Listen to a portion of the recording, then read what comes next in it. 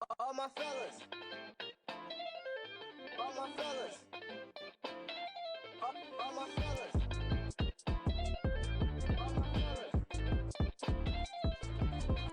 All my fellas. All my fellas. Howdy gang.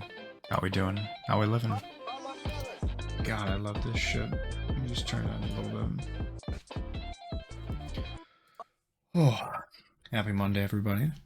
Oh, fuck, hang on. Happy Sunday, everybody. I hope we're doing well. We're gonna jump back into it. I gotta tell you, I have been fucking playing this game basically since we last streamed. Like, it's just so constant that I've been playing it, man.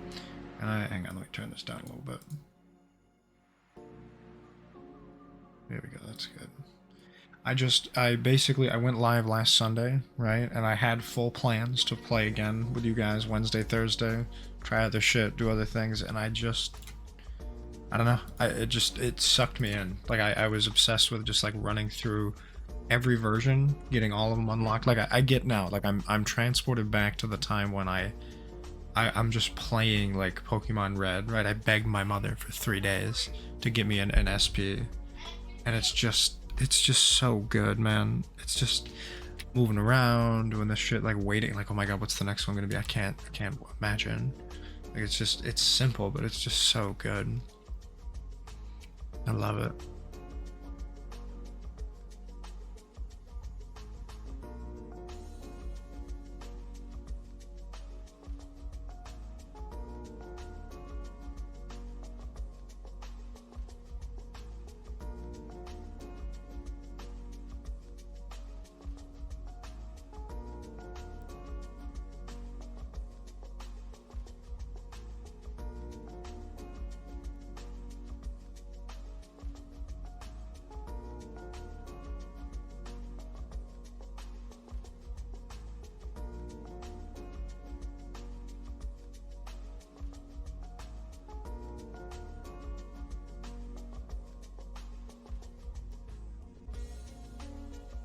You know what I want to try to do? I want to run through all of my monsters. I don't want to visit the Pokestop. I want to have all of them die. That's my plan. I want to get them XP'd all the way up, and then when they all die, we go back to the Pokestop or the healing building. Because I'm interested to see if there's something that happens. Because, you know, like, every game has their own little like cutscene and shit. But I mean, this game, it's prime real estate. Basically, if they don't have something when you die fully, I would be surprised, you know?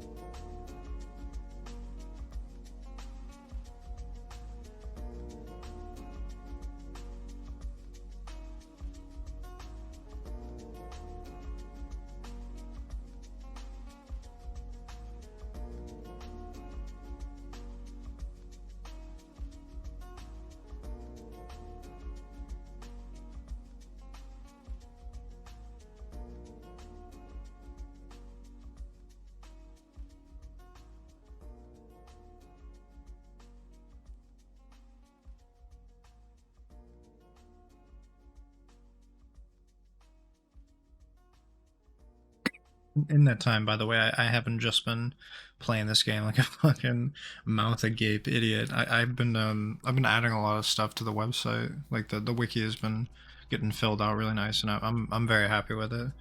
One thing I want to mention, though, we have added a command. What's this one called? Owl Fury. There you go. So the website, it'll go and it'll show you that shit on each monster, if you will. Even those items, really, as long as you know what the website page would be. Even if there's like if there's spaces, you just put an underscore, but I mean, it's all available in there. It's easy as.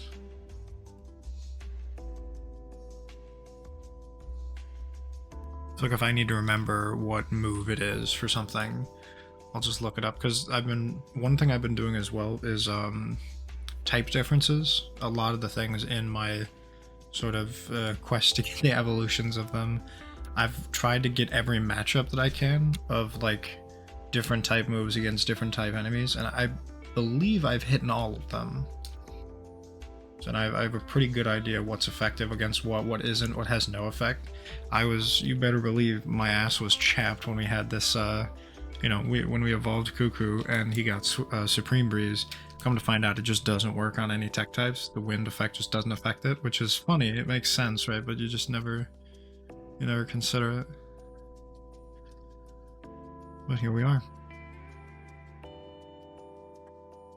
It's good too, because like I realized the challenge that I put forth with myself of like, trying to fill it out organically in one save, because it's not so much a constraint that the demo gives you one save.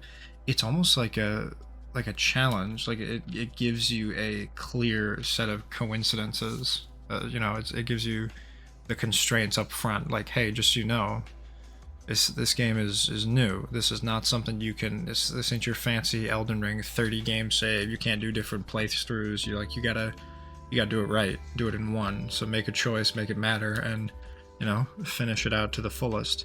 So when I say I will be very remiss in adding the texts for the original starters, I mean it truly, because when I intend to start a new game is when I've effectively gotten every possible monster that I can. Maxed out. Full evolutions, level 47, I mean just all the way up.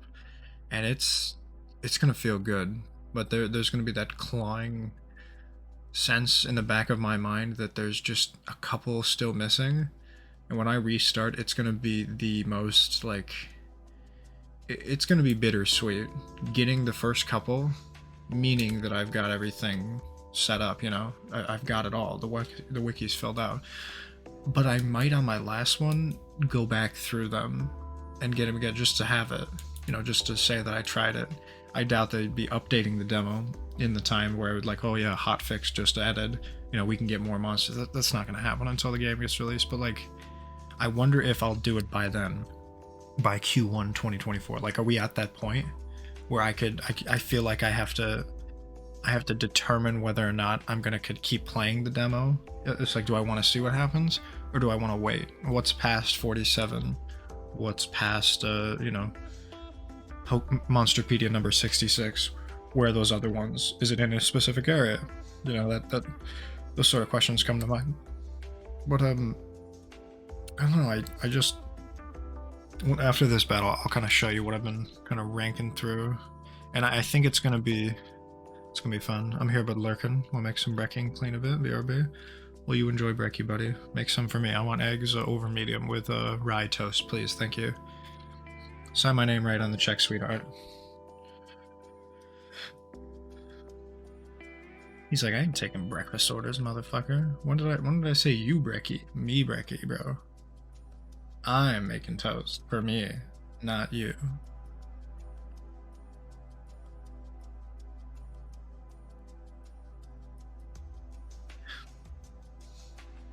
It's funny, I got Wolf off his game, right? He's used to me Sunday, Wednesday, Thursday, but I've been off the past couple times. So he's like, do I leave his tab up? Do you think he's gonna be doing it today? What do you think, right? Like he's like rolling the dice. Like, do I check, or do I know he's not because I'm talking to him right now? No, he couldn't possibly be streaming if he's in a call with me, right? He would say that, right? And then he gets paranoid, then he starts getting itchy. He gets like that Grudge feeling. You guys know that horror movie Grudge where the guy is showering? Tori loves this fucking movie. I cannot stand it. The idea that someone is showering and you've got that itch in the back of your mind, that idea that there's something like lurking behind you just beyond the fray of your vision, and you can't quite explain why. You have no reason to believe that there's something behind you other than pure instinct, but you can't shake it. Lately the feeling has been like growing, and you're like, okay, how do I check? How do I know what's in my blind spot? Is there a way to check? Because once it's not in the blind spot, it moves. And then so the person is unaware of their perspective. We as the viewer have the luxury of seeing everything that they don't. So the creature in the movie gets a little too big for its britches. It tries to get, handsy with you. While this person is showering in their psycho style bathroom, right? Classic tile bathroom with the curtain that's opaque enough just for you to see through. so you can make out any sort of silhouettes. And you know, they're paranoid. They like check every once in a while. They know for a fact the front door, side door, back door, bathroom door is locked. There's no one getting in. There's nobody in the bathroom. They know it, but yet they still can't quite shake that feeling. They just, something is here, something is present watching me, eluding my vision, and I don't know what it is. And that paranoia grows across the movie, and it's like, it's exhausting to watch them like lose sleep, and you know, they just don't have any clue of how to go about fixing this feeling, this trauma, this like intense just fear.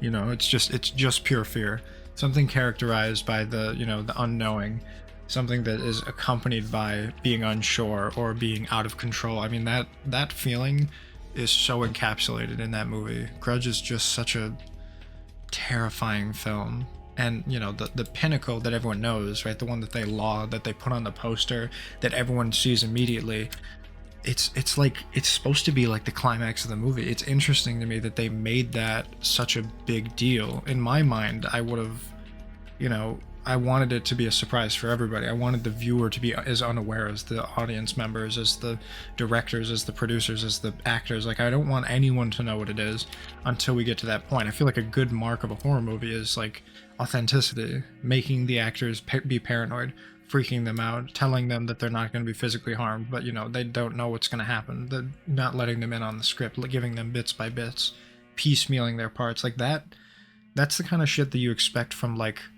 you know, the original Willy Wonka movies, right? Like Gene Wilder doing all those little bits gave an authentic reaction, and I think to the same effect, a lot of modern horror movies just don't give us that luxury. We're taken out of it, right?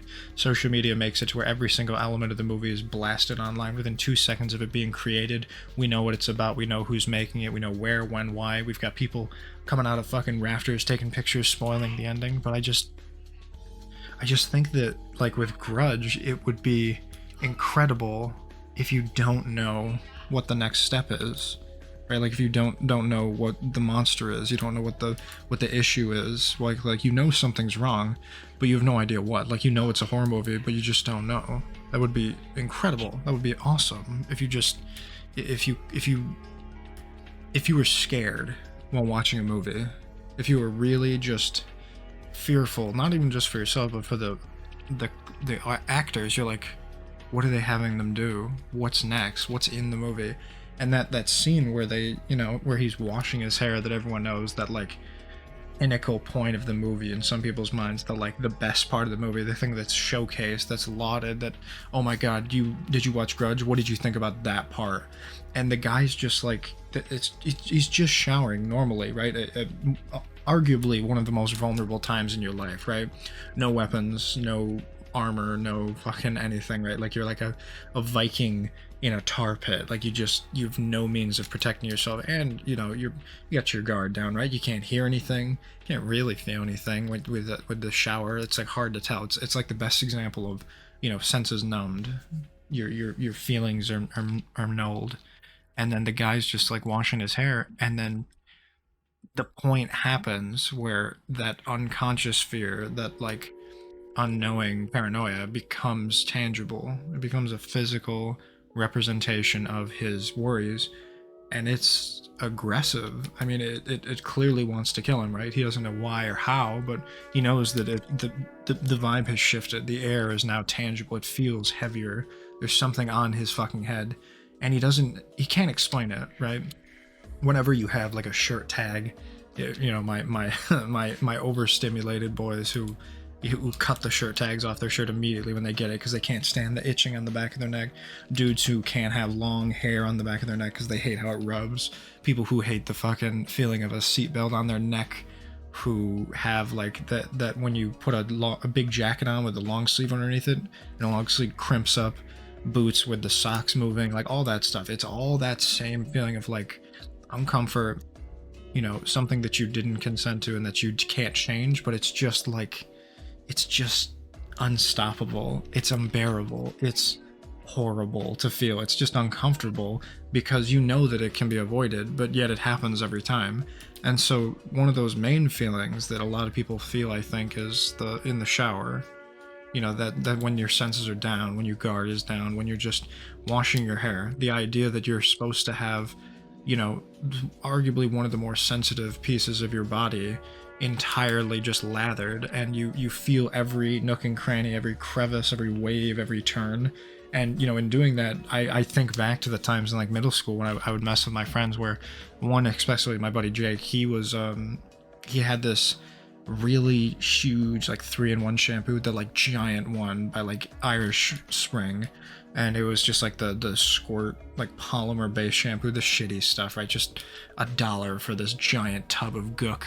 And he was washing his hair because, you know, we were getting out of swim practice, and I'll never forget how different he looked. Like, it was hilarious, right? But when he was washing his hair, I would take some of it and I would squirt just a little bit at the top of his head, just like as he was showering, because it's a communal shower, right? And I was just moving it around, and you see him like washing it out, like he's trying to like go through. He'll take another lap. You know how at the end of the shower you're like, all right, I'm good, I'm ready to step out. Just before I turn off the water, though, I'm gonna take one more pass up top, just make sure it's all gone, right? I just want to check my hands, make sure I don't have any suds in me, so it doesn't get that like crud after it dries. And we did it to him like 9 times. We just kept adding shampoo more and more and more, and every single time like at one point he was like screaming. He's like, what the fuck is going on? What is happening? Like, he had no idea. Right? We're 15, 16 maybe, and it just, you realize how bad it feels, like in the extreme. So to have that feeling in the movie Grudge, like the feeling of the hand coming out of the back of your head, you can't quite tell if it's like shampoo or if it's something else, and that bakes into your psyche so concretely, that like that uncertainty, that feeling of dread, that just the worst feelings combined, your worst fears manifested, everything that you think you were right about, everything that could have happened, you're not quite sure, but at that point it's solidified, you're locked in, you know there's a definitive answer, bro.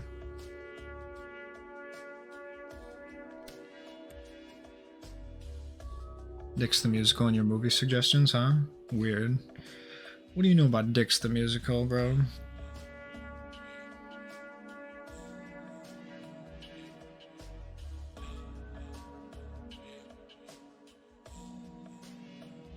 What are you doing? It's Sunday. Other than it's called Dix. There's my boy. Yo, type Bamboozler in chat. Currently studying for finals. It's finals week? Oh my god, it is December. Bro, it's my, I'm trying to think the university I went to. It's like a week or 2 away. But I'm grading, like, their last papers. And it's just like, it's like the same 7 papers over and over. And it's really funny to think, like, you know, they tell me to kind of reserve the full marks for, like, the truly exemplary examples. It's capital B. I've yet to find one that's like, it hits those marks, that hits every criteria we've asked for. And mind you, this is the 2nd or 3rd paper, but it's just not there. And I think it's funny that she tells me to, you know, save it, but I have yet to give it out. I mean, I can't think of one that even comes close, right?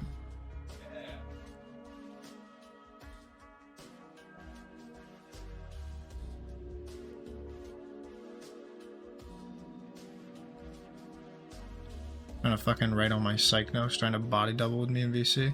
Is body doubling where it's like, hey, studying in the library with you videos? The ones with like, it's like the girlfriend experience ones, right? Like, I stare into the camera for 3 minutes. Is that what you mean by like body double? It's like another guy to give you the presence of like, you're not alone when you're studying or eating or working. Company for ADHD to work. I mean, I know Jazz does a lot of that stuff. Like, she has like productivity channels where you can't talk. Everyone is like muted by default, and they just work and share their screen and stuff. For like, you know, someone will just be in there and they'll do work more. It's like that that mental switch, which is cool.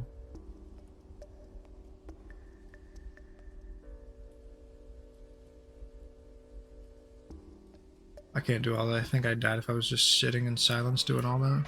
Well, I mean, there is a text channel for them to talk. It's just you can't use your comms.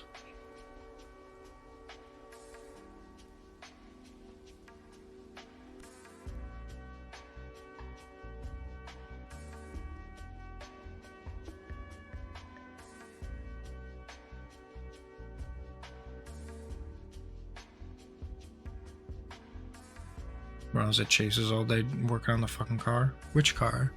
What's wrong with that?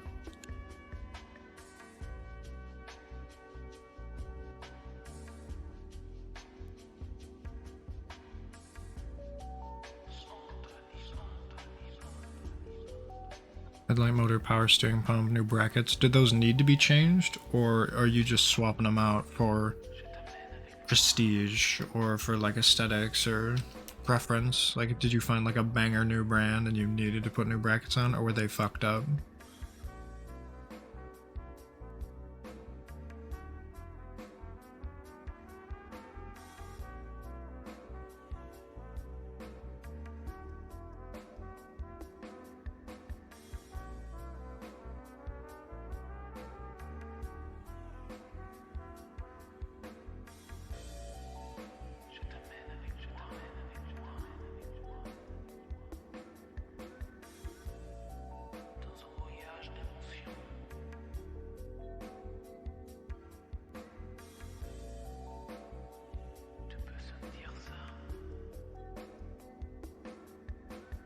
Seats are new. Power steering pump needed to be changed because we fucked it up drifting in Houston, and the headlight motor has been fucked up and I think still is.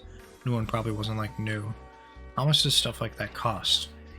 Like, I know it depends on make, model, and if it's aftermarket, but like, how much does a stock headlight motor cost you for the Miata, or like a power steering pump generally? Like, are there some brands like Miata that are like way more expensive? Like, are we talking hundreds?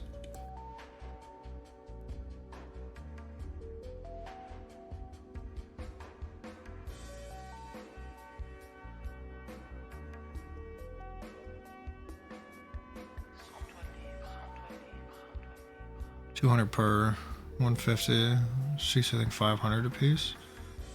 Oh, for the whole seats. Yeah, I mean that makes sense if it's like material, like cloth. It's funny that metal is more expensive than a less durable material like cloth or leather. Are they cloth or leather seats? Or are they that weird third kind of seat? You have it like fucking doctor's office. It's like fake.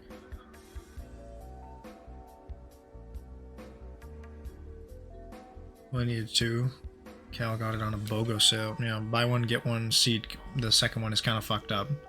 It's suede. Well, that's the third one I was thinking of. Excuse me, not cloth, never. God, can you imagine? Can't be seen outside with cloth seats. What is he, poor? What does he have, a fucking, a shitty old Oldsmobile? I mean, he can't have cloth seats. What a stupid question. Cloth is nice in the winter, though. You can't dog it.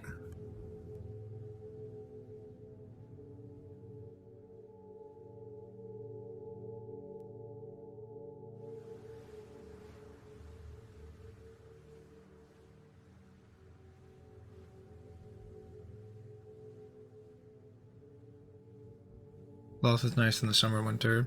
Shitty when you have to clean it. God forbid anyone eats in your car. Any stains, any throw up, any fast food, right? I mean, even some fucking like hair gel can get fucking stuck in there. I mean, it's just the worst. Ain't shit happening in my car but driving. Yeah, take your shoes off when you get in my fucking vehicle. Wear my seat protector pants. It's like the fucking Big Bang Theory. The guy had bus pants where he puts a pair of pants over his regular pants to sit on strange materials and benches. Wabaki. Yaquim? What is that? Fucking change clothes and take a shower before you sit down. Make sure your hair is dry. Yeah. Yeah, you know what I'm talking about. It's only white shoes in my car, and you gotta put them in the tray. You know what I mean? Oh, Wabaki, you know, man.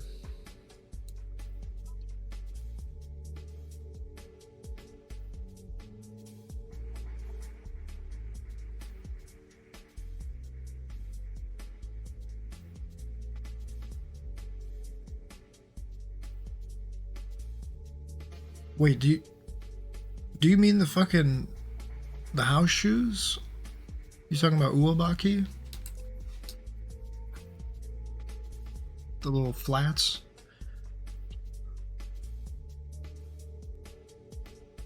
Yes and no. Heard that. It's pronounced wabaki. Now, Kat, I don't want to do this, but I'm fairly certain they can also be referred to as uwabaki because I believe there's a U in front of it sometimes.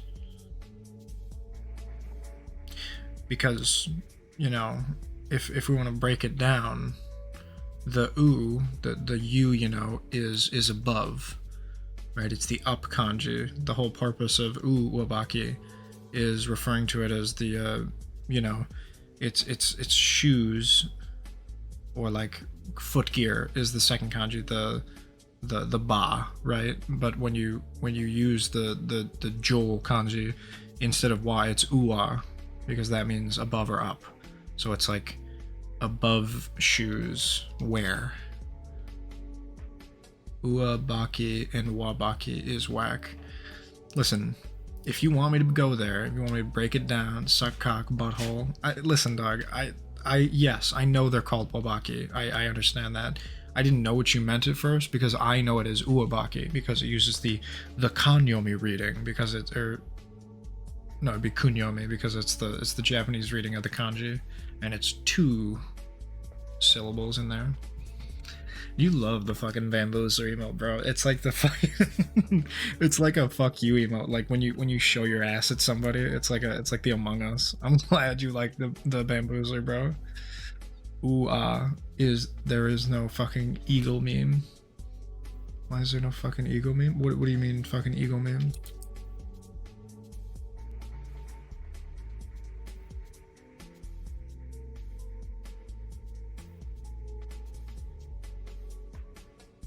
There's this distracted woman where it's literally just saying, well, look at my ass.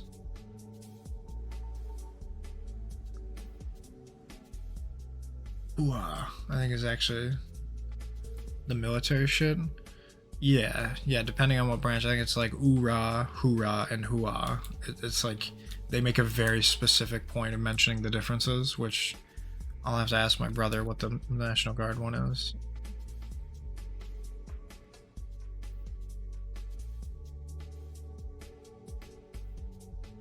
Eagle meme. Eagle, like, where does Eagle come in with distractible? Is that just one of the names of the dudes? I thought there was an Ethan on there, not Eagle.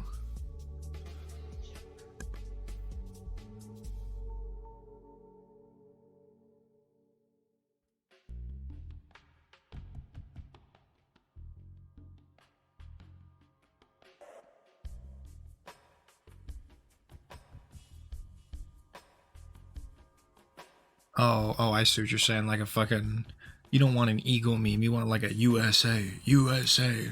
I got you.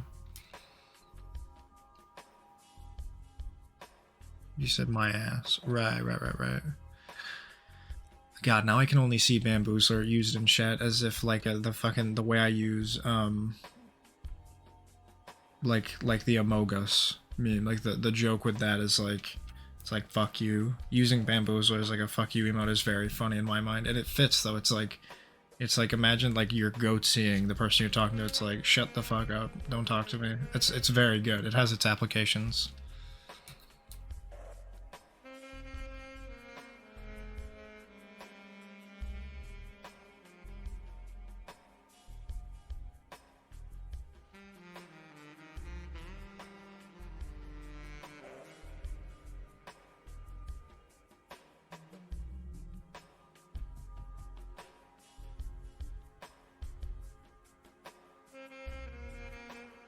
There's also one I'm gonna send when there's another let me have next game situation. True. It's very, I mean, it's very true. Like it's such a good use of it.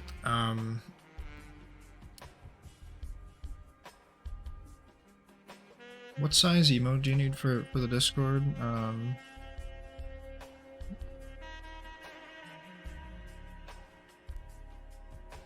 Fucking, there's a bamboozler in the house. It's 128 by 128. Got you.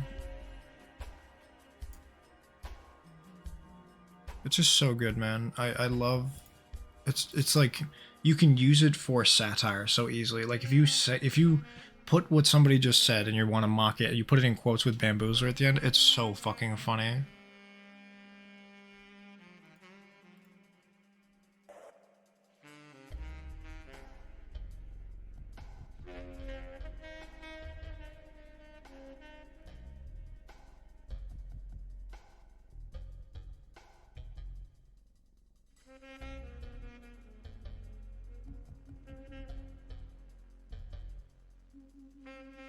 Fucking hungry boy right now. I have not eaten in a while. No, I don't know what I want.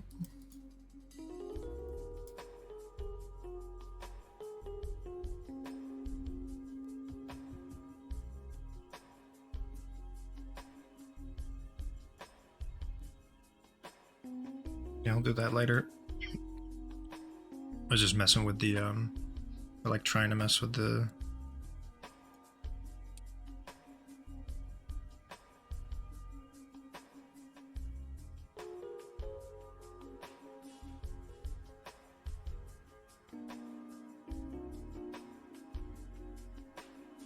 because I wanted to add it to the Discord, but I'll be honest, I'm kind of full in the Discord. There's a lot of shit in there I gotta get rid of if I want to add like funny ones. Same thing with the sounds, to be honest. Like I'm almost full on sounds.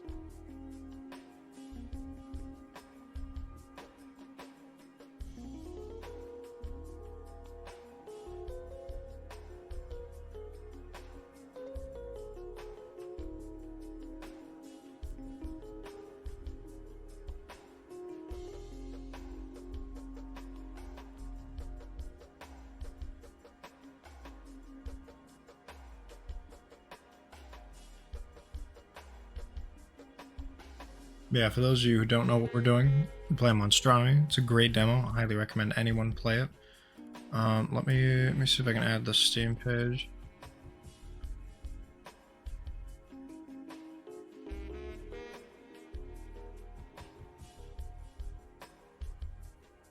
Actually, let me pull this up. Well, actually, monster. Alright, let me grab this real quick. Pull this up. Because I want to, I want to add the Steam page too. Just like put the wiki in here. What do we got? Steam page. I'll copy this link. Yeah, I'll just edit this. Yeah, I think last we spoke we were at like 30 pages on the wiki. We now have like 76, I think it is. Let's get out of there, no more editing. Steam page, we'll make it a big heading. Sweet, so now you'll open this all up, and it goes right here. Perfect. Oops, shit, we don't want to pause this. Hey man, I highly suggest anyone get it. It's fun as hell, super good, little found footage. Yeah, we, I guess I'll do a showcase, right? With the main page, we didn't change much around here, but the big one is that we, you know, we added a couple of, we got the Monsterpedia, we got the moves, we got the items. Let me just kind of run through this. What do we got here? Right, so this is all the moves list, but what I like about this setup is that I wanted to just build this out, you know, like the pedia itself, which, you know, just going with each ones that I found. And currently they have 101, which to me is impressive for how much they've put effort into this game. You can tell they care about how much has been dedicated to it, right? Like, I mean, the fact that I've played so much of this game and I've only scratched the surface of these just shows what kind of a lasting, like, I've been playing this shit for like a week and a half straight, pretty much. And really it's only like, what, it's like Volcano and Swinetail are the evolutions of, well, I'll just show you. So like Piglish, normal type, which this I wanted to mention, I'm very proud of this. This is not an image. I entirely made this in the website. I made it to where it'll outline it. It'll give you the top gray and the bottom darker gray of the game, the way that they have it set up. Like, I'll show you. Let me just get out of here because we won the fight. We leveled up to 23. Fuck yeah. I get anything for it? Come on now, baby. Nobody fucking move. I've been waiting all year for him to evolve, bro. Gracer is finally gonna evolve. We're gonna find out what 66 turns into. Okay, hang on. I gotta... Nobody fucking move, bro. I'm going to turn on sound for this, how even. All year, he says.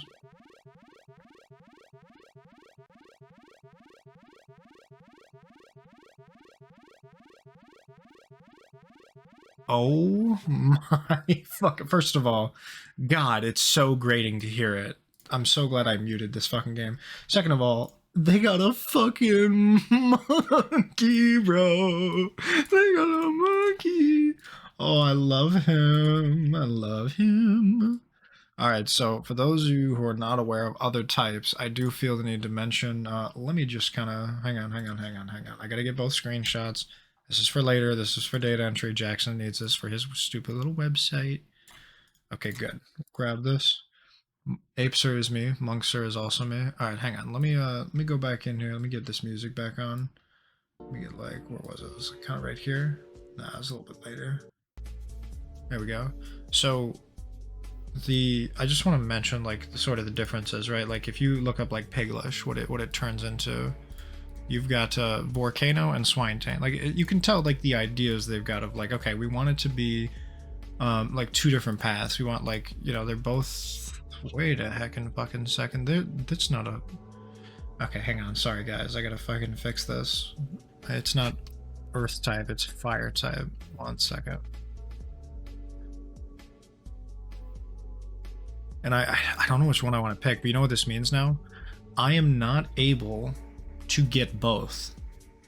The way to catch Gracer is purely through the person giving them, and I'll mention, right? Like this is alright, that's good. Normal fire type, normal earth type, but then like there's where's the other one? I think it's Bamboozler. It turns into two types, like a wood type and a grass type. So at 16 he turns into Impostlog, which is woodgrass, and Swindleaf, which is wood earth. Now, if we go back to this, it's no longer woodgrass and wood earth, it's normal grass and normal earth. I don't think we've had this combination yet. We can certainly check though. So if we do grass type, yeah, there's only the one grass type, Impostlog, and then if we go to Swindleaf, there is okay, so there's two types. So this is, oh, I fucked this up too. Okay, well, look at this. So we gotta do Swinetane here is the earth type, not fucking, alright, cool. Well, now I know. Well, now I gotta make sure that Volcano is on fucking fire type. Swinetane, let me just link this. No earth type moves yet. We'll get there though. Let me go over here. No, I don't want this. I want fucking, there it is. Fire type, please. Flame, Wolf Flagration, Vicanine, Volcano. So I did put them on here. Okay, good. That's fine. Well, alrighty, gang. We have got ourselves number 67. So the issue with Gracer, though, is that he cannot be organically found. You know, the way to get him is purely by giving a lady a basic injector up top. She wants a, you know, she's a honey with tracks. She wants that pinprick. She wants the hookup. So I can't get a second Gracer. If I wanted both, I need to reload the game or start a new one. So now we're presented with a problem. What else is on the Monsterpedia? Right, like what else is there for number 3 of the evolution of Gracer and number 4? Do each of them get one? Does the branch mean we're done? We don't know. I'm gonna keep playing whichever one I pick here, Monkster or Apesir, but now that I run into this dilemma, I now have something else to do for run 2. I plan to fully run through the 4 evolutions of the starters here, 5 through 8, because it's 1 through 4, 5 through 8, 9 through 12. Once it's max here, with my Salagon, we'll restart the game, because assuming by then everything else will have been long completed. But the issue of Kael'vern is that I don't know what his stuff is.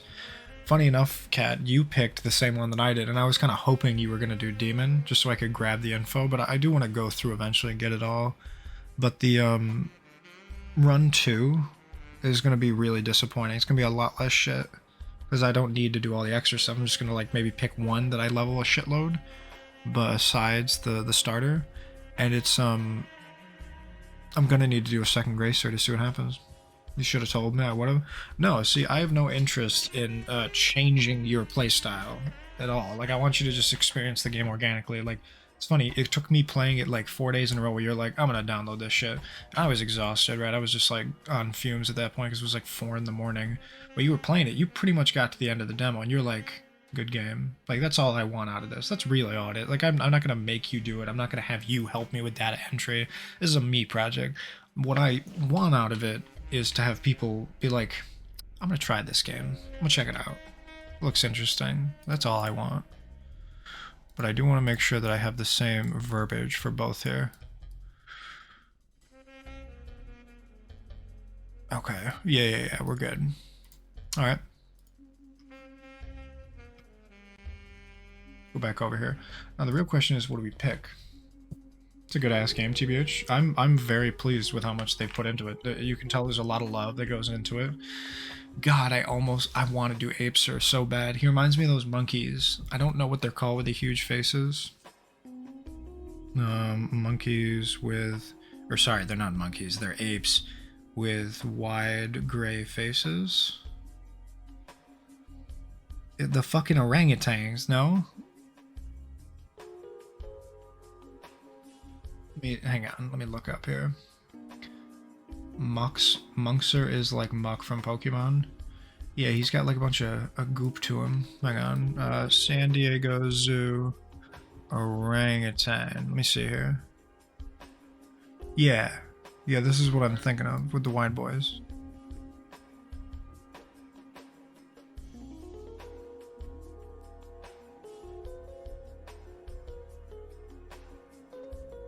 I gotta go with Apeser, I think.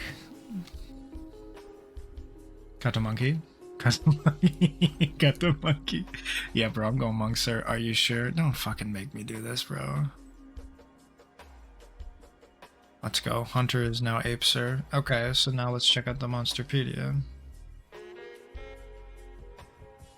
This is way down in 66. So we can at very least put in the entries for him. This is the part that's been taking me the longest, right?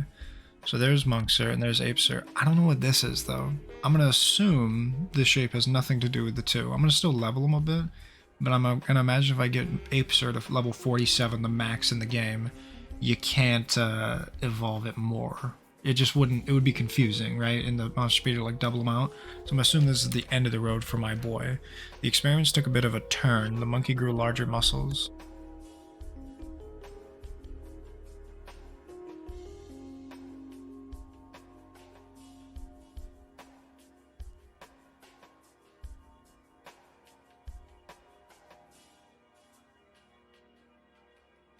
My boy, look at what they did to my son. I love it. I love it though, dog.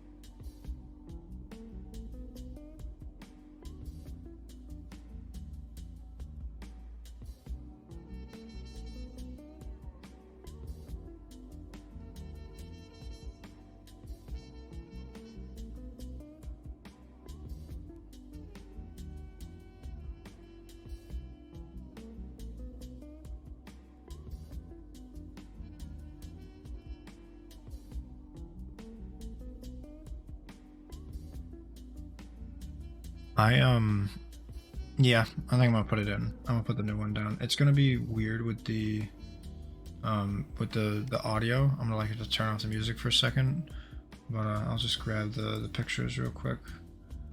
3352. All right, let me just open this all up. All right, let me just start this back up.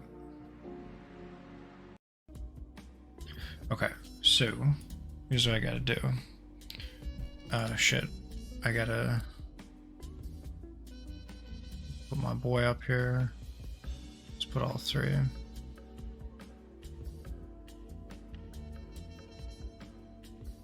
The first thing we gotta know is what's the dex number for him. Sorry, the pedia number. So Apesir is 68. Let me just grab a picture of this real quick. We'll just start filling his hoe ass out. We'll go from there. We have to do a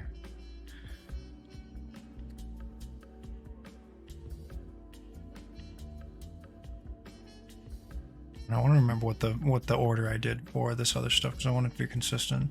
So for Bamboozler, it's him as starting moves, what he gains, then evolves. Okay.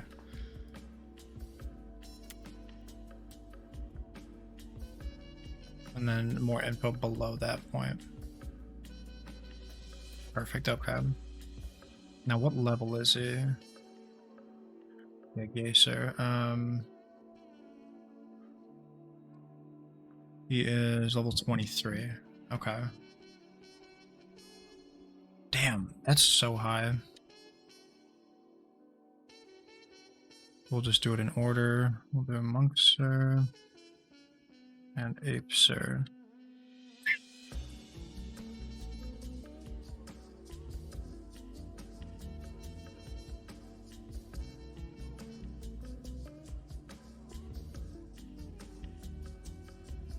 And then what I'll do is we'll do,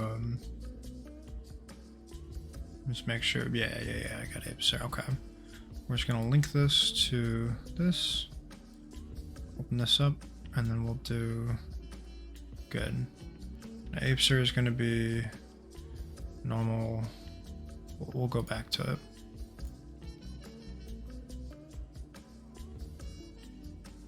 Now here's the other part, right? I wanna grab that info from this guy. We're just gonna copy this, put it in here.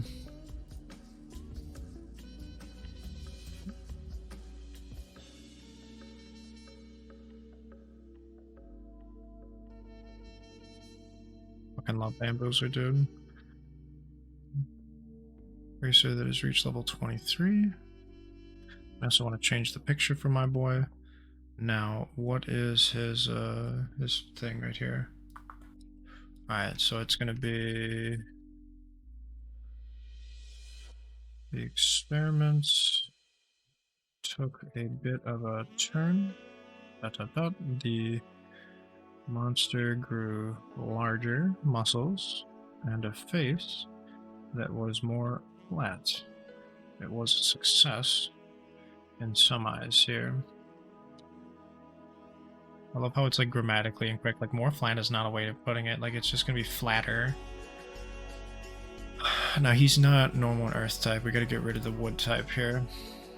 Now what I gotta do is I gotta remember it's there's a certain way that I have to type it in for it to look like that. You know, normal and earth.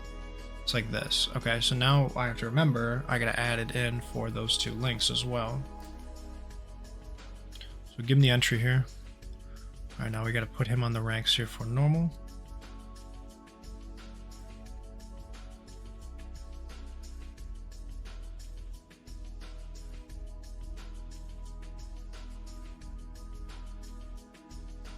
Good. Okay.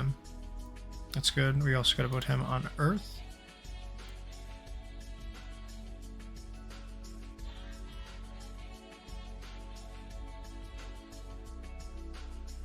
Now for a picture. Smile. I'm gonna insert the info box for monster moves.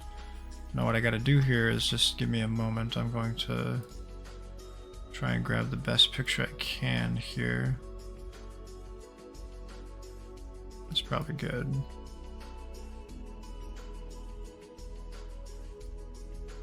Apesir, he's number 68, I believe. We'll double check that.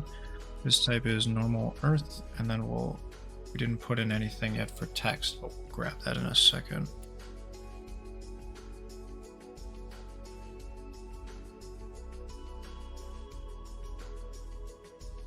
I remember when I pulled this up. Let me grab this, upload it, and we'll add this in. So I gotta remember how it does it. File apesir.jpg, 300 pixels. There's my boy. Look at him. He's all shined the hell up. Good. Now we cannot forget. We gotta put him under both categories. He's not gained any moves, which is easy enough. Boom, boom, boom. Easy. Let me just make sure that this pulls up. Alright, we'll just do Earth. Ipser, good. And then normal. Ipser. Okay, now to do Monster. Right, pretty much just copy this. I wish more than anything I could have saved before it, but I know for a fact I gotta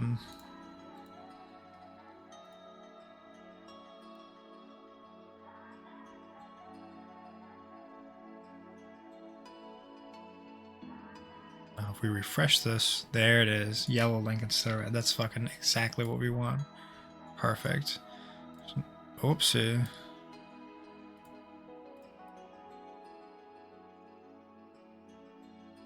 I'm gonna make sure it's typed correctly. Yep, Monkster. Okay, we're good. So now we're gonna save this. We're going to jump over here and create the Monkster entry. Now there's gonna be less stuff here, but that's okay. Now what is he? He's normal and grass type, so I gotta change that.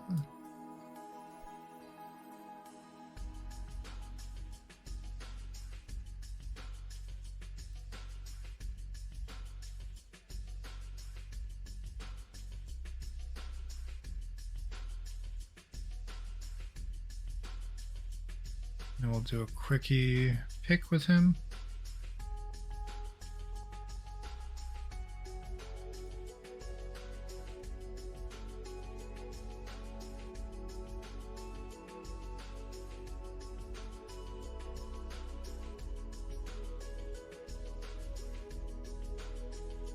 Upload this how.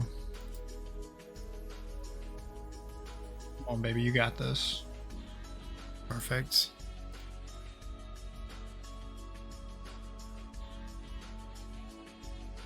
Monster is 67, should be.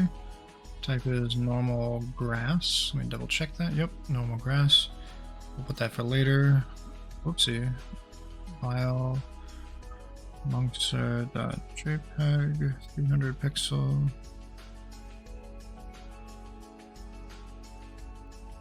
Good. Good, very good.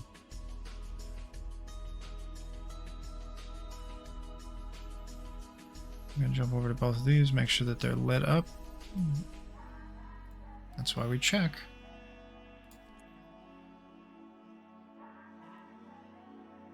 Perfect. Monster is good, Apester is good. We have to add him on here as well, because he's grass type.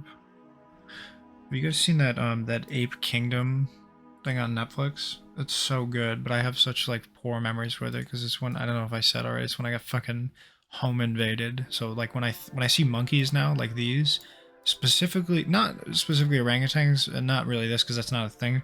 When I see like I think they were capuchin monkeys. I don't remember what the Netflix was about. Whenever I see those monkeys, I think of that fucking time where I fell asleep on the couch and the cops knocked on my door. I was like, oh my god, get me the fuck out of here. Yellow links, good, good, good. Okay. I'm noticing these ones have really long ones, which is okay, but I think they got like a little bit more comfortable with the terms. They got a little crazy with like the descriptions as you get higher up. So now comes the point of double checking shit. We gotta check the Monsterpedia. So I said that Apester was 68 and Monkster is 67. Let me make sure that's the case here. 68. 67, and he's normal grass. And he's normal earth. Alright, we can officially get rid of these pics. Oh, never mind. I knew I wanted to get a new fucking picture of my boy Gracer. Give me un momento, boys.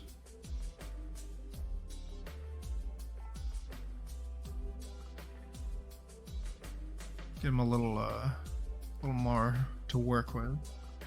Gracer, yes, I want to replace it. Okay, we can get rid of that now. And I gotta do images. Where is he at? Oh, I never swapped out the Flame Cub picture. I should have grabbed that. Or maybe I did grab it. Let me see.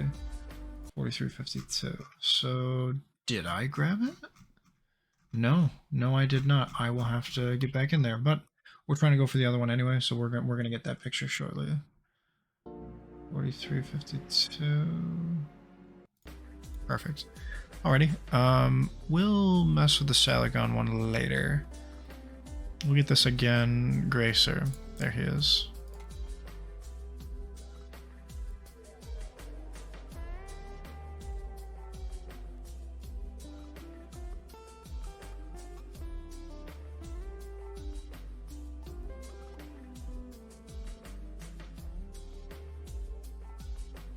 Good. I like that they all have blue pictures. You know, this makes it simpler. Like, this was back when I had the evolution pages weren't pulling up yet, because Impossible doesn't evolve, you know?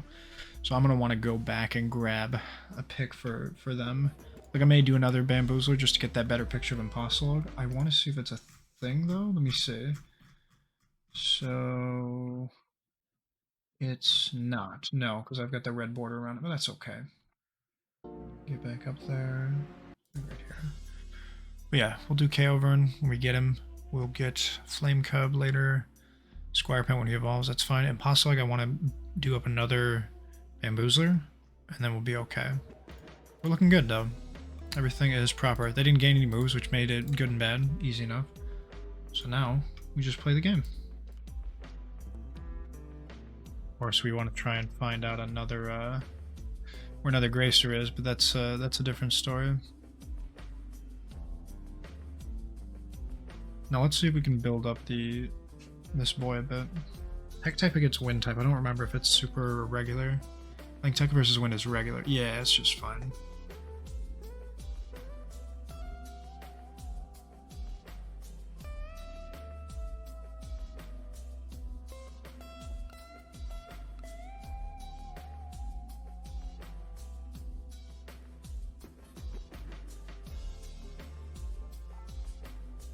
Okay. I don't know what level they would evolve at, since what is Insister? Let me see actually. Insister is 17? 14. Okay, so that's, I mean, it could be a 20s evolution. It's not impossible. I don't know if we have a price check on any normal Pokemon rules of, like, you know, I know Cuckoo was telling me that it's generally 16 when a lot of Pokemon evolve. I know it to be 8 with a lot of, like, early ass starters in red, but I'm trying to think in a case where, like, can we find an example of a Pokemon that's evolved at 14, what generally it is the next one? Because if you figure it has 4, if that's the possibility that the Grub Sister has 3 evolutions and a base, and it goes all the way up to 47, do you think 47 is when it evolves to its final form, or is that just the max level for demo's sake? Because I'm curious what that looks like. Like, how long would it be until I get that?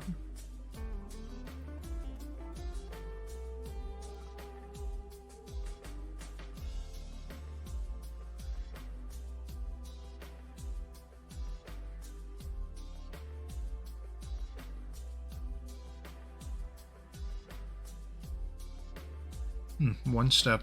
That's funny.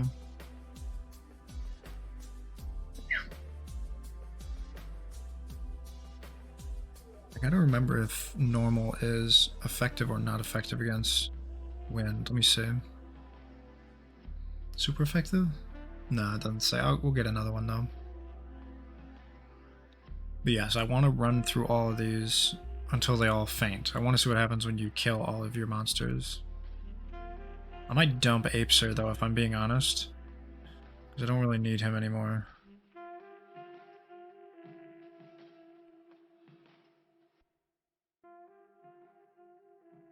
How's everybody's Sunday though? I hope we're having a lovely day. I haven't really eaten anything in a while, but we'll figure out food. You got sent to the nearest campfire. When all of them die. Have you died, Cat?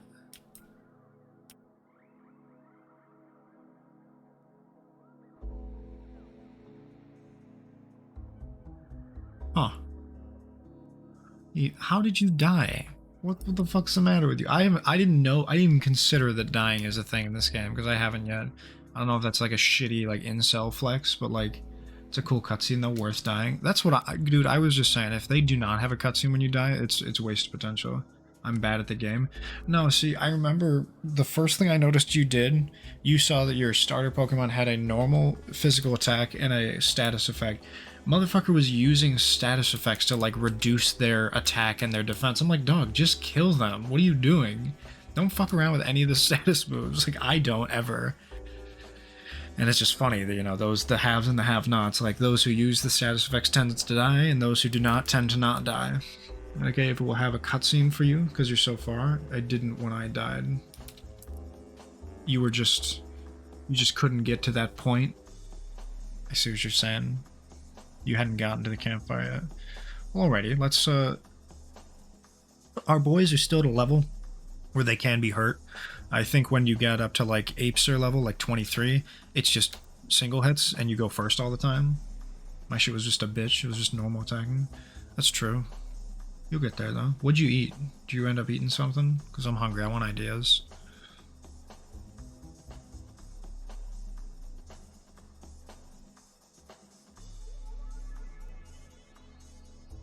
Going cramming? We'll enjoy cram. Let me see if normal is super against regular. Critical hit? Nah, it doesn't. It's just regular. Okay, when I had Waffle House, though, I do like Waffle House. Bro, I watched a video of the, what is it? It's the pull mark call method of Waffle House, like how they arrange your plate determines what you ordered because of all the different combinations they have. Have you seen this method? Are you familiar with this? Like, I know you know the adjectives on how to describe your fucking hash browns, but do you know how they do it in the back? It's a fucking mess, bro. Let me see if I can pull it up here.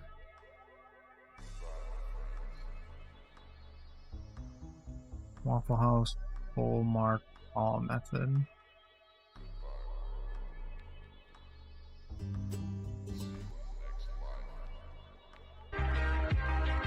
Oh.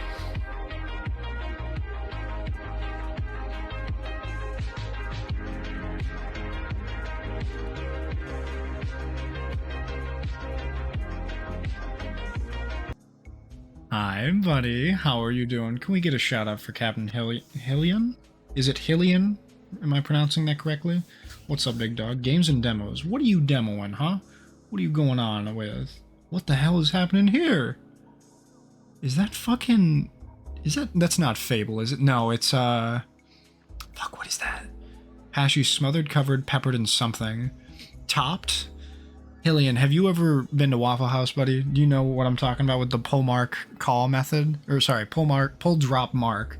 I'm doing good. I hope you're having a lovely day. Happy Sunday.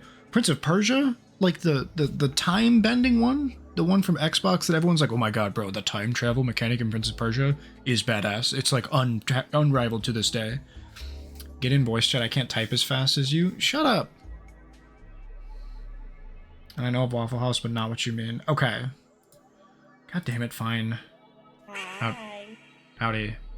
We're gonna watch this, but I gotta pull it up first. So let me... Hang on.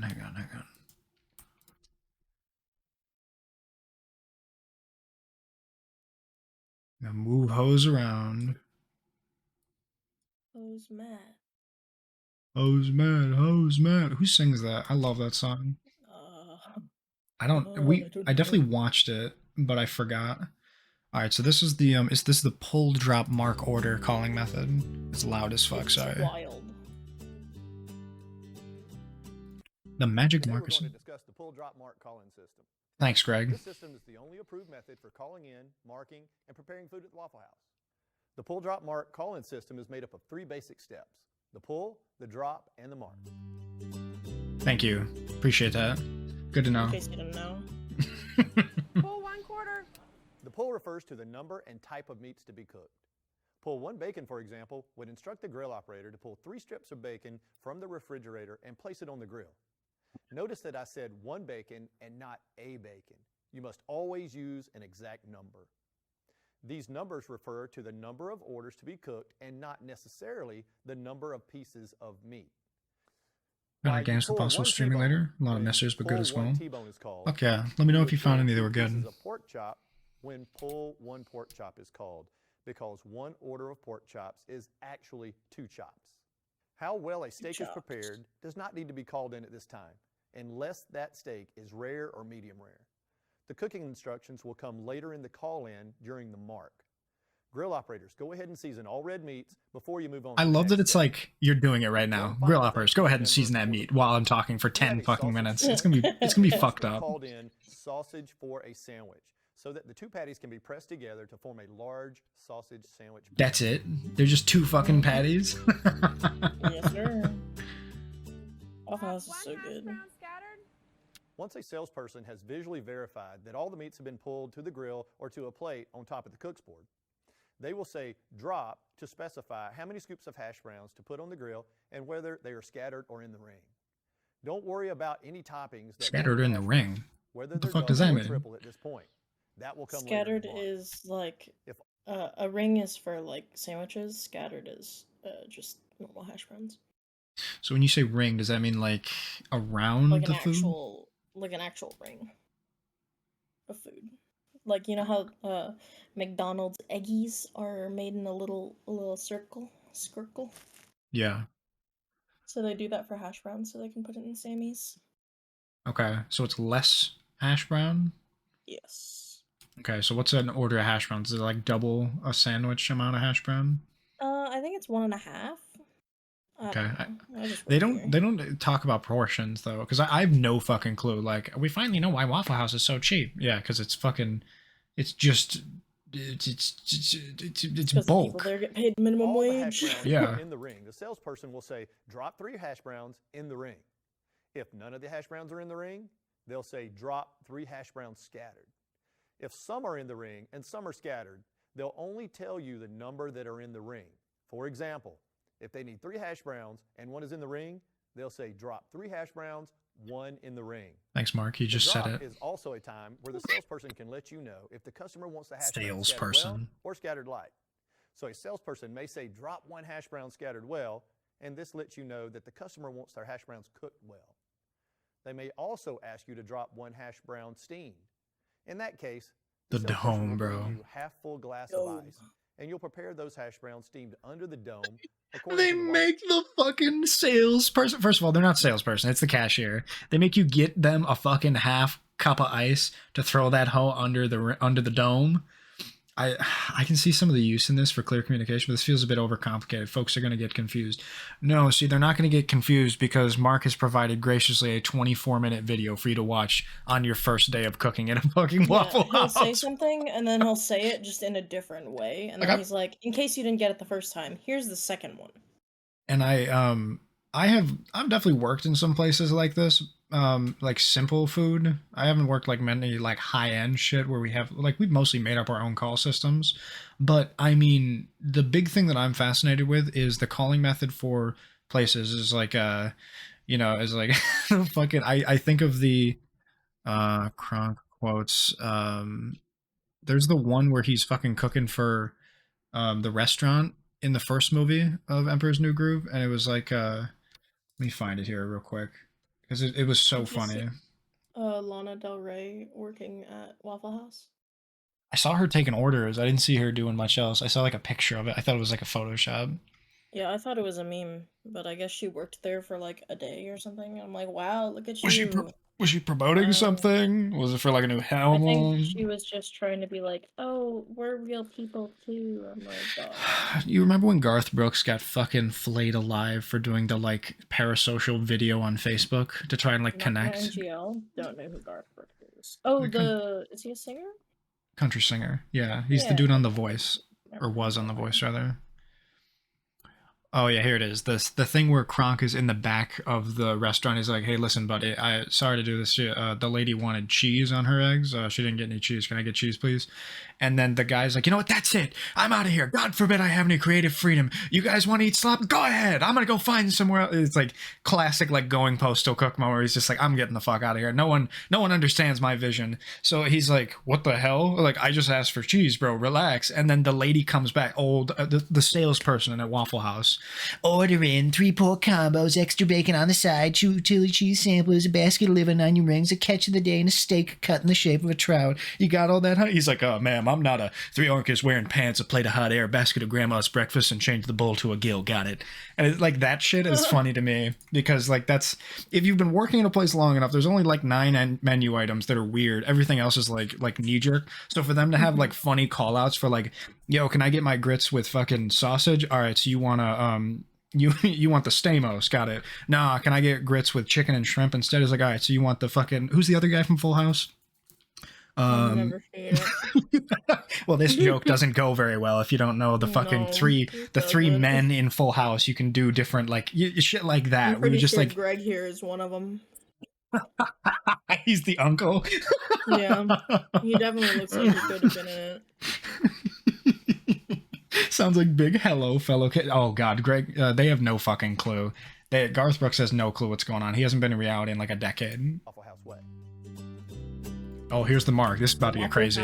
This is my favorite fucking part. Patty melt plate scattered, smothered, covered, and peppered. What do you think that is? You want to run that back? You want to guess what that fucking order is? You've been to Waffle House.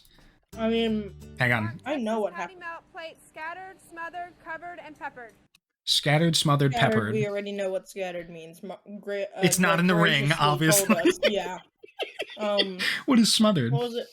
Smothered, I think, has cheese on top. Oh no, covered has cheese on top. Well, then what's smothered has onions on it. Then what's peppered? Peppered is jalapenos. Then what's if you want fucking black pepper on your on a table? Oh, true. They don't salt or pepper the food because everyone has like heart disease at Waffle House. Yeah. Right. Pretty much. Mark Texas patty melt plate scattered, smothered, covered, and peppered. Thank you. That sounds gross. Visually confirmed that the meats have been pulled to the grill. Definitely and hash browns have been dropped. Once they have visually confirmed meat has been pulled to the grill, me on date night, bro, I have visually confirmed meat has been pulled from my bed, bro. Once the salesperson has noticed that I am on the bed sideways with meat pulled from the grill, they're ready to mark the fucking territory. We're gonna go to Waffle House at 3 a.m. and you're gonna hear them screaming at each other in an empty Waffle House, mind you. They are yelling. And I'm like, dog, if I can hear you, he can hear you. I promise you that. Also, they're not using the pull drop mark method. They're like, give me some fucking eggs, bitch.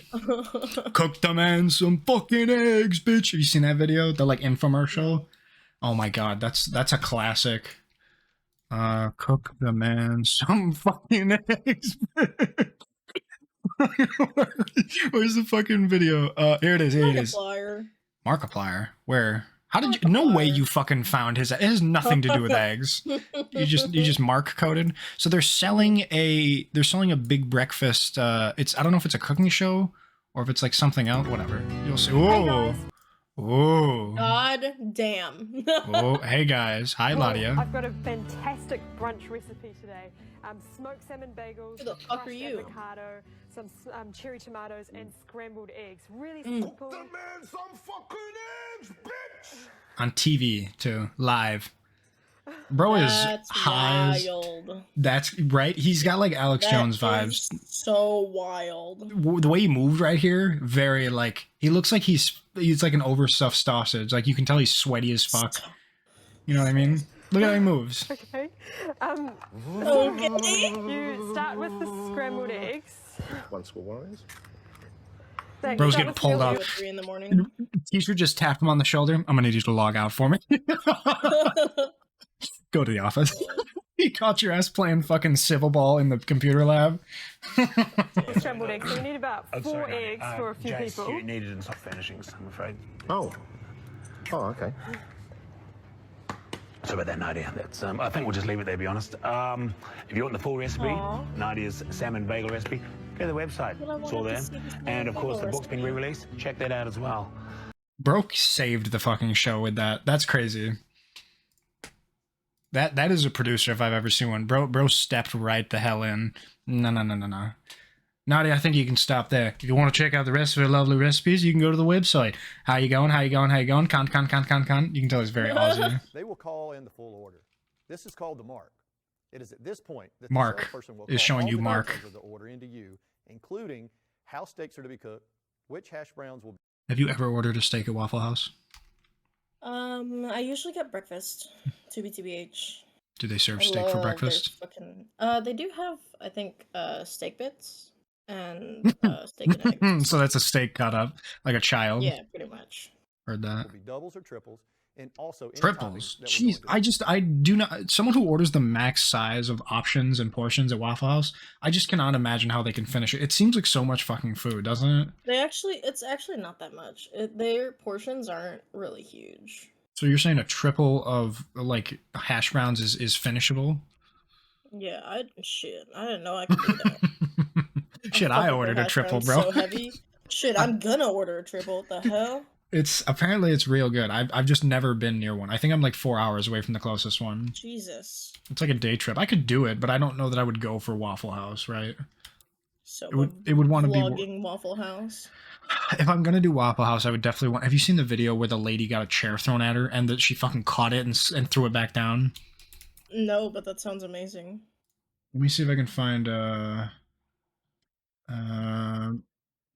Let me find it here.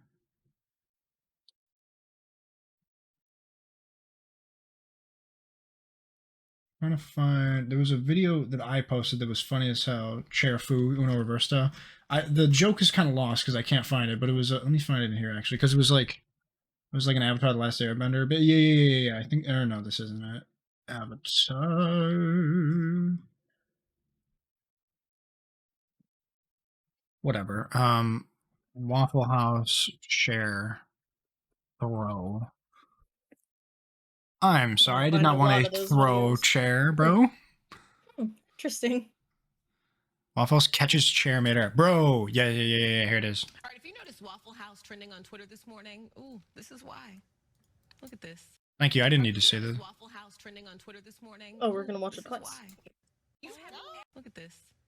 Here's the thing. You see how she blocked that chair? If you have ever been She's to a chair Waffle House, okay, you know bender. you don't mess with the employees, and I'm not talking about because one, it's polite, but because you won't win. Right. Okay, Waffle House employees have lived through some things. For some reason, though, people are always trying to fight at Waffle House. Always. But yeah, there was a video. I don't remember, but it was like it was like Earth, Wind, Fire, Chair, and it was like her catching it. It was so funny, like the Avatar intro.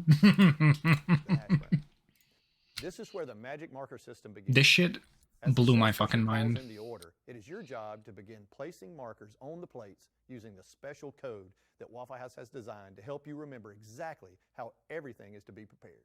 Have you noticed the arrangement of the food weird when it came out? I've never seen them. I never like watched them cook, so I don't ever see them. I mean, when it comes out on the platter. But whenever it comes out, I mean, it just looks like normal. I wonder if the one you're going to doesn't do the magic marker system. Well, they do that before they cook. You're telling me they rearrange the shit to be more presentable after it's being finished? Whenever they put all that stuff there, it's so that they know what's going on it. The stuff goes on the thing. Kat, I've watched the video. I know what the magic marker system is. I'm just saying they never show it being sent to the customer. So, like, are you telling me it doesn't? There yet? We're watching it being cooked, Jackson. Fine. System magic. We're still at the drop, motherfucker. God, we haven't even dropped yet. Or no. Drop mark. We're still at the pull. They haven't even walked it yet. Because our customers often do not notice the markers on the plates and think you have memorized all of the orders that were being called in. In reality, you're just using our code to mark the orders so that you can read their plates and get orders prepared quickly and accurately every time. Accurately. He said accurately wrong. Quickly and accurately every time. Scattered, smothered, covered, and peppered. Bro does not work at Waffle. He's here as an actor. He's like, I just am reading the line. I don't know. That bitch doesn't work there either. Thank you. Now that you've got the You're marks welcome. on the plates, it's time for one last step in the pull drop mark. Bless you. The callback. The salesperson. You're welcome. I told you about the dude who was like doing an interview as the football player. He sneezes twice. Bless you. Thank you. He like says it all to himself. That and I was like, what the fuck? Hello? It's just like a knee jerk, I think. Like you hear someone sneeze, bless you. Thank you. It's just, like they didn't even cut off him. He just bless you. Thank you. Anyway, like just kept talking. It was so good. I've been doing it now. It's like whenever I see, bless you, thank you. Someone will be watching you as you mark the plates and also waiting for you to call back the order to make sure you've got it exactly right. Don't keep them waiting. Call back the order to them as soon as you get. Don't keep them waiting. They'll let you know if they're waiting, bro. They're not gonna. Yeah. They're not giving you preemptive instructions in case you keep them waiting. Too clean looking. Looks like he gives half a fuck. 3/4 more than an average Waffle House worker. That tells me though he's That's limiting probably himself. Greg's son. That would be fucking crazy. Look at them. Look at them. They look similar. You cannot say they could be related. They're white. I mean, they all look similar. They're from Exactly, dog. What I'm thinking is that this is an actor put in, but he could potentially have worked at Waffle House, or is maybe like going to work at Waffle House.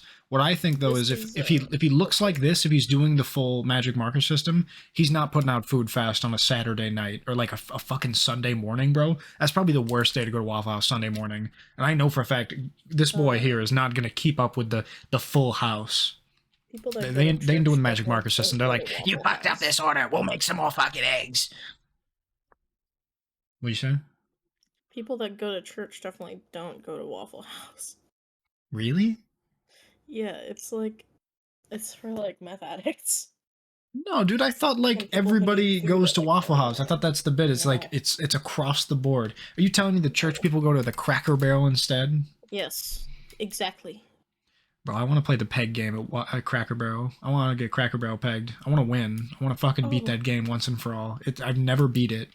And it's like, you're a stupid idiot. You couldn't get more than 2. It's like, dog, don't talk to me. There was a missing pin, okay? Also, the gift shop at Cracker Barrel. I love that idea banger, of like, by the way, starting in the gift shop. It's like, yeah, you're waiting 10 minutes from the table. You want old gum, not like expired, like from the 40s. Go. Oh my god.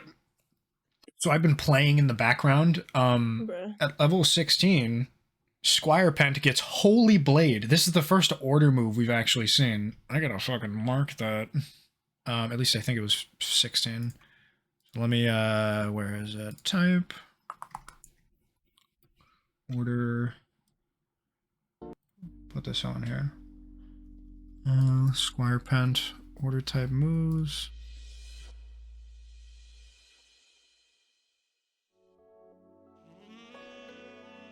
Bro, I haven't even finished like 1 chapter. I'm already fucking exhausted. Yeah. Oh my god, you were crying. Oh, wait, okay.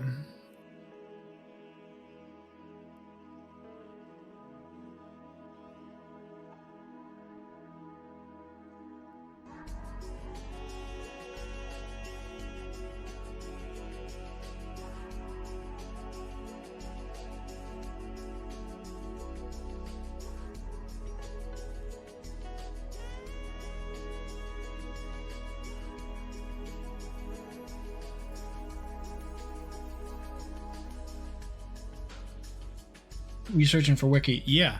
If you type Monster Bamboozler, we are doing a full wiki. I have not quite gotten the SEO working to where the spiders on Google have put it out into the world, but it's working, and it's been a lot of fun. Squire Pant gains Holy Blade at level 16. I want to double check. Let me open up Bamboozler here though to make sure that I've got the phrasing the same.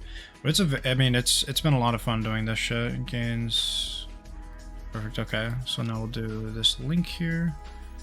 Holy Blade. Perfect. Okay, so Holy Blade at 16. Jump over here. I gotta grab a order type. Type Earth. Fuck. I picked the one that's like not a fucking. Doesn't have any moves for it. Wood type. Branch slab. There we go.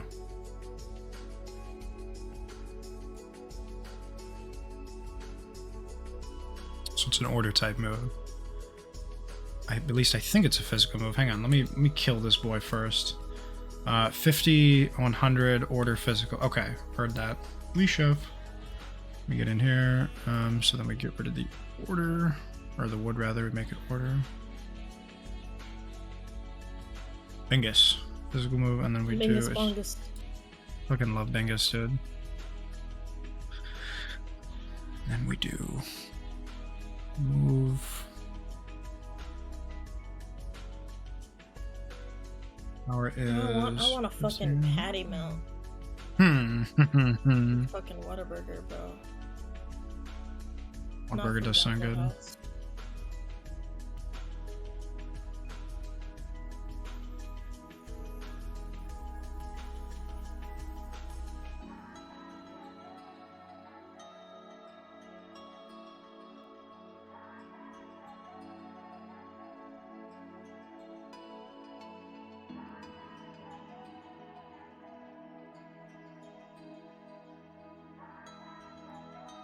Should I say gains or learns? I feel like it should be learns. I gotta see where else it is though. Do Holy Blade here. Got his ass. Let me do a Salagon. Starting move, monster. What is Piglish? Learns. Yeah, okay, I did learns. Now to do it's an order type move, so I gotta add Holy Blade there. Squire Pen. Okay. But I don't know what, because this is the first time we've actually had a holy move or an order move, I don't know what it's strong against or weak against, so we'll have to keep an eye on it.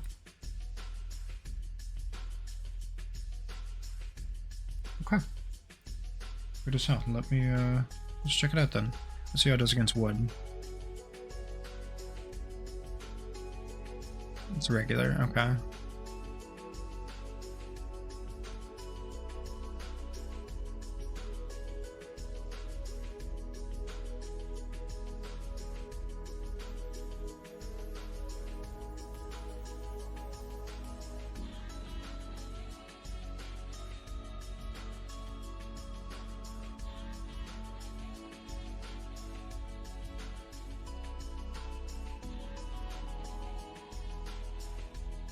See how it does against wind.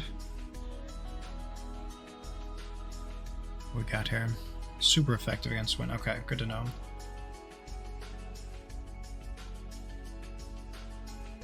Okay, let me just do moves.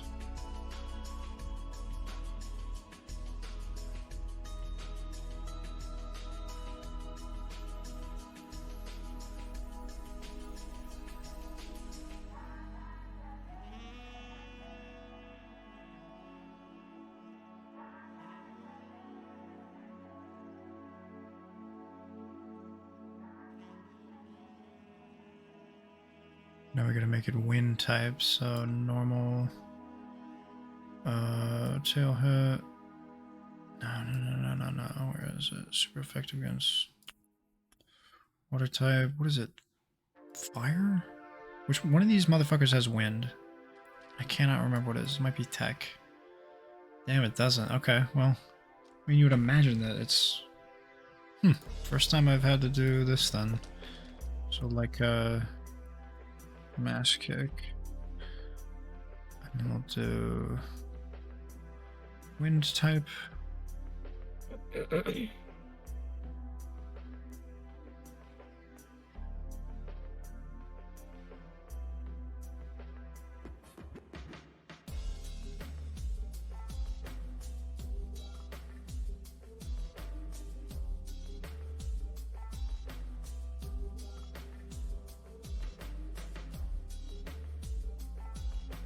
Almost fucked it up.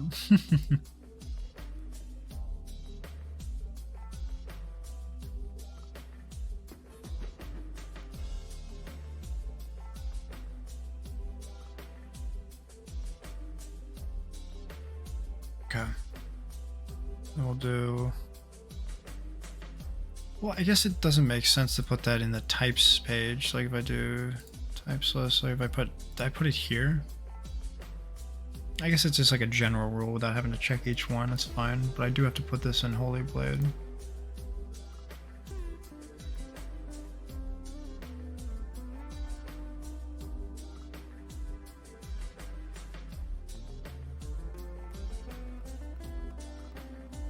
Good. Okay. Good. It's on moves. There's a type physical move. Wind types against mask. Okay. Cool beans. Got his ass. Now let me put in the verbiage for Holy Blade. Yeah, I wonder what level Squire Pen turns to the next one. So it's like Salagon, Squire Pen. I guess I don't know. Oh, everyone's dead. That's why we're using this boy. Okay. So let me pull this back up. We get that verbiage here.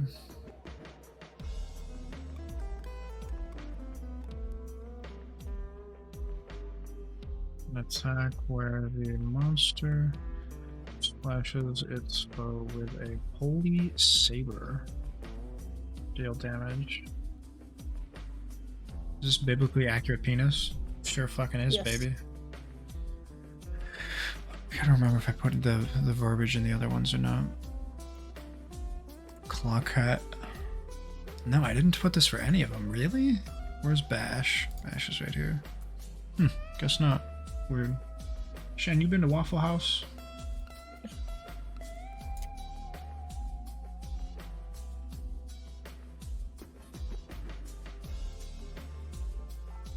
No? Do you want to?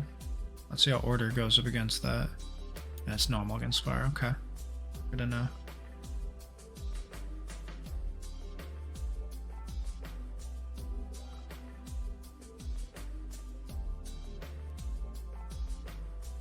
Let's see how it does against normal. Fuck.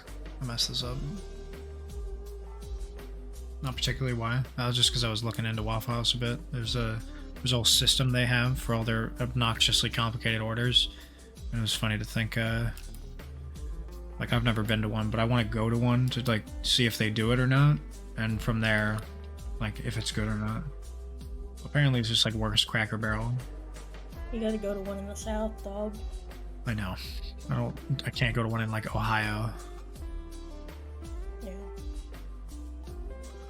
So order does not affect tech at all. Okay.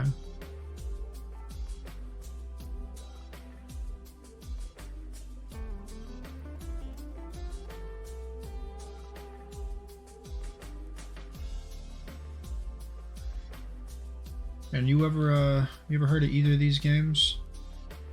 Sang Freud, Tales of Werewolves, and Seasons After Fall. I'm putting this here so I remember. Helion here was doing some demos of those, and I want to check those out. Another 2 to add to my impossibly long wish list on Steam. Has to be well over 800 now. It's 1052. Jesus Christ. Sang Freud, combining action and strategy in a unique way, transports you to an epic folktale co-written by the best-selling Canadian author Brian Perro. Isn't that the dude who made fucking Amos D'Aragon and, like, Werewolf? In which 2 feuding brothers will put aside their differences to save their sister, who is pursued by... Oh, this looks cool. This art style is really interesting. It's almost like Fable. Gives me that vibe. I've never actually played Fable, though. I just know of it. Artifice Studio, huh? Interesting. And then what is this? Seasons After Fall. Oh, this is very much like an Ori type game, but instead of it being a big dude and a little guy, it's a fox and a bear. 2D puzzle platformer game that will let you dive into a captivating universe, explore a land governed by magic and nature. Okay, so yeah, realistic Ori is the best way to put this. This is a good ass boy, though. I gotta show this to Barry. She would love this big ass bear, bro.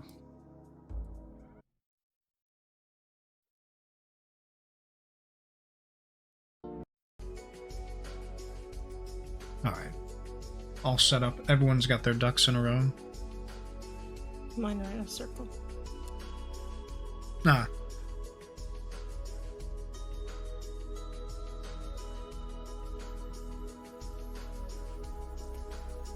I'll just stop. I'll get out of this. Let me see what Holy Blade does against tech. Nothing.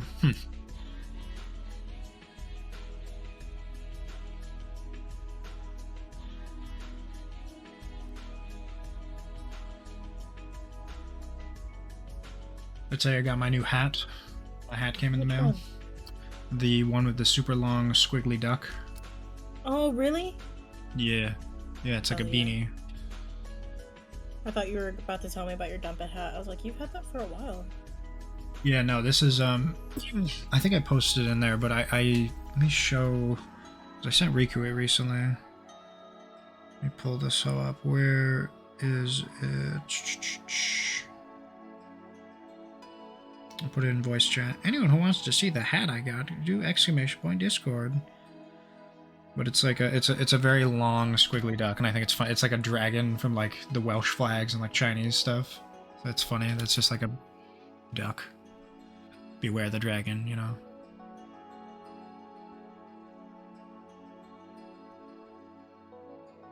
Duck. Let me open it up. Oh yeah, I remember this. It's good. It's a comfy hat. Oh yeah. And it's blue. And it's blue. It's a little bit darker blue than I expected. It came out like more of like a less cyan, more I don't know what you call that, like a like blueberry. It's like a little bit more purple in it than just like straight up light blue. Less sky, more fruit. Yeah. That's alright though. It's still a good hat. Still reasonable color for what I wanted. I mean, it kind of looks like your color. Well, that picture is not the picture that I got. Oh. Like, mine is much more... It has more green to it. Let me actually find it.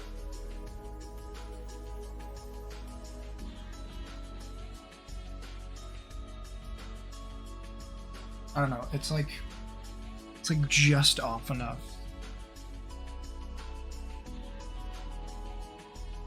Where to put this fucking thing?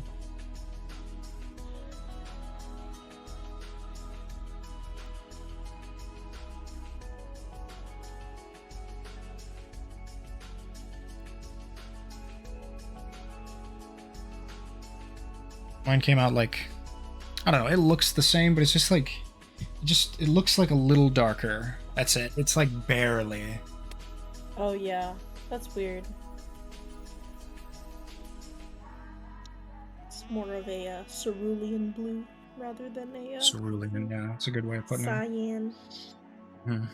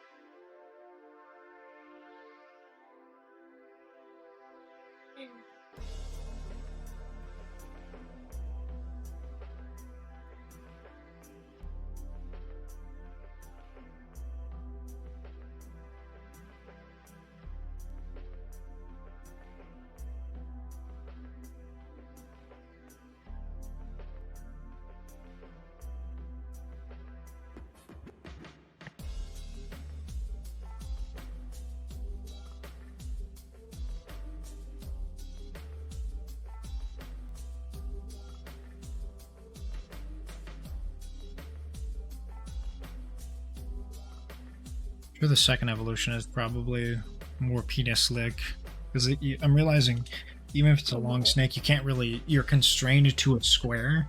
You can't make it like a fucking long Pokemon. Like they don't, it doesn't work like that. So if they do make him longer, they probably have to coil him more. Maybe he just becomes a big disc. Like the angels from like Old Testament. Just the circle. Well, we have a pretty good idea what he looks like, only because of the Monsterpedia outlines. Yeah.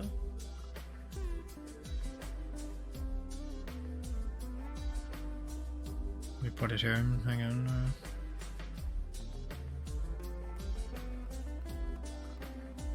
God. Oh, fuck. We're in the 60s. We gotta go all the way down to 5.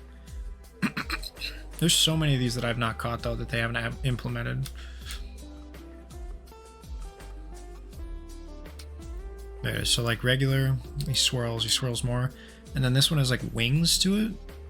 And then the last one is just like, I don't know, it's like just more of like a, it's like a coil. Right. It's like a, I don't know what you'd call that, what's the snake that eats itself? An Ouroboros? Yes. Ouroboros. It looks like that, but a figure 8 Ouroboros, which is a cool idea. That's what, what's his name had tattooed on his arm? Mm. Only reason I know that word. Right. I'm trying to think of what it, like, how it's used in media. Like, as a kid, I confused Ouroboros for Cerberus, so I was like, the snake with 3 heads. Oh. And I was like, no. Hydra? No. So I confused the Cerberus 3-headed dog that guards hell. Yeah, I know, with... but wouldn't that be a Hydra? Right, but my ass thought the fucking Cerberus was a... I thought Ouroboros was just a 3-headed snake, like, because Cerberus was a 3-headed dog. And she's like, no, it's the snake that eats itself.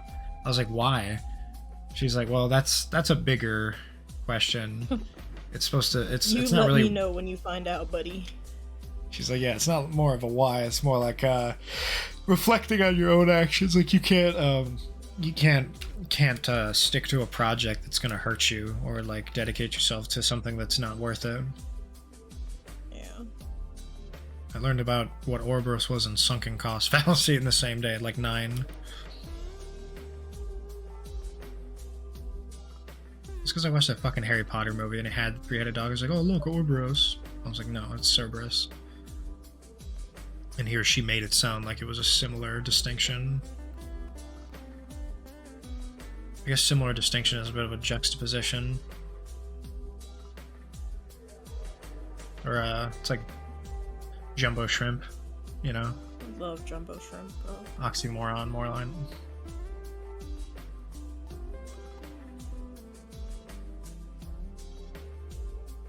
So I've gotten to the point where I can't do, like, an outline, for, like, my notes. Like, the outline note-taking type. So I'm literally just writing it. It looks so fucking chaotic.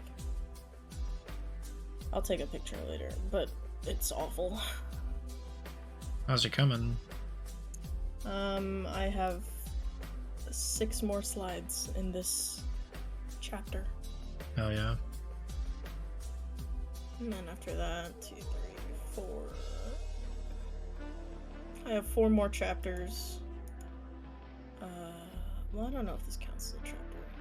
Good luck with the wiki work. Gotta head out. You have a good rest of your day, Hillian. Bye. I will hit you up if I end up playing those games, buddy. Have a good Sunday. Thank you for stopping by.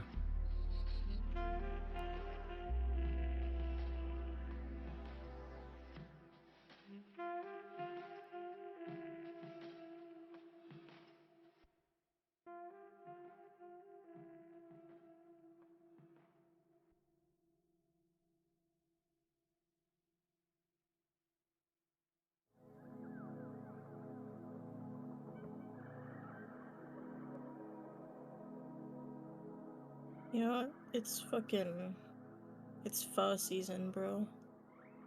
Soup time. Or like egg drop soup. Fuck, I love a good egg drop soup, bro. I've never had it. Oh my god, it's so good. Is it Vietnamese or Some Chinese? places, it's Chinese. Some places do like just the egg drop soup, but like chicken and corn egg drop soup from like authentic Chinese restaurants. Fuck. It's so good, man. Oh yeah, that does sound really good right now. Hot soup. I don't know what temperature it is. I have not walked outside today yet. Let me see. I have to walk outside because I left my fucking backpack in Calvin's truck. And It's like almost 50s right now. time. It's like... It's 46 for us. Wild that it's colder here. Well, it's actually 46 here as well, but Okay, I was I'll like, just go die. It's I fine. rounded. It's fine, I'll die. Ugh. Gotta put a sweater on or something. I'm fucking freezing. We don't use the heater, so it's a little chilly. Luckily, all my dogs have blankets, and one of them is a husky, so she's having a great time right now. Yeah, I'm sure she's not cold. She's like, damn, it's been hot as fuck lately. God, yeah. I can't imagine being a husky in anywhere where it's hot. Yeah. I remember so often how many times we saw, like, there was like a husky up the road, I think, and they shaved it in the summer. And I'm like, dog, come on, dog, come on. They bro. shed their second coat. You don't need to do all that. They're like, they look sick, so we shaved them. I'm like, and now it's gonna be sick for sure, bro. Yeah. Alright, so I'm now officially at the point where I am one move away from dying. If I do not hit a single shot critical KO move every single time moving forward, I will die on the next move. Even if they hit me with a status move, because I'm currently poisoned. Any damage done to me by the game randomly or by me fucking losing will end this run. And I'm gonna save, actually. I'm probably gonna turn on the music when it happens. Because I want to see what happens when I die. Doing pretty good, though.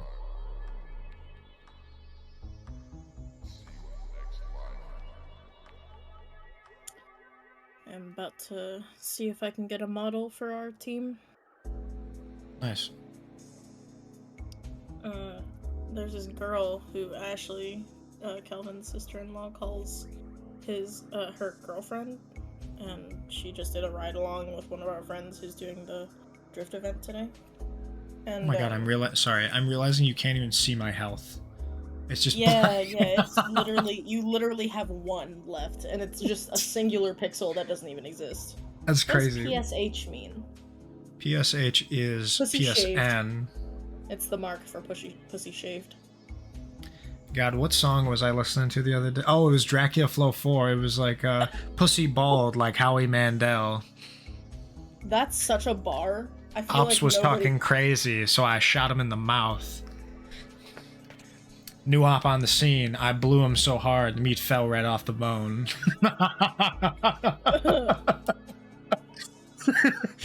They said I wouldn't shit him, so I dropped my trousers and let out a screamer. That's fucking insane. Dracula Flow is so funny. If you've not heard it, dude, it's so... The fourth one is 10 minutes long. Oh, I have heard it, because you talked about it, and I was like, what the fuck are you saying? No, that's the second one. I watched it. I'm a dog. I'm biting the fart bubbles in the bath.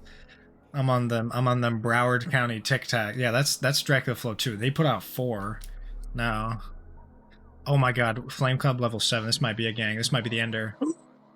No! Fuck. Well, okay. Well, we're gonna turn on the music because we died. We died. We fucking died. Oh god. I gotta turn that hoe down. Sorry about that, lads. This is fucking game jump scare.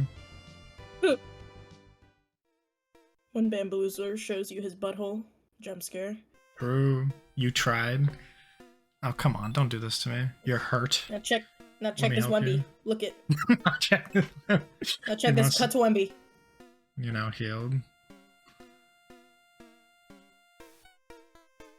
This is literally trying to be Lavender Town. Different cutscene? Because I don't you've like already this. beat the people in the hoods, no? Yeah. Yeah. Okay, that's the thing. If you die while you're doing that, you so there's like a bunch of people in a hood, like the hooded people, like in a line, right? 2 rows of or 2 columns of them, and it's like a pathway for you to walk, and you have to walk towards them. And then there's one hooded guy at the very end, and he goes, "I'll help you this time," and then he heals you, and you go to the nearest campfire. That's way more fun than this. Yeah, you got fucked. It's not like I got fucked. It's I have a level like 24 monster and they're gone. I guess it's before you hit the first bonfire. Yeah. Well, it was after. Interesting. Because you're not in the town yet. You're not in Poshner City. You're still over in oh, what's the name of it? Fuck. I almost said the Renegades, but that's definitely not right. But the Catacombs, I'm still in the fucking, like, the grass. Hilbert Town is what it's called. That's what it's called. Don't sure me. I don't know what it's called, so I just said sure. I'm just joking. I do have to do an entry for Hilbert City, but I don't know what to do for it. Like, I'm not gonna put everything. Yo. I'm about to let these dogs fucking bark, bro. But yeah, man, I gotta find, you gotta listen to Dracula Flow 4. I might just pull it up and just listen to it. It's gross though. Some of it is gross. I can't fucking lie. Yeah, I don't know if you can stream 100% of it. Well, I'm not gonna stream it. I'm just gonna do the Oh, I audio. got you. Nothing to I was me, like, man. This shit ain't nothing to me, man. I'm gonna play just a little bit of it. This shit ain't nothing to me, man. Haters and shambles, they stay picking the corn out of my shit. The Smith & Wesson got me moving like an invasive species. I got Midas touch, fuck boy. Bitch so bad I made her shit in my chopped cheese. I'm at the bank about to withdraw all of it. These Valentinos are from Milan, you fucking idiot. That fentanyl gave me Vitruvian man flexibility. Got me in a state of rigor mortis. Caught a broke boy trying to come up on my Amazon package, so I skinned his ass alive. I'm smoking Sergi Baca spinal fluid infused quick release perks. She spread it and let me take a deep sniff of that mahi mahi. Jesus fucking, that's about all I got. It's so funny, but some of it is fucking disgusting. You're streaming Discord. Was I? Yeah. Oh, it's alright. So you didn't hear any of that. Alright, so Nah. well, stream heard it, so that's all that matters. You can listen to this for like 3 minutes. This shit ain't nothing to me, That's man. fine. Haters I remember how the second one was, and I was like, oh god. It's fine. That's for you. You don't have to watch it. Fine. I won't. I didn't want to anyways. Streaming Discord. What were you seeing? Just like my fucking servers then? No, I mean, you were just streaming. This is... So, I heard myself. I could hear me, and I could... Look, this is what it was like. I know what you mean. It was like the full application, yeah. I didn't click Discord though, for the record. I did click the Edge browser. It like switched it over. This is just... this is just all I saw. Yes. I was like, what's going on?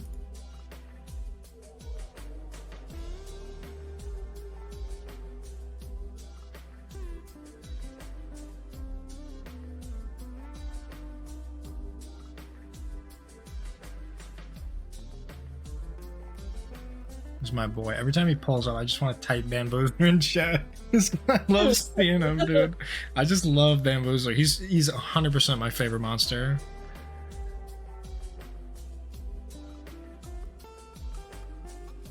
Ops was talking crazy, so I shot him in the mouth.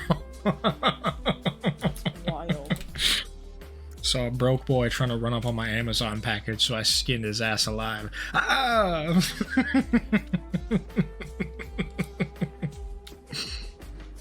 I'll be saying that shit for weeks.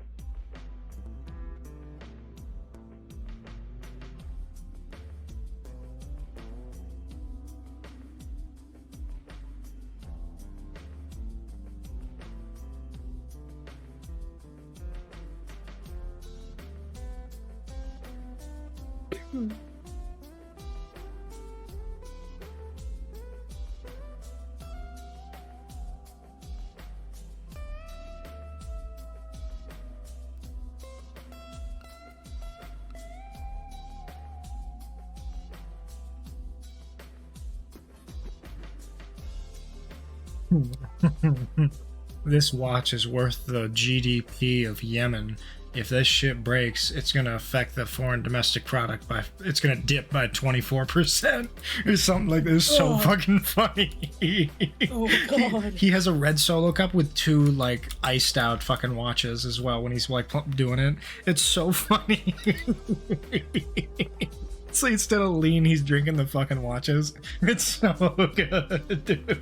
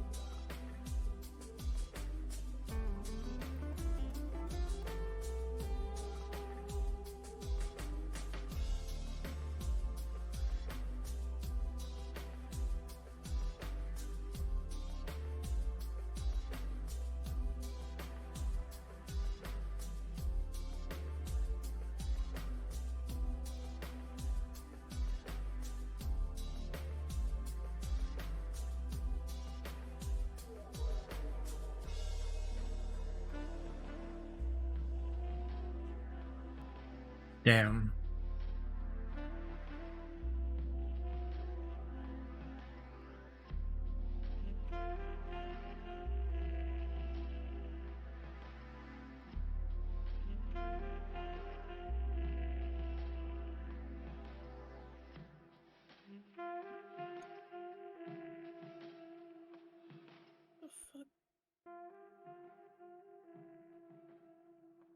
Wind against fire type, let me see. Yeah, it's funny. I guess a lot of these moves are just regular. They're not like super effective or not effective as much as I thought they'd be. I guess maybe because I'm used to there being like 40 different fucking types in Pokemon. Like I don't know how that affects like if it's doubles. Like cuz I know with tech types all wind moves are fucking they have no effect. So I wonder if that applies to like properties of both. Like say say for example, actually let me check. So Holy Blade, right, is super effective against wind type monsters. But, you know, if you think about the move Supreme Breeze, it's no effect on tech type. So if it's a wind and tech type monster and you do a move like Holy Blade, does it have no effect because of that, or is it super effective? You see what I mean? Like I don't, with stuff like that, I don't know if that's come up yet, but it's a good question to ask.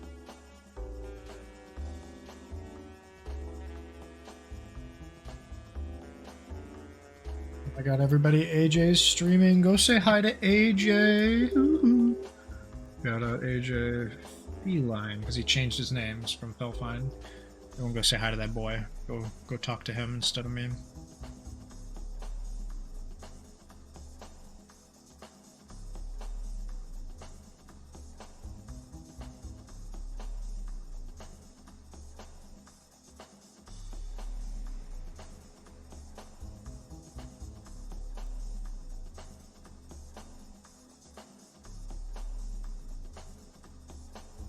Smoke the meat off the bone is so funny to describe a blowjob.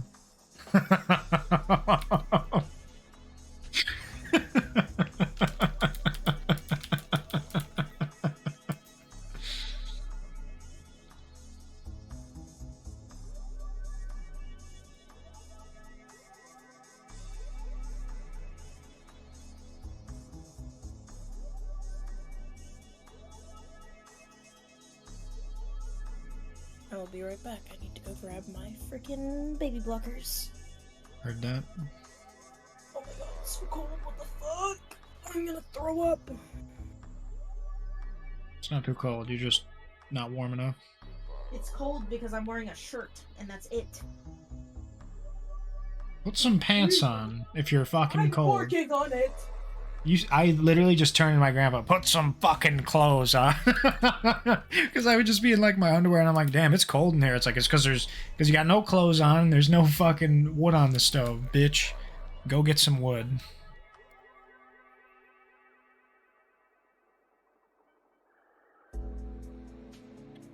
Wait, no fucking way. I've just been doing Supreme Breeze against this Grub Sister and it has no effect. You can hit criticals. It still checks for criticals, even if it doesn't do anything. That's really funny to know.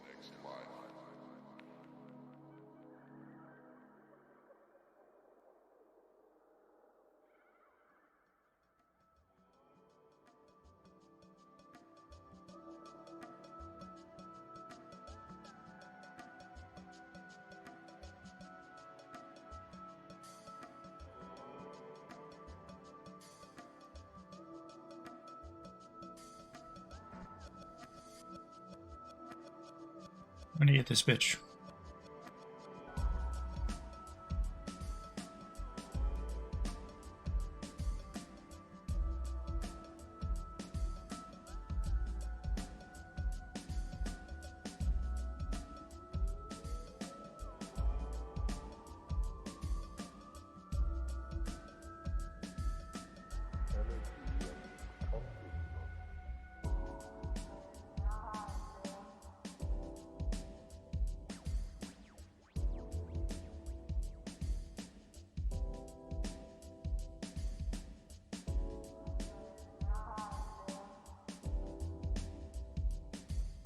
Don't fucking kill me, I swear to God.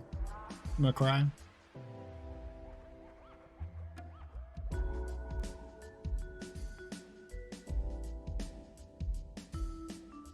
Fuck.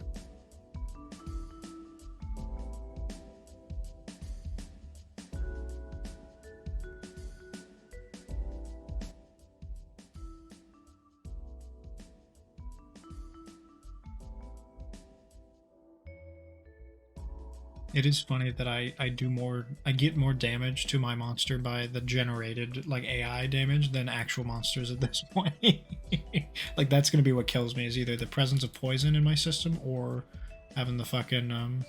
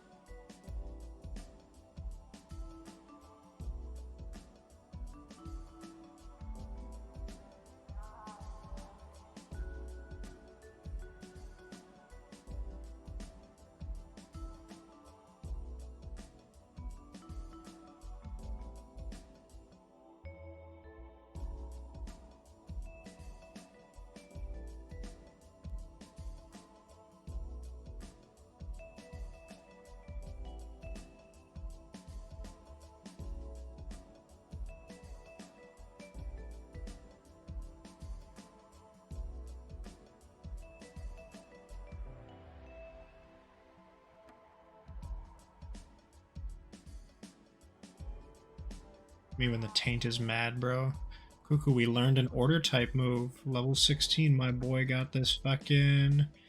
Ops tried to run out on the pack, so I shot him in the mouth with my holy blade. And I let the archangels take him. Last thing he saw before descending into the pits of hell was the price tag on it.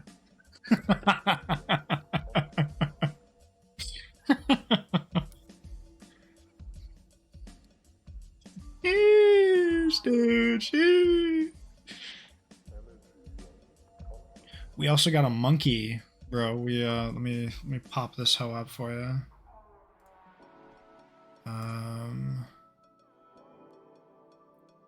Order type. So Gracer, our boy Hunter, he evolves into one of two boys at level 23.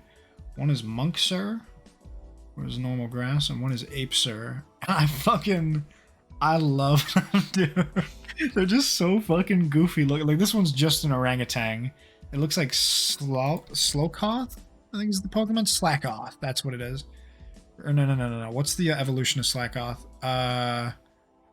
It's like one of these hoes, you know what I mean? He's got that vibe. Monkster is my spirit animal, bro. What I said. He's my boy for real. Monkster is a goofy looking fucking guy, but I love him. Cuckoo. We officially have a fucking order type move. We have more than one grass type, which is Pog. But we're getting there. The only unfortunate thing about this, which I kind of mentioned before, we only get Gracer by trading with somebody. We can't get a second one. So unfortunately, if I want to get the text from Monkster, I would need to restart my game.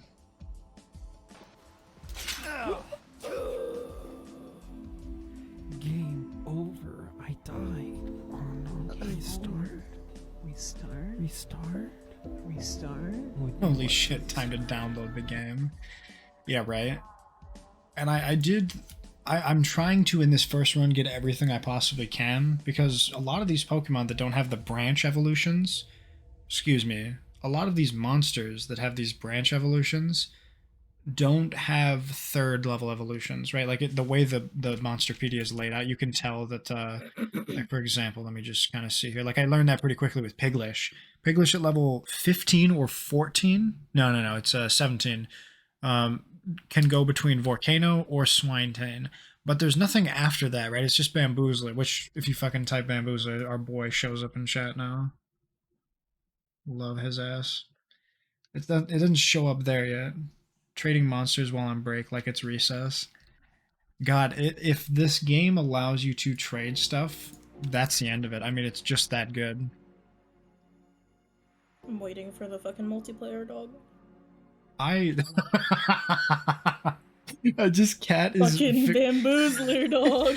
Cat has figured out that if she mocks what I say or quote me with Bamboozler in front of it, it hurts so much. It's like, oh, look you at this fucking asshole. Fucking. Literally, it's like, oh, like if someone's like, oh man, you missed an item, and then Cat puts Bamboozler, you missed an item. It's like, fuck you, bro. It's like just somehow his picture, maybe it's because you've put in my mind that that's like his gaping asshole is what makes it so funny to visualize, like Bamboozler taunting your ass. Mallard, I'm mad you made this. Looking, I want a clean fight, nothing below the belt. No, literally. Do I have something in my teeth? Bamboozler. Fucking Bamboozler. It's like the Ace Ventura jokes, right? It's like, do you mind if I ask you a question, detective? And he talks out of his ass. It's so fucking... I'm mad at you made this, bro. I have every ability to make every single monster. Like, if I wanted to, I just go and make an emote of every single one. Like, that's easy. I have all the JPEGs. But Bamboozler is my favorite. So if I decide to make them, it'll be all 7TV, but I want to make him BTTV. So even if someone does not have 7TV, they still know what Bamboozler's like. I think they give you 50 now? But yeah, guys, I definitely recommend. I think it's a quick game. I know I've said this, like, no Wendy's End. If you're fucking caca, bro. Shit, look at that fucking thing. It actually kind of lines up. It's like looking right at his ass. It's perfect. I wish more than anything the chat would update. Like, BTTV is clearly not working. Let me try to refresh it again. The emote Rain knows it, and everything else knows it, but just not the chat. We'll try it again. But yeah, I want to see what Squire Pen evolves into, as well as in Sister, which is the evolution of Grub Sister. Hey, sisters! Hi, Wolf. How was chores? How was cleaning? How was foods? What?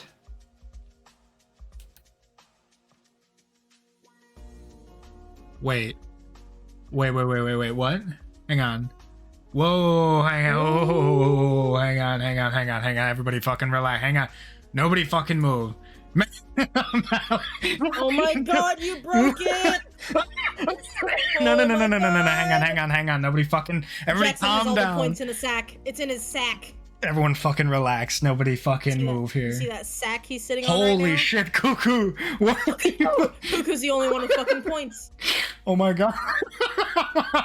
Cuckoo's the only one with points, bro. No. I still have no points. What is going on? What the fuck is Eclipse Chat 02? What is going on? They're gone, Wolf. It's time to panic. What? Why did you have no points, bro? What is happening, bro? The bot has more points. What is going on? What the fuck? Why did... Well, Clipchat just has a shitload of points. That's just cuz of Bennett Shen. This is a stick. Give me those fucking points. No, I have a list here. Let me just see. Wolf, they're in his sack. You see that? You see that red sack on the screen right there? They're in there, and they're under his fucking hat. He's holding your points hostage in his sack. Bro, I literally have a text file of all points. It says right here, Smalls Dino has 1782 as of today, 120735. True Wolf 38940. Steven 24 Knoll. Who the fuck is Steven 24 Knoll? Hang on. You're lurking in my chat. You're getting the fucking... Who are you? Can I get a bot check? Bot check list of known Twitch Sorry, the bots. dog's barking. Give me the sack. Cuckoo, I'm fucking Give me the committing. Still get disconnected for like a week, please. It's like, sheesh, bro, I still got my points. Broke boy tried to run out on the pack, so I had to shoot him in the mouth. Skinned his ass alive. Alright, that's a bot. Get me out of here. Bye-bye now. Bye-bye. Bye. So here's the thing. I still got points. Get fired. Everyone has points. Calm the fuck down. Like, look at this is proof that everyone has points. I know that you can't read that, but like that's what I got for you. Let me just check the points commando. Everyone fucking relax, alright? Dead. Points.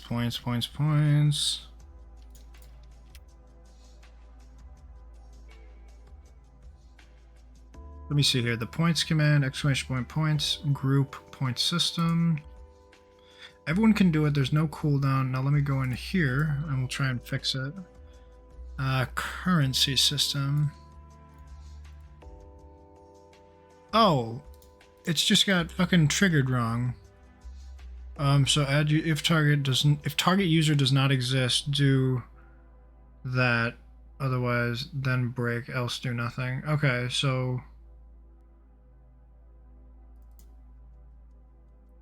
Oh, it's a fucking loop. Hang on, I know what to do here. Un momento, por favor. Sorry, un momento, por favor. Okay. One of the moments, please. Yeah. That's such a fucking shitty way of doing it, dude. But yeah, so the bamboozler emote is the same as Among Us in my mind. Among Us. You know what I mean? It's like, get fucked, still have points, baby.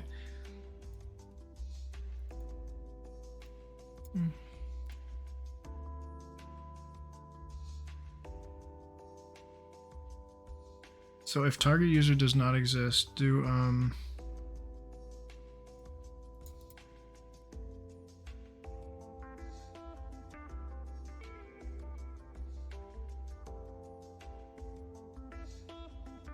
so what is it? You have no points. Position is greater than 0. You have these many points.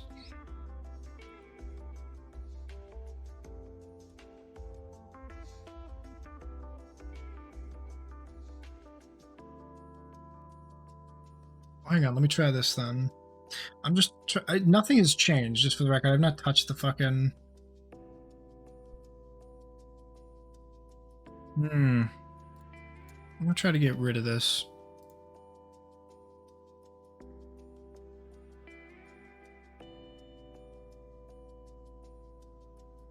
Let me try this. Let me enable this and disable this.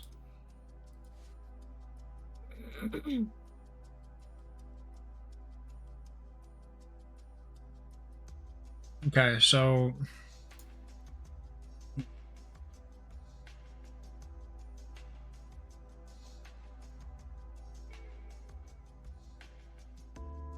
enable this, disable this.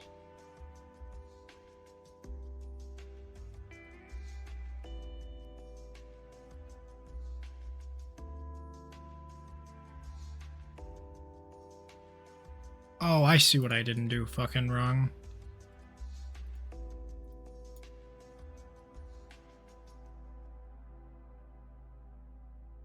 Try this. Like, you still have them, it just fucks up how it pastes it.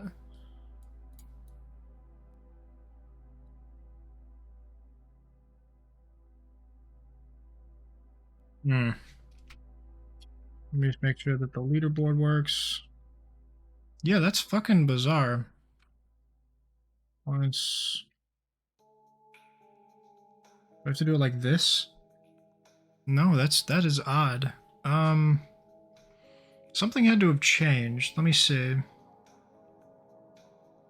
Compile this, build that successfully.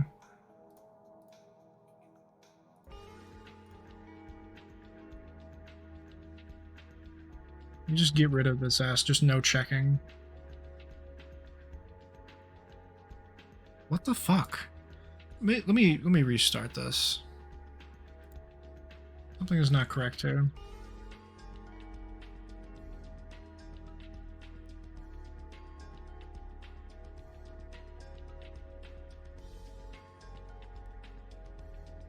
I'll be honest, this thing updated recently, and I think it's fucked me.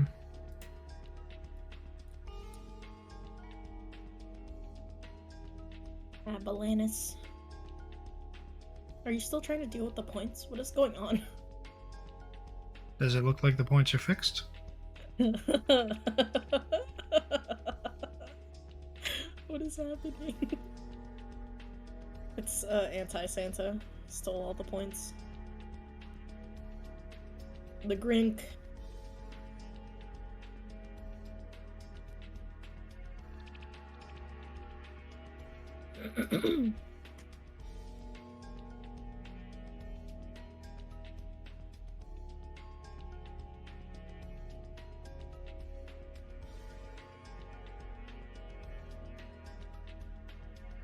Okay, so now if we do... Yes! That's because I changed how it works. That's the only thing. Is like a...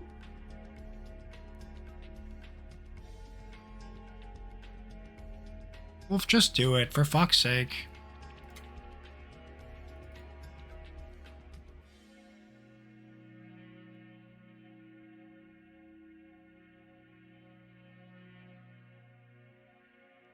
I wish you were able to play mobile games, like on stream. Huh? There's a game that I really want you to play. What? I'll share it with you. It's about gooses. Goose geeses. It's called Tingus Goose. I'm sending it to you on text. Very fun game. Only I have points. Yeah, well, it just doesn't do the leaderboard thing in there, right? Like the position and shit. Because I have it working, right? I know it works. It just doesn't fucking... It's like not doing the array correctly.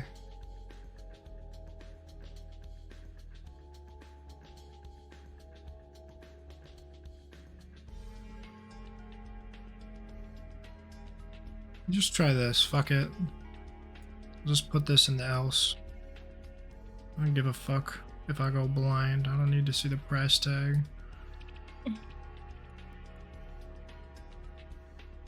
We're gonna do some pen testing here, boys. Some Pen 15 testing.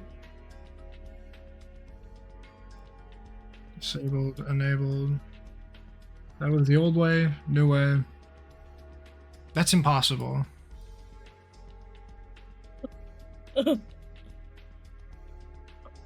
Let's just do both of them then. I'm so cold.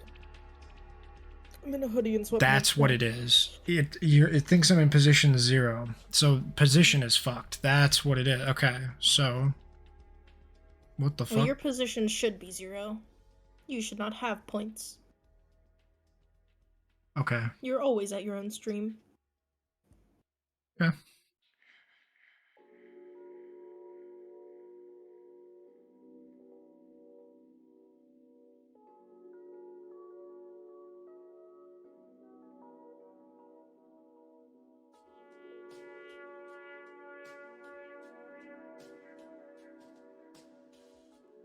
Zero points or are not on the leaderboard.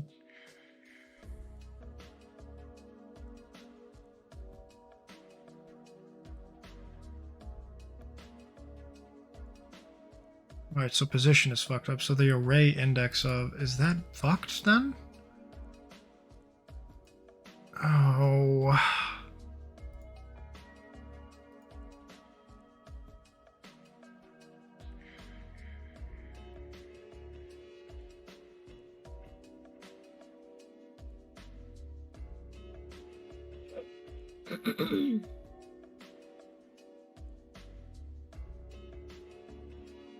The 0 points is not on the leaderboard. Yeah, this is fucked. This, it's the array is what I need to change.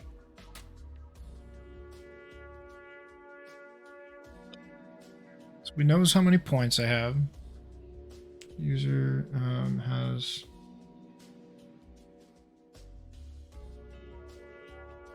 And you're close to 1K. A lot of bots, buddy. You have no points, you're not in what is it?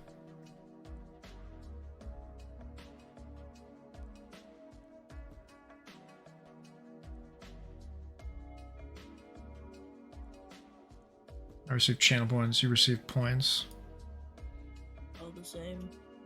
You have no points, you're not on the leaderboard. What does it fucking say?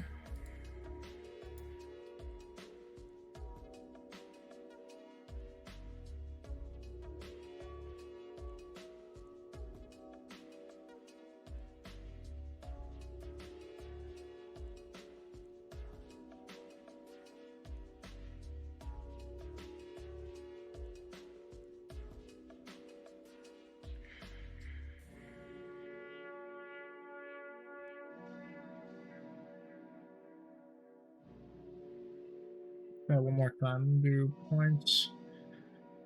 Cuckoo. You're in position 1. Right. So that works. Dang, Cuckoo. That's the thing I'm trying to figure out is at what point does it get fucked up? Because it knows some people in the position. I want to see what the array does. That's what I want to see here. Keep instant active save result to variable. I just want to...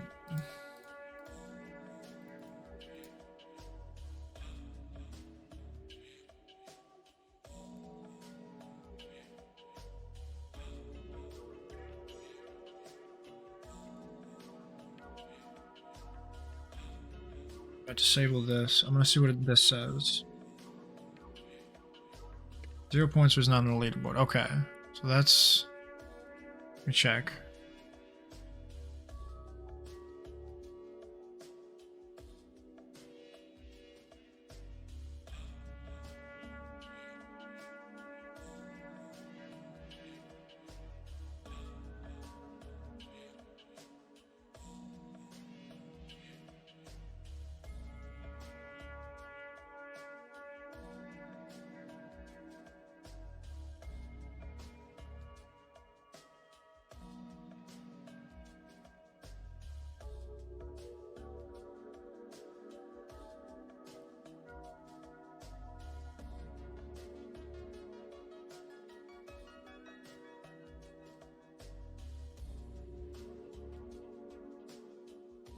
Wait a minute. No. I'm not position 0 because it's 0 minus 1. I'm in position -1, which is impossible for an array because an array is 0 to like 100, which means the number is getting fucked up as an int. Oh.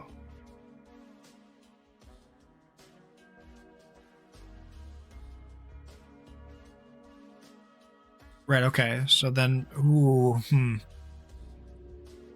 we do a dictionary for points names, so let me check this for loop though, the list here. So for each key value, pair int and string, players in points name.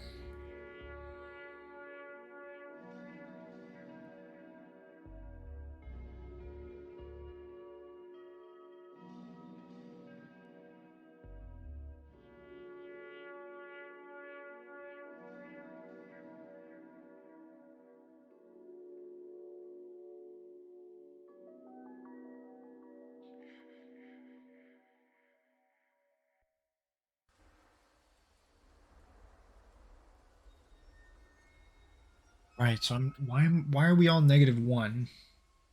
That's the shit that I need to figure out. I'll do this later, but it's like I don't even know how I would test this if I'm being 100% honest. Like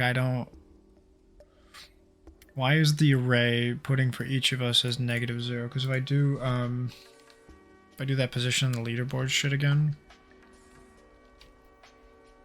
it doesn't.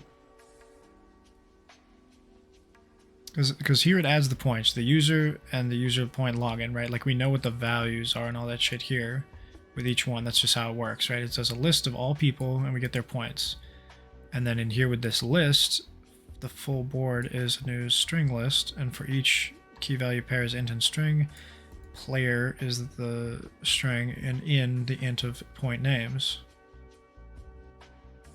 Fullboard.add player.value.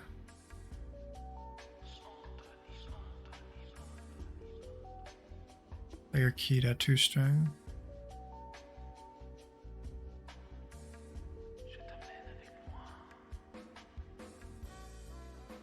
So position is an index of the array. Fullboard.toArray. User equals blank.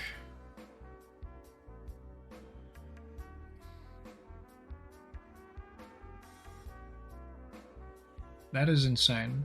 Okay, well, unless you're position number 1, it like fucks it up. Because apparently, like I don't know how many points I have, right? Like I don't know where I'm at on the list, but like it says I like have.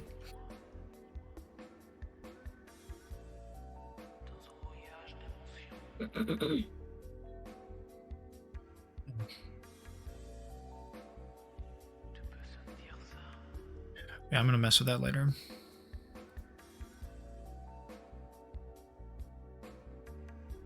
That's math. This is what I gotta do.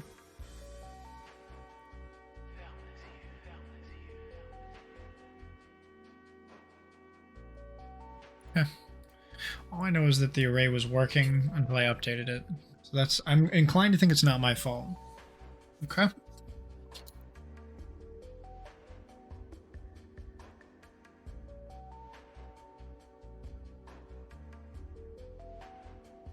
Tingus Goose. Oh shit. Wonder what being number 1 is like. Couldn't tell you.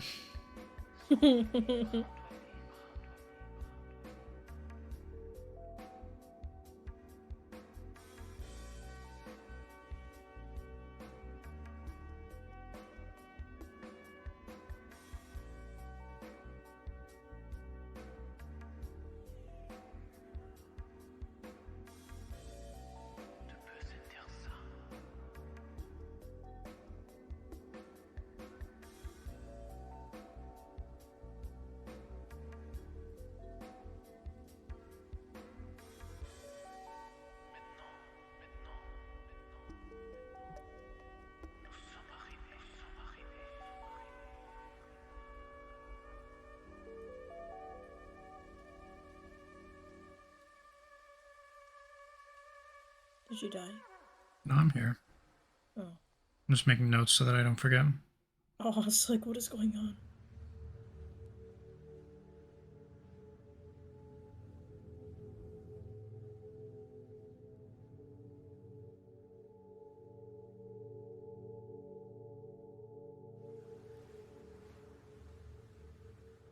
I gotta notate some stuff, hang on. So I can find it again.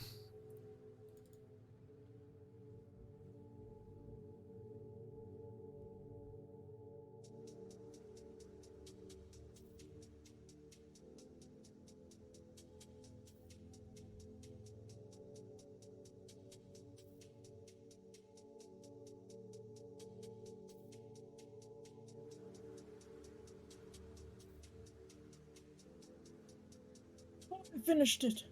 I love it here.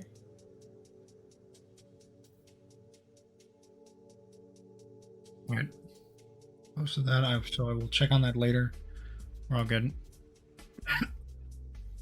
But yes, the way that I do it is every 5 minutes it puts a text file line. So even if the bot breaks, even if the shit gets wiped, everybody's points are still listed in a doc, right? So it's not a. I have backups of that sort of thing for when shit like this breaks, so we can see what your points are. But I will investigate the index array, and I will see what I can do to fix that. Jesus Christ, Oliver. Scared the shit out of me.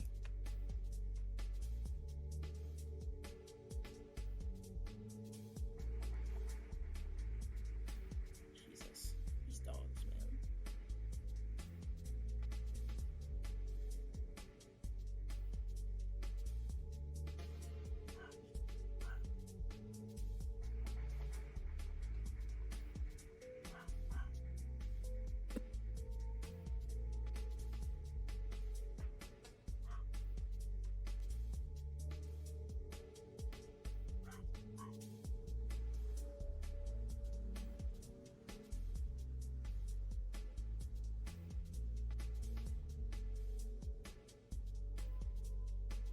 bro. I'm hungry. What are you gonna get for food? I don't know. I do not know yet. I want something. I got invited to go to a burger place in a couple hours. What do you say? Are you door dashing or picking it up? No, I don't think so. I mean, I'm gonna eat in a couple hours anyway. I got invited to go over there to a burger place. Yum. Go get a snack. No, I'm good. I'm not like really hungry. I just need some more water or something. Hydrate or dihydrate?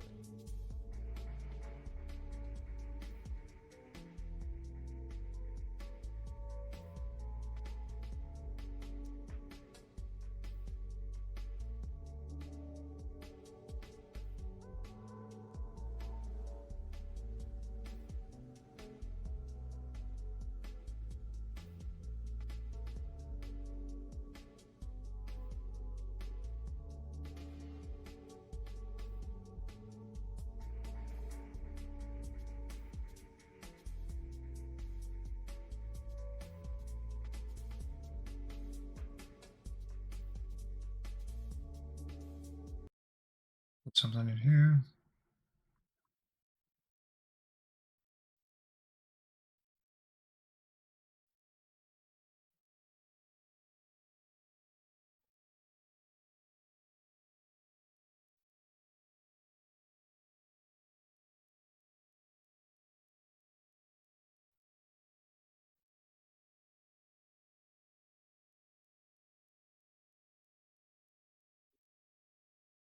Sorry, I'm just checking shit.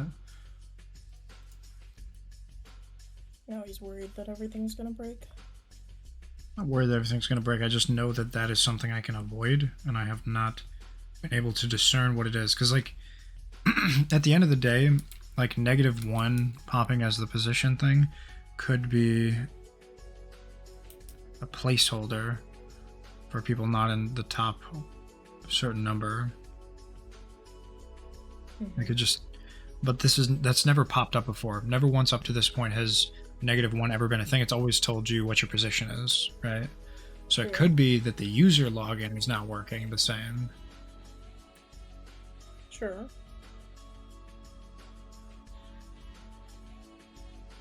Make sure I'm logged in everywhere.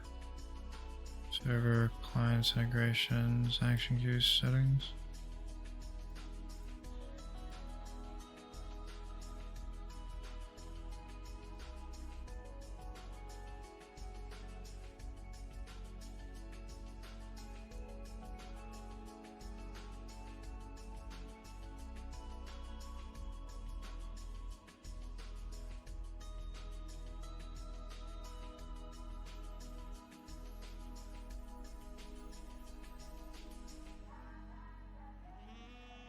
Let's get out of here. Let's go keep running this. My two sides having to fix my shit and also playing the same game for 19 hours. Hey guys, sorry. Let me pause doing nothing to do nothing in a different sense. What's up, Alien? How you doing, buddy? Hi, Alien.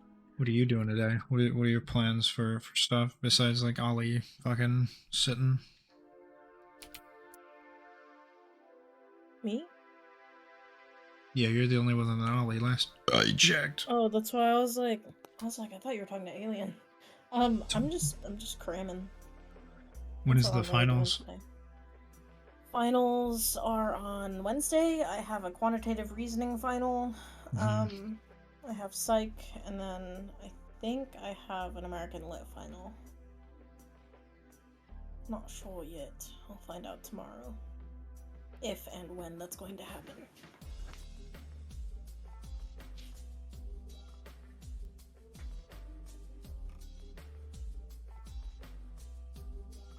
Rather than sleep. It's a good ass idea. I showered last night. It felt good. I've used that new conditioner. Felt Yeah, smooth. how was that? Good. I'm realizing the like top of my scalp is sensitive. When I was like scrubbing the shit out of my head, it like hurt in one spot, and I was like, damn, I got my soft spots.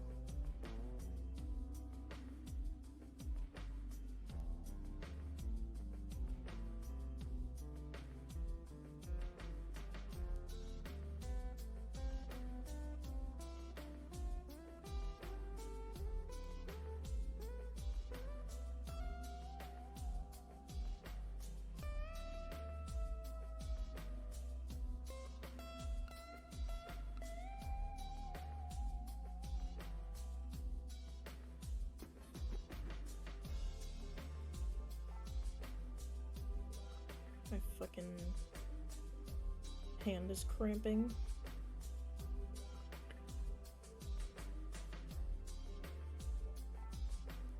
Oh, are you writing physically?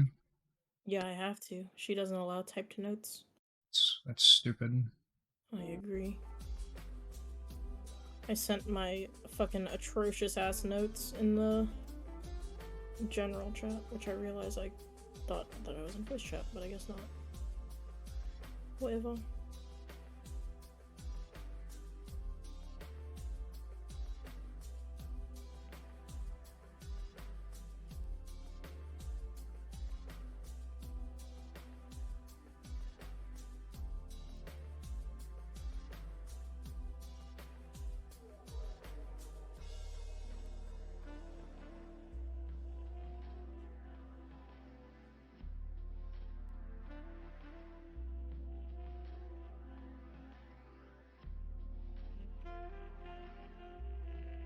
Jesus.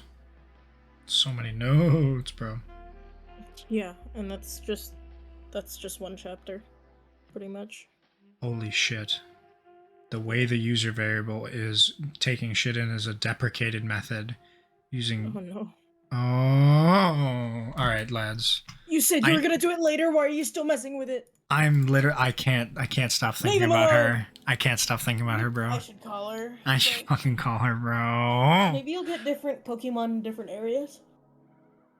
Or There are no other monsters, areas. because they're not Pokemon. Go back to the place before the town. Sure. Maybe. If you'll stop messing with your codes. See it work. What? I just want to see it work. It's not gonna work right now. Mess with it later like you said you would.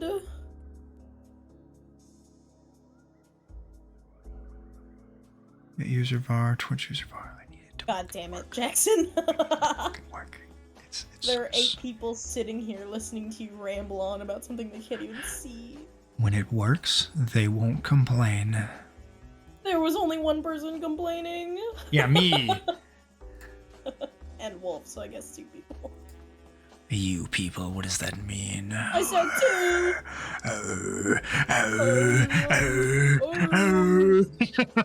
2! Where's Deg? Why is there no Deg redeem? I want Deg. Fuck. I'm sorry. If you're gonna be doing this, you could at least put Deg on the screen. That's not how this works. Please. Please, bro. I want your audience to be stared at by the... That's not the right duck. Oh, Deg, okay. Fucking polygon duck.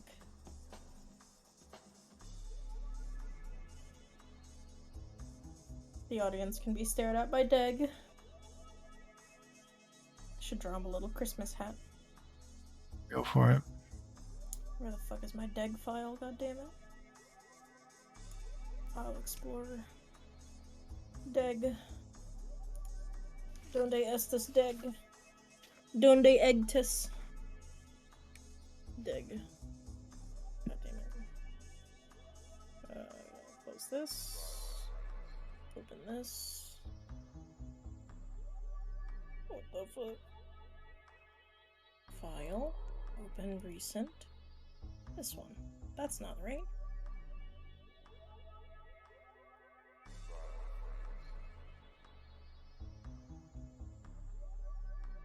None of these are what I want.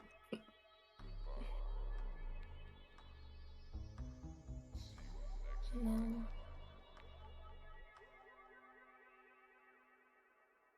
No.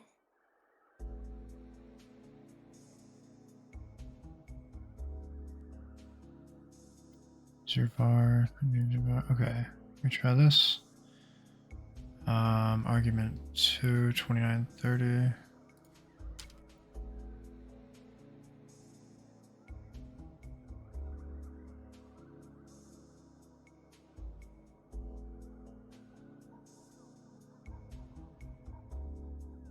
You can open Della, but not Deg. What do you mean?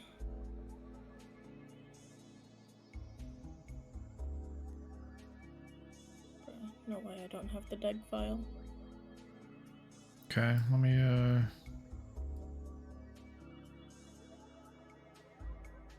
Where's DEG? This one? Oh, it's close enough. Roll up.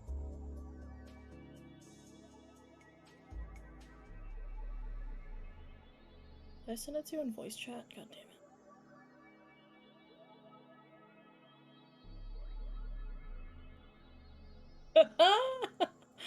My fucking photo for the game show is so fucking funny. There he is. Save image. DEG.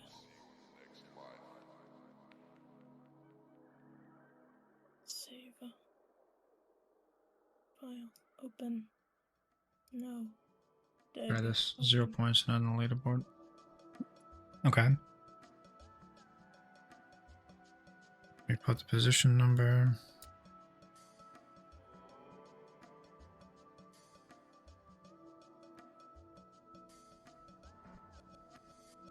So it's still doing position -1.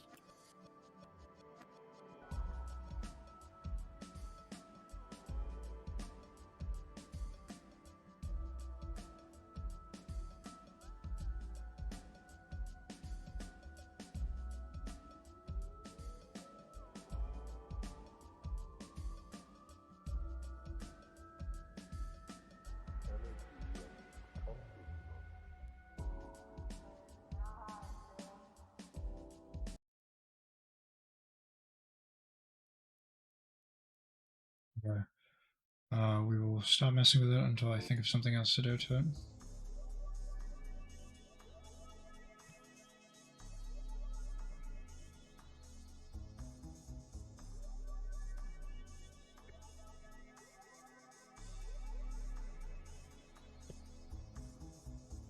Why the fuck is there a pen under my drawing pad? Hello? Me pulling out my drawing pad for something as simple as DEG. That's funny.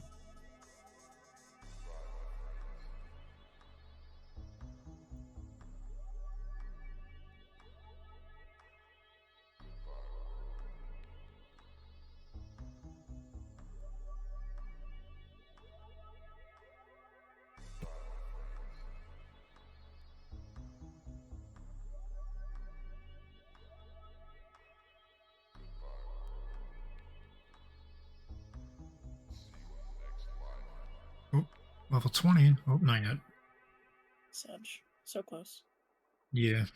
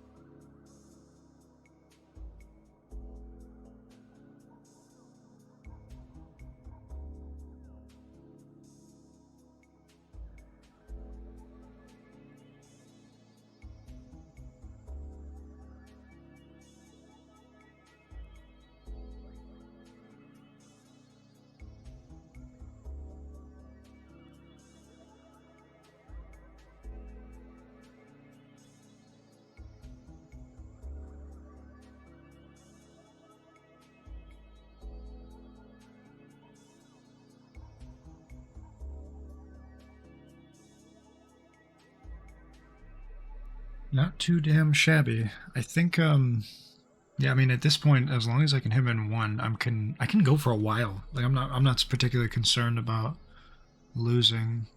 I really want Waffle House now. I keep thinking about the pull drop mark method. I'm like, damn, Waffle House sounds pretty fucking 4-hour okay. drive, dog. I know. You might as well keep streaming while you're in the car. I could just get Cracker Barrel while I'm at it. I could just stream inside of Cracker Barrel. Those ladies be like, Cracker Barrel vlog? They'd be like, get the fuck out of here, bro. Also, you'd probably be able to triangulate me pretty quickly. I would like want to drive to another town and get. Cracker Barrels look the same. I would still want to drive to another town and do a Cracker Barrel stream somewhere just in case it's like landmark detected, you know. That flagpole looks awfully familiar. True. A fucking nutisser.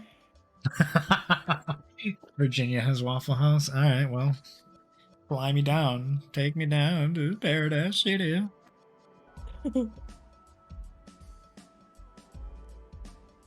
Texas has Waffle House too, but he won't come here. I don't have money to go there. Also, I don't have time. Honestly, the most valuable resource right now is my time. I do not have enough of it. You have so much time. What do you mean I have so much time? Just kidding. What does that even mean? What? Can I get Deg a scarf? Clarify, please. I'm just fixing the little, like, I use the fill tool to draw Deg. So I can see that. Fixing Deg.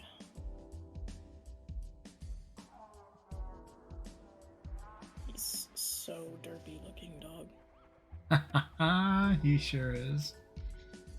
Let's see. Where's your brain, Deg? Here we go.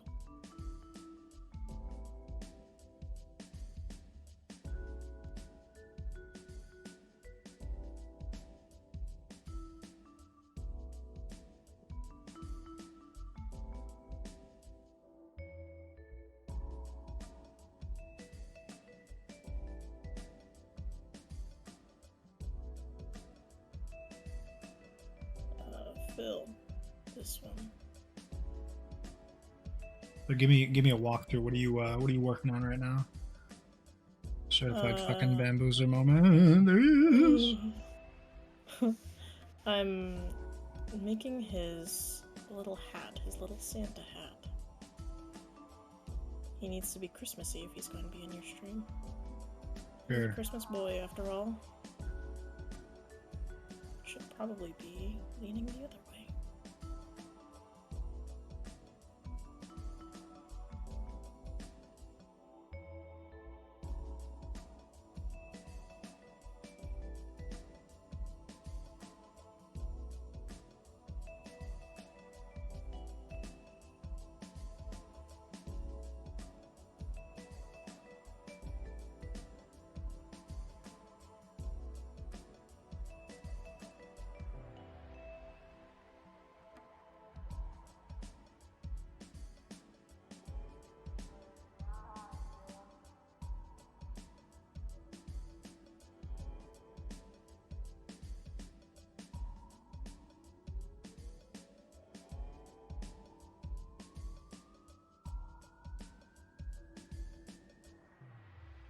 Smallest Dino.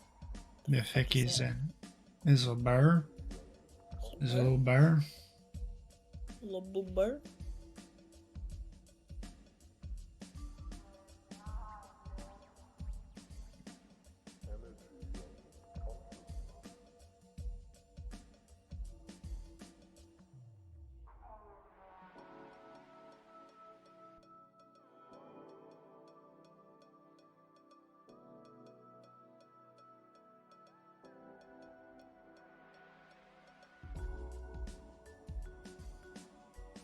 Now the real question is, does he have a scarf or a Christmas bow tie?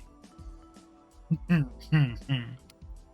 guess how would you make that look? That'd be a thick fucking tie. Nah, dog. It's a clip-on. He has feathers.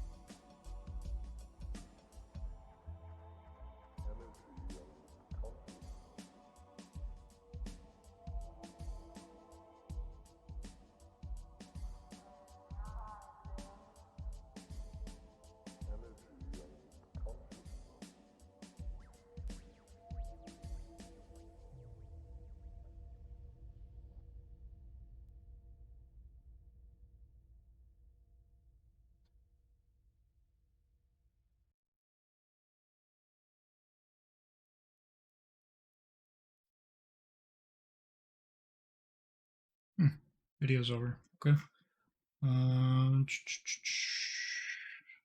The ambient music.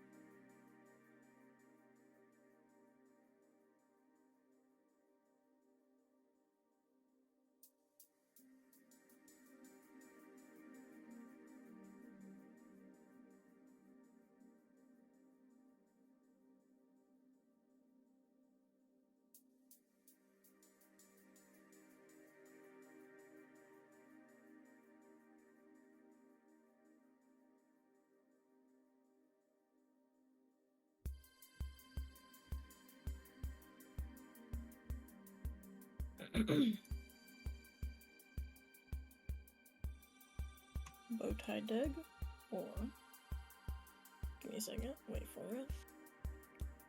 for it, because I have to draw it now. I didn't think this through. What'd you do now? I need to make Scarf Doug.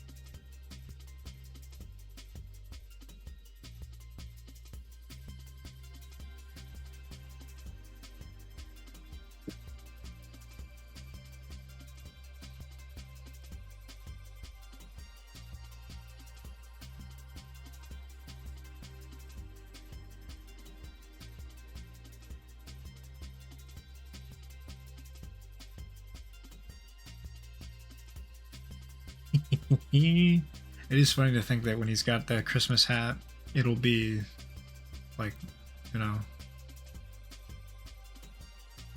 What? It'll be on top of him and he'll have two hats. Oh, yeah.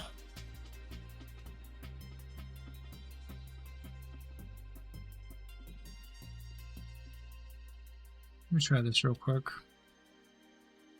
0 points not labeled. Okay. So it's showing -1 still because it's not getting the information from it, right? So like the area index is not. Yeah, don't worry about it, Cryo. So if I can hang on and try this. Save, compile, it works. And we'll do this. Let me just enable this. Let me turn this off. I'm just gonna mess with some shit, deleting this trigger entirely. So it goes in here. Right, see, so that's the problem I have, right? So we know you're in a certain position, right? But the issue is that it's pulling up -1 for the position, despite points, because the array index of is returning. It's not finding it, which means that the way it's getting your info, like your login info, your username, your picture, that kind of shit, that's the problema. You see what I'm saying? What's up, Oni? How you doing, buddy? Are you playing anything today? Are you playing Hell Let Loose? You fucking let me know, okay? Because now today's the type of shit when you want to do that stuff.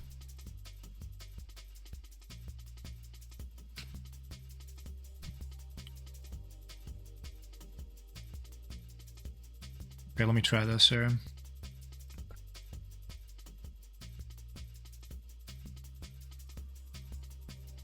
I don't know anything, I'm just squeaky.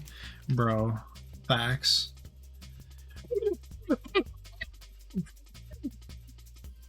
Sorry. And unlocked your dad cough.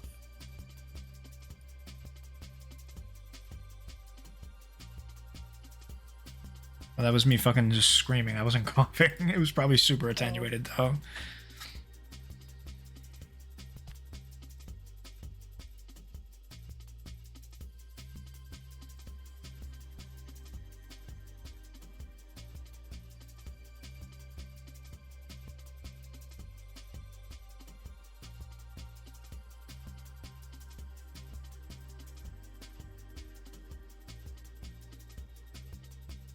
Look at you, baby! Shit, you just beat out Cal. Oh, Zay's got it up there. Sag. What do you mean, Sag, bro? You're fucking Pog. It's almost your age.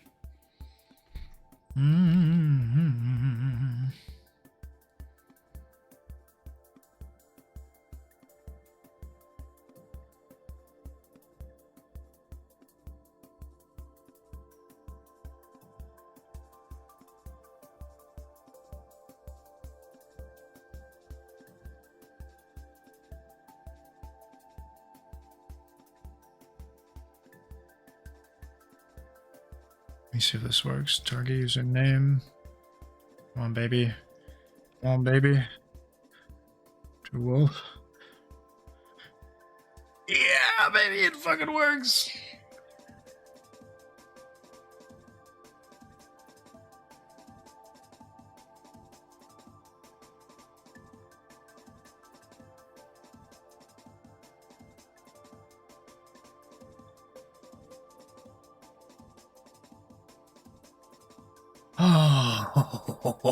Oh, I can die now.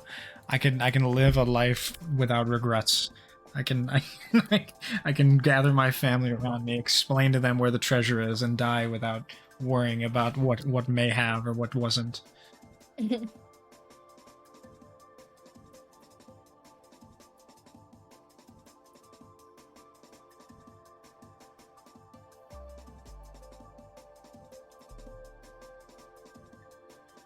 I am the proud owner of 3 broken mics. Do you fuck? Is that are you getting that from me? Is the fucking the dowry, or did you just break your mic? What happened, buddy? Talk me through it.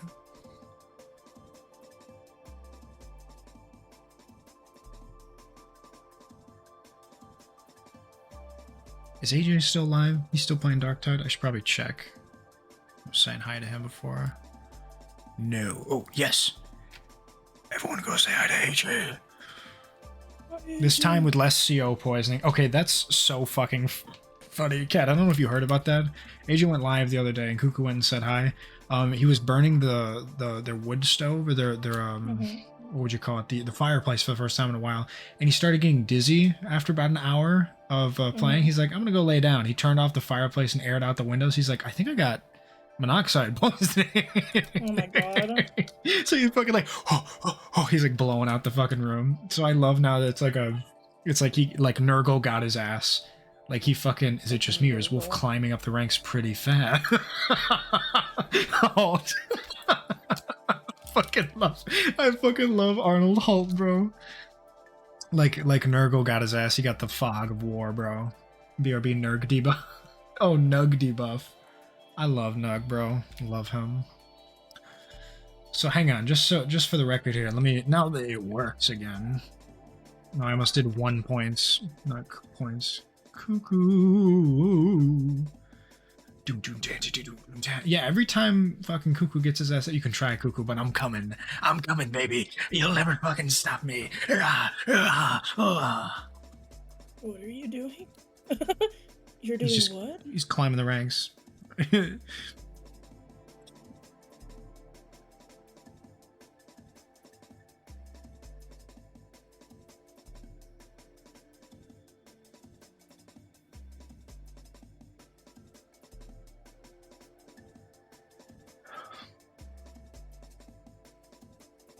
Oni, what class do you usually play in Hell Let Loose? I don't remember them. There's like the engineer who builds stuff.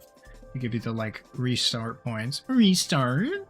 Restart? Oh no, I died. Restart? And then there's like the sergeant, but I don't think that's a class. I think that's just a dude. And then there's also fucking but what was the third thing? Fucking Madge, bro. Madge is so funny. Really, boy is level 21 and he's not gotten anything yet, huh? It's got to be like 23 or 24 that he upgrades again. When does let me get a monster report. Squire Pent. Squire Pent evolves at 16. Okay, so it's like it kind of works. But at the same time, I feel like mid-20s is reasonable, because, I mean, the game only goes up to 47 right now, and they have the 4 evolutions. I don't know if they've got them all implemented. I would imagine they would, if it goes all the way up. I just have to fucking sit here and run it back, you know?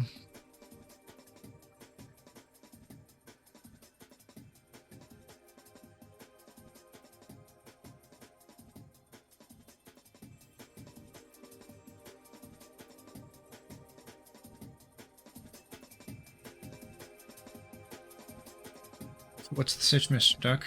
How'd you even get here? Well, people kept talking to me, and I kept saying hi back, and now we're hanging out in Discord. Or do you mean in game, or like are you asking the lore? Where'd you find this little game? Well, there I was trolling the tube, and I came across this demo on Steam. I was just typing in, I was just looking up like Fakemons and such, like the like there was a couple ones where it's like, you know, like the Pokemon mixers and shit. So it was, I found them on Reddit, r/Monster Tamer World, which I didn't even know that was a Reddit. I typed in like Monster Fakemon or whatever, and yeah, they, at the time that I looked it up, they had dropped the demo on Steam like 2 or 3 weeks ago. They have no followers on Twitch except for me. They're doing good though. The marketing is really there. Like they're doing a lot of TikToks. They've got a subreddit now. They're doing like IGDB entries. Like they're doing a lot of that shit. You know, I just thought, you know, I wanted them to have additional resources. I wanted to say that like I can contribute, right? I knew that I was gonna look up like Wikisport and shit, because, you know, Lethal Company's wiki like fucking jumped up out of nowhere. But I guess the only issue I'm running into right now is that I just can't get it to find itself on Google. Like even searching on the wiki, like in the fandom website, it doesn't pop up, which is weird. But I don't know if that's a setting or something that I'm not doing. Like if I just do fandom.com and I just type in Bamboozler, right? Splatoon. Okay, so I'll do Squire Pen. I'll do a word that's like not really anywhere else. A lot of SpongeBob shit. Yeah, no, it ain't here. It's weird though. So like if I do like Monstronomy, yeah, 0 search results. See, that's the weird part. Like can't search for fandom wiki in site. Let me see here. Unable to find my wiki page. Sheesh. What does this guy say? You just made it so it's too new. It can be picked up. You can find it using user activity. Made it about 6 months ago. It's a small non-existing page, so no one can find it. It has to show up with an exact match. Just to be clear, when you're searching or using the web, I just searched for it, nothing. Oh, you're bro. I've had this shit for like 2 weeks. I first found it in my wiki when blah, blah, blah. This shit doesn't help me. I need like a support page for it. So if I pull this hoe up, just in here, right, like the Monstronomy wiki, I can kind of pull up some like activity on it. Basically, I have learned how to do SEO. I know what like shit looks for, and I ran my thing through a tester. It's like 81% good. Like most, like the top 10 websites are like 90%, but I mean, it certainly should be able to work, right? That's the only issue I'm having, is that I wonder if there's something native within the fandom site that prevents people from just spamming shit. Like if there's a wall guard I have to get past. Like I don't think it's a point of Google's spiders can't find it. Like I can't even find it in the website. Steam page showed up first, then a random article for Monsterology, then an ad post on IndieGame. Yeah, see, that's where I'm running into. I know exactly what you're looking at, Oni, because I check that shit constantly, and it's just not in here, right? So I want to find out, learn how to spawn items in cassette beasts. Oh, Scarf dag.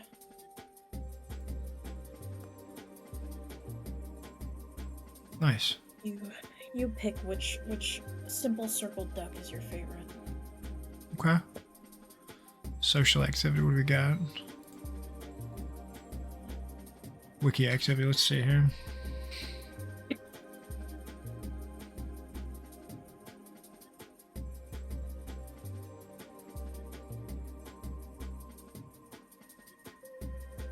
Yeah, I guess I just don't, map reports. What is this? Nothing. There's no reported map markers to review on your website. I guess if I check the admin dashboard, like top navigation, desktop CSS, community, recent changes, reported analytics, user rights, announcements, site notice. I don't,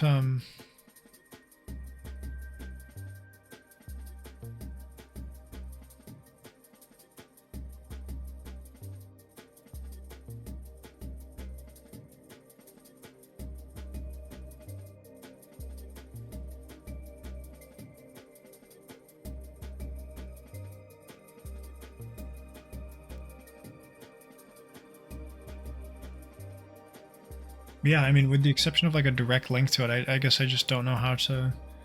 I guess I'll just do help, like a contributing, editing, design, personalization, mobile apps, wiki management, advanced technical.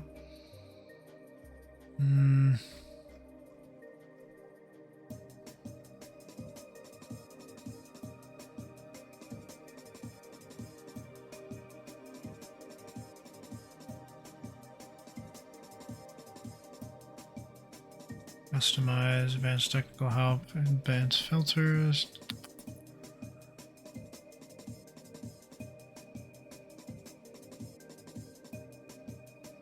I highly recommend anyone get it. It's fun. It's a quick demo. If you want to play more of it, you can run it pretty well and just grind a lot. It's supposed to be coming out Q1 2024, and I'm very excited for more monsters, to say the least, and where the story is going.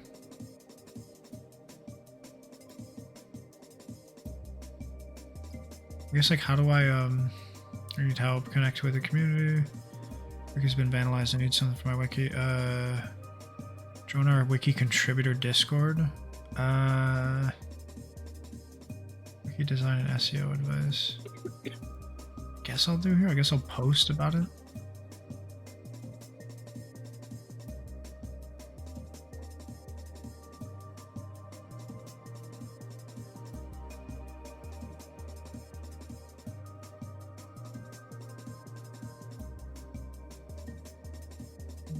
New wiki, not going up in random site search or Google.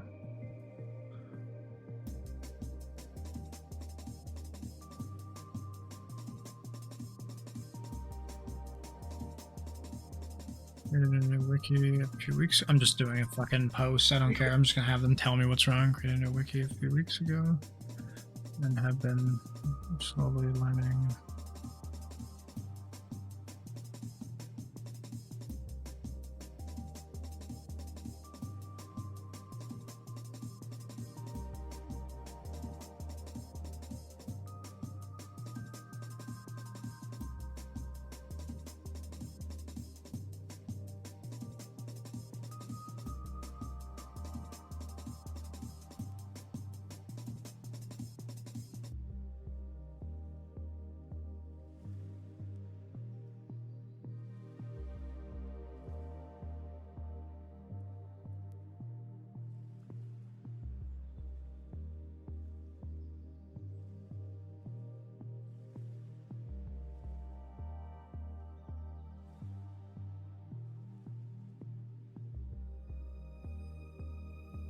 There we go. I will sit on that bitch. We'll wait for a bit and we'll go from there. Add a tag. Oh!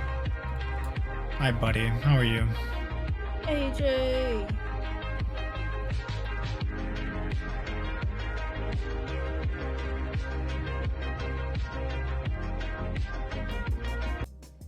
Everyone, go fucking check out AJ. What a lovely boy. Playing Dark Tide, killing people, bombs away sucks. You guys know the drill. Oh my god, the fucking Oberdin stream, dude. I love the Oberdin game so much. Hide the nip. It's AJ time, baby. Can I get a Nug report? Can I, what's that boy doing? It's so funny to me. I love your little guy. Do you did you upload the Shades emote that you made to Twitch? Because that shit is so good. I want to use that everywhere. He used to be called Shades in school because he would wear sunglasses a lot. They were like I don't know if they're prescription, but it's because he was like the fluorescent hospital lighting would like give him fucking migraines. So people were like, yo, Shades, come over here. And I was like, you should make your little guy have shades, bro. Oh, he will. Give me a sec. Oh, let's fucking go.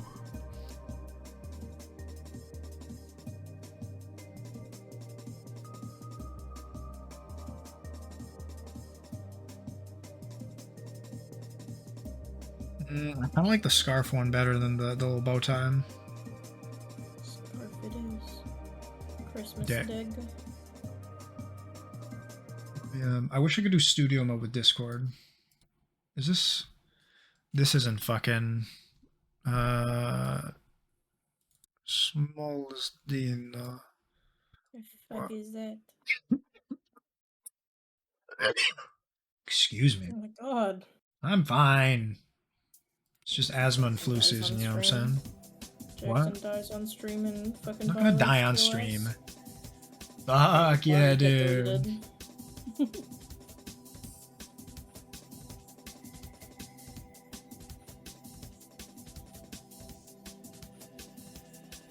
Yes, bro. Yes, dude. Fuck yes.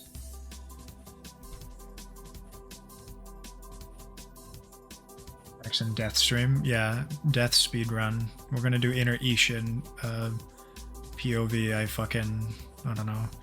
I absolve the sins of my fathers. Alright, well, they got rid of his fucking eyes, bro. This deck looks weird as fuck. Go check voice chat. That's what it wanted to do for me. No, fuck this. I'm doing the chill max. Just added this too. The heh. Fuck yes, dude. I love it. I love your little emotes. Oh, you should make him like a nug emote or something. Or like maybe a rat and cat kiss or something, like two halfy emotes. That would be good. Or maybe like maybe you make it to where they're looking away from each other, but the shape of them makes a heart. I don't know. I'm thinking like that would be good. Or like I don't know. Maybe nosebleed would be a fun one. I'm trying to think. I'm spitballing here.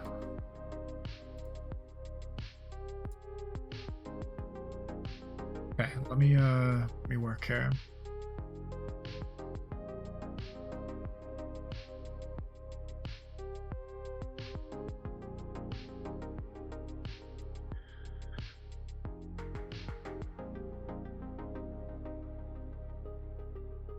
Alrighty, we got his ass. Christmas boy.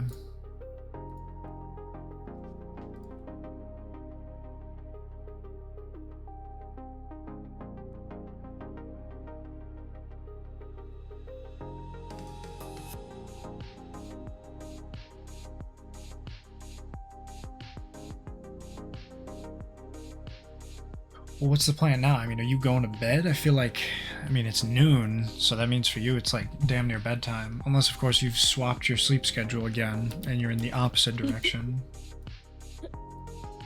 Me? My fucking sleep schedule isn't that bad.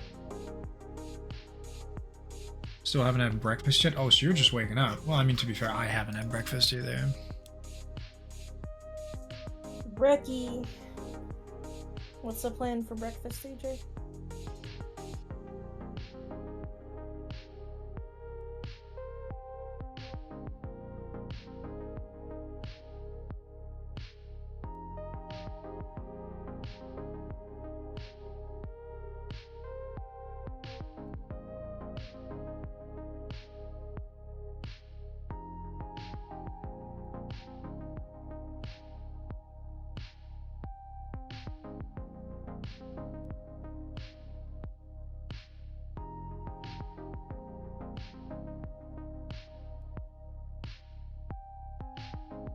But I'm realizing that I didn't actually post the fucking article, which sucks. Like, I just typed it, but they don't have like a post thing. It's stupid. Can't find a wiki on fandom site search or Google.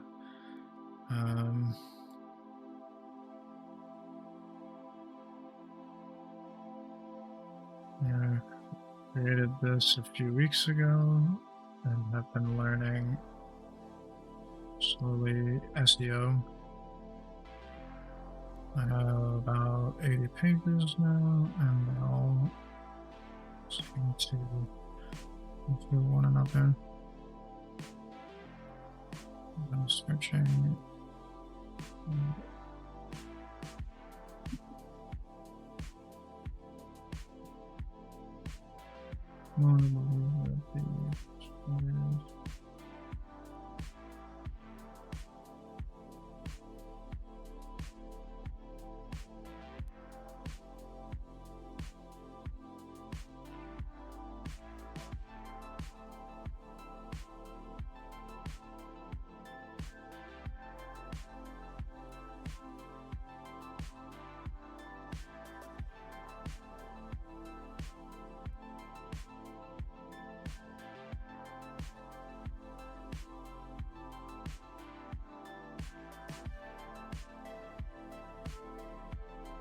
There we go.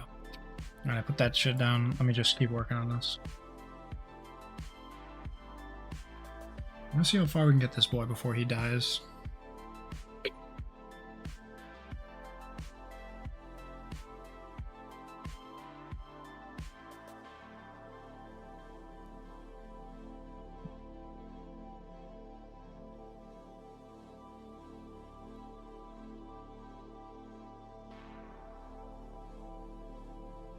It's funny, every time I tab out of this game, it like it doesn't show it all the time, which is good.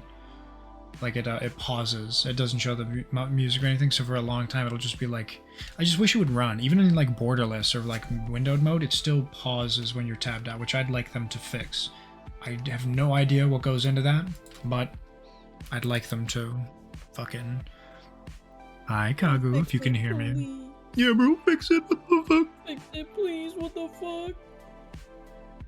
There are a lot of pleasures of most games that we take for granted, I think.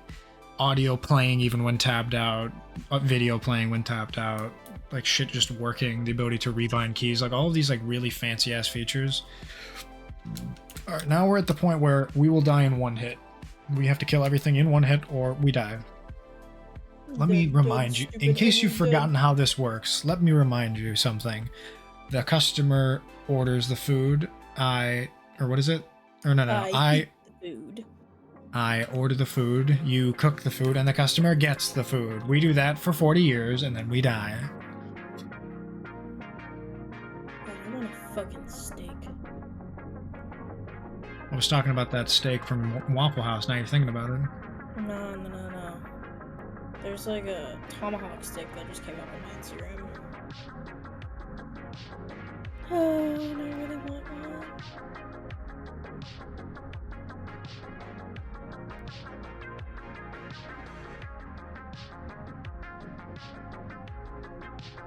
Fuck yes, we love it. Raccoon. You want rabies? No, I just want a fat raccoon.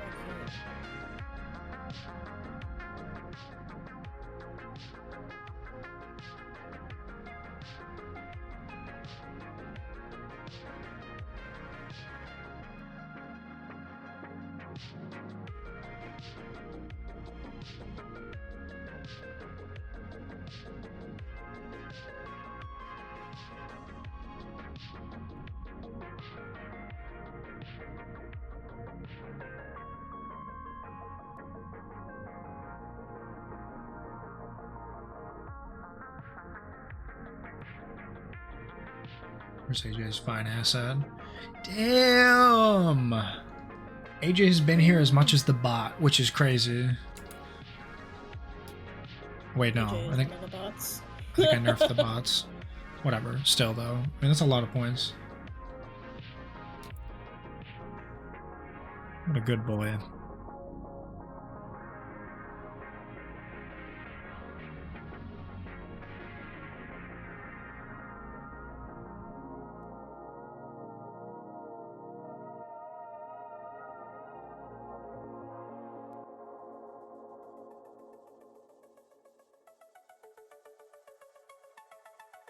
Oh, tacos. What kind of tacos? Torchies? Nah, real tacos. Why do you say Torchies isn't real tacos, bro? I'm pretty sure they make tacos. It's called Torchies, dog. You can't tell me you think those are authentico tacos, dog. Authentico tacos? What the fuck was that?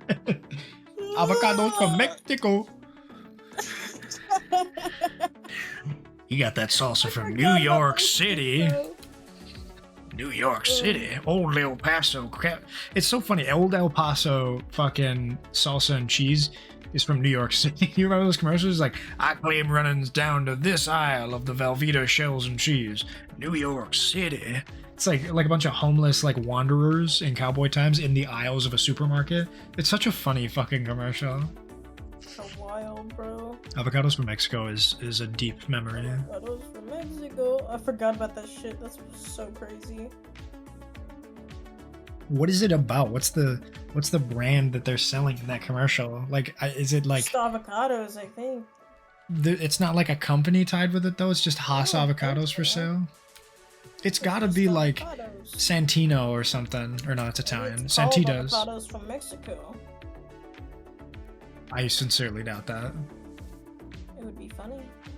If they snagged that company name, I mean, that's goated, but that's just too specific. Avocados from Mexico. Commercial. There are so many of these fucking commercials, oh my god. Well, they're all probably remixed too. There was a bunch of like Super Bowl ones, like the 2023 Super Bowl had Anna Faris gawking at like this super hunky Statue of Liberty. Avocados from Mexico, AFM, is the #1 selling avocado brand in the US, provided that avocados really do make everything better. With the release of their new Big Game ad, starring actor and producer Anna Faris. That bitch does not produce anything anymore. He produces... Here's the Garden of Eden avocados from Mexico's Super Bowl ad featuring Anna Faris. Oh, so they are called, the company is referred to as Avocados from Mexico, like CM, TM, trademark C. Weird. So they just sell avocados, that's it. Huh. Now we know. I would have thought it was like a guac company. The more you know. And knowing is half the battle. G.I. Joe! Have you seen, you know what Raising Cane's is, right? We've had this conversation. What? You know what Cane's is? Yes, I know what Raising Cane's is. So, there's a person who named their child Kane with a K. Oh. And they posted a picture on Instagram of their first, like, you know how people take pictures of their babies, like, on their first birthday? First Cane's order. No, they said Raising Kane, 1-year-old, 19 pounds. I was like, oh wait, that's kind of cute. Until you get grown up and you're the kid who's named after a... Kane is a dope-ass fucking name. Like Abel. Yeah, I mean, it's a very biblical name. Yeah, it's spelled differently, but yeah. You know that nobody, like, safeguarded that. They're like, hey, what do you think about this? This would be a funny joke. Like, you're gonna name your kid after a joke. Yeah? I don't know Okay. if they named their kid. I would have named my kid Kane if I thought about it. I say that like I have a child, but... I was gonna say, you'd have to have one first. Yeah. I do want Or Cane's, I could though. have avocados from Mexico. I want the fucking box combo, sub slaw for extra toast, Diet Coke to drink. God. You're not gonna get sweet tea? You're weird for that. Is the sweet tea actually sweet? They use, you know those big, like, industrial bags of sugar? Oh my fucking god, the 70-pound domino bags? Yeah, they use that for, like, maybe 3 tanks of sweet tea. That's bizarre, bro. It is fucking sweet. It's gonna make your teeth fuzzy. Nah, not that sweet, but it's really sweet. Are you a sweet tea light ice person, or do you ask for ice I'm a and sweet tea? no ice person. No ice person, damn, okay. What if it's hot I'm out? okay with my sweet tea being warm. I feel like you gotta If have I'm that shit feeling- cold. If I'm feeling a little bit healthier, I'll get a sweet tea with ice so that, The New York asking if the sweet tea is sweet. Bro, yeah, I have in to fucking ask. Texas. All sweet tea in Texas is sweet. feel like up here we make more root water than anything, so I guess just the default is not sweet tea. So it's like when you say sweet tea, I was like, okay, but is it sweet?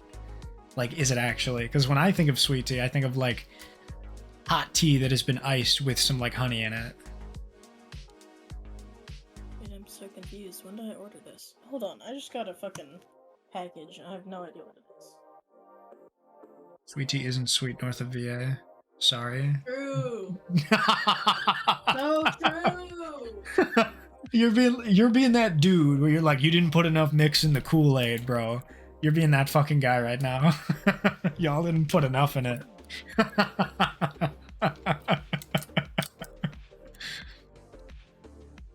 Now I want like chicken and dumplings. Man, I kind of just want Cracker Barrel. I don't know if they have sweet tea there, but I definitely want like, you know, I've never actually had dinner at Cracker Barrel. I've only went for like pancakes, fruit, shit my pants, go home. Like I didn't stay for lunch. I don't know what their special menu is for nighttime. Like I have no clue what else they sell that's savory. Lived in Texas, been all over the South and North. Nothing north of VA is sweet. Sorry, not sorry. Well, aren't you fucking special? You got to have good sweet tea, according to you. I know she can hear me because she's got the headphones on, but it's funny to think that she'll order a tea up here, and it's like... I wouldn't order a tea outside of Texas. Yeah, I'm not. When you came to the zoo, you're like, yeah, can I get a... Wait, hang on. Can I get a soda? Mallard needs to come south. Don't say it like that. If I'm not in a place... Mallard does need to come south, dog.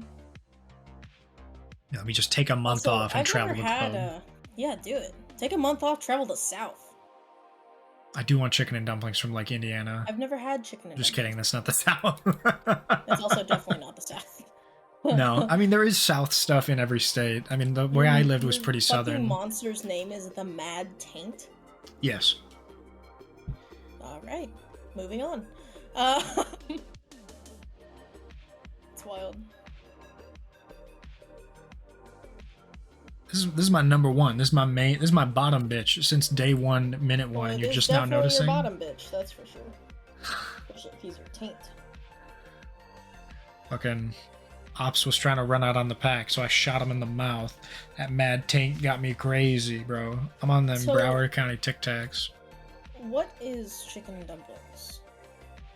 It's like biscuits with gravy on it. And I don't believe it's a soup. I'm fairly certain it's a gravy dish. Food. It looks like a soup. Chicken and dumplings is a soup that consists of chicken and cooked water and the resulting with chicken broth being used to cook the dumplings by boiling. A dumpling and... Am I looking at, like, Asian chicken and dumplings? No, it's definitely like a... It's definitely... Like a soup. Yeah, it's like savory... It's like big-ass biscuits in dumpling sauce and stock.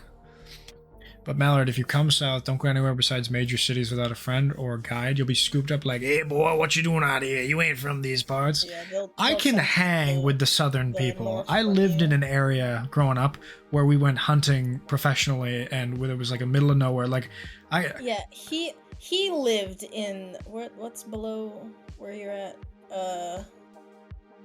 Let me look up a map. Hold on, my joke doesn't make sense. Map. But yes, I firmly believe there are southern-esque micro communities in every state of the U.S. Because I definitely lived in a southern town, despite being in the Northeast. True, Barry. I'm gonna get that drink on. Good call. I love that you've added to the repertoire. It's like fucking, you used to do this head pat hydrate, now it's gimme hat head pat hydrate. Like, tussle my hair and then fucking put the cap on me. Tori and I just made chicken and dumplings, on God, no cap for real. And you didn't share? you're a bitch, no pics. Yeah, didn't happen, where's Golgroth?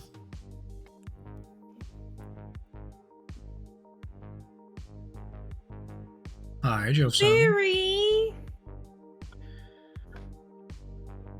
Cat missed you. On God, like Chinatown. I don't know what that means. On God, like Chinatown is my new album cover. Come to every single VC every night. You know what we eat. You have never mentioned chicken and dumplings to me once. Don't give me that fucking... He never listens. Don't. No, see, because you're doing the thing that he's doing where it's like, you don't understand me. Also, him has never fucking mentioned it ever. I would know if he mentioned it. Bro, God, I want chicken and dumplings now, bro. Eyeball. You got a what in your eyeball? Metal shaving. Metal shaving? Suet dumplings? Whoa. Hang on. Like bird suet? Like fucking squee, squee, squee, squee, squee. Peanut butter bar on the tree. Right, like that type of suet? You just brought me back to my grandpa's house. We would hang up hummingbird feeders every year. And so we would do so you're supposed to do like 2-to-1 water to sugar when you're making hummingbird food, but we used to run it hot. We would do the fucking we would do the diabetes water. We'd do 1-to-1. So it was basically like a simple syrup instead of sweetened water. So our hummingbirds would come back to our feeder above anyone else's because it was sweet as fuck. It was like damn near sweet tea level. And I shit you not, one hummingbird stayed throughout the winter, and it was the fattest fucking hummingbird I've ever seen. Boy was rotund. And I want to see if I can find it because it was so long ago this picture happened. Like dead ass, it was a fucking... He would get rid of where everyone else was. Like he would try... Oh my god, I still have the picture. Holy shit. Everyone come look at this fucking thing in voice chat. Hang on. Bro, hang on. This is from 2017. He would scare off all the other hummingbirds. Bro would sit his ass on the fucking... on the thing. Dude, I forgot all about this shit. Hang on. I'm so glad I still have this picture. This is 6 years ago. This picture was taken. Hummingbird fat as fuck.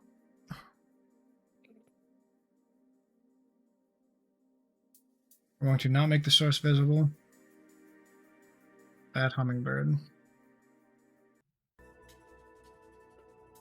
We did because you said, because, and I quote, I want chicken dumplings now. Okay, so this picture is enormous, but just give me a sec here. Where are you putting it? It's not visible yet, bro. It's on stream. Oh, okay. Because you said, look at this picture in voice chat, you bitch. That's why I was asking. Well, then I didn't fucking... Okay, so look at it. Bamboozler. Bamboozler, bro. Yeah.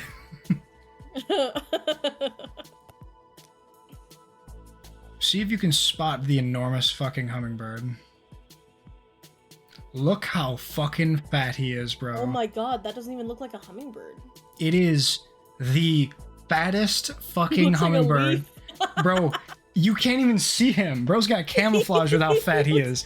This is... like a leaf. Bro is so fucking huge, dude. This is September. This is like end of summer. Like, bro, like the winter is coming. Bro is ready to hibernate. Look at his ass, bro. He's stuffed full. His name is Kevin. I love him. Like, have you when you think of hummingbirds, right, you think of like their head is the largest part of their body. Yeah. Genuinely, I believe we gave this one diabetes. But it became so strong and nourished from our 1-to-1 sugar water, it was able to scare off all like young bucks. It would like, get the fuck out of my territory, boy.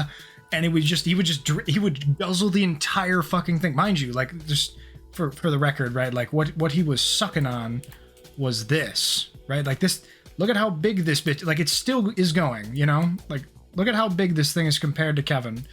Bro slurped that shit down. Ops ran out on the pack. Like every day. His throat was hurting because of all the fucking sugar. He finished these things like in a weekend. Like he was just cramming beers. And just every day, we're like, God damn. He had a problem. Yeah.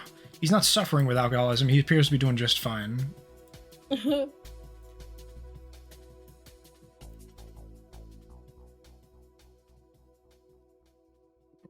It's just absurd. He's winning at it, bro. He's the number one. He's the...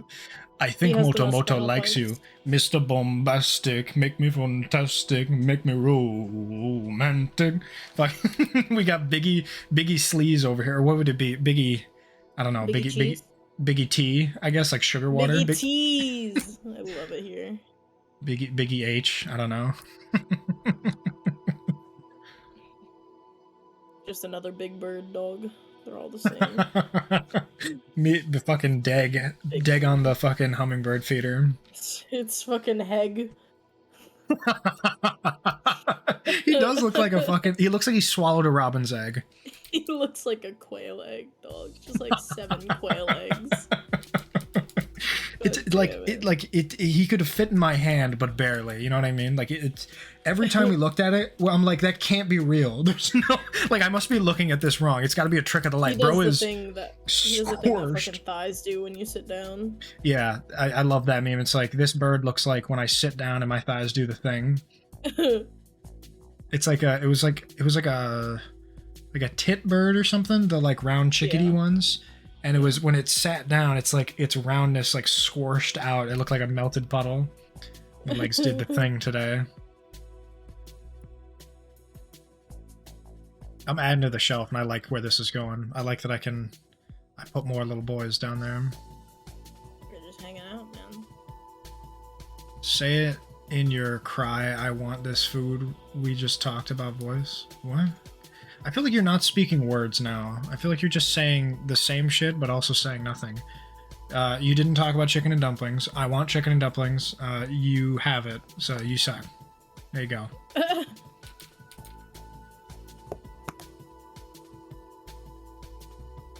I want a fucking Sunday roast, bro. I want a big ass thing of meat, and I want like pie. I just want like a UK roast, like a fucking I want a giant one. What do you make dumplings out of in the US? It depends. We do have like dumplings, but it generally is like a biscuit dough. I can make you a roast. Now, hang on, what does that mean? Does that mean you're gonna make me into a roast? Like tie bitch up? Or is that like make me a roast for eating out of meat that you purchase from the store? I feel like I'm requesting a genie wish, right? Like, I want to make me a roast. Hang on. Make me a roast out of pig that you bought from the store and cook it in an oven for me to eat that's edible and tastes good. Right? Barry's not answering, and I Very sad what they meant, for sure. Like, I don't understand. You ask a genie to jump high and he makes you into a frog. Who benefits from that? The genie? I don't understand. No, you wanted to jump high. That's fucking... You're doing genie shit right now, and I don't appreciate it. I want chicken and dumplings. All right, here you go. It's an uncooked large dumpling, and then it's a fucking, like, a chicken that's about to lay an egg. Actual chicken. Cat and her trickster One of us arc. speaks in riddles, the other speaks in rhymes. One of us has a fat ass, one of us does not. What question do you ask to determine? One of us has a fat ass, one of us is Deg. My, what is it? Is one of us likes big butts and cannot lie. One of us likes big butts and can only tell the truth. Which one am I? We roasting? Damn, baby. Did your parents keep you in the alpha stage? Because, boy, did they need to try again.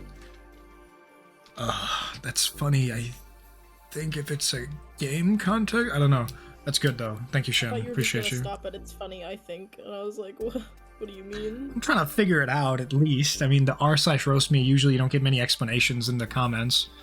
No fucking way. Okay, I'm dead. It's just that easy. I missed Bamboozler by 1 fucking point, because it's, well, we died, lads. Oh no, I died. Restart. Oh no, our table, it's broken. Game over. I died. Oh no. Restart. Would you like to restart?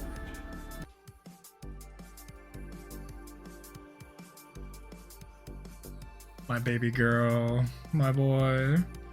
My boy, look what they've done to my boy. Barry was playing Dead by Daylight the other day and was, oh! Different cutscene. Oh my god, it's different every time. Is it? Oh. Let me help you. The monsters are now healed. What the fuck is this? Welcome to the underworld. Oh! Come on, let's get out of here. We don't have much time for this. What the fuck is this?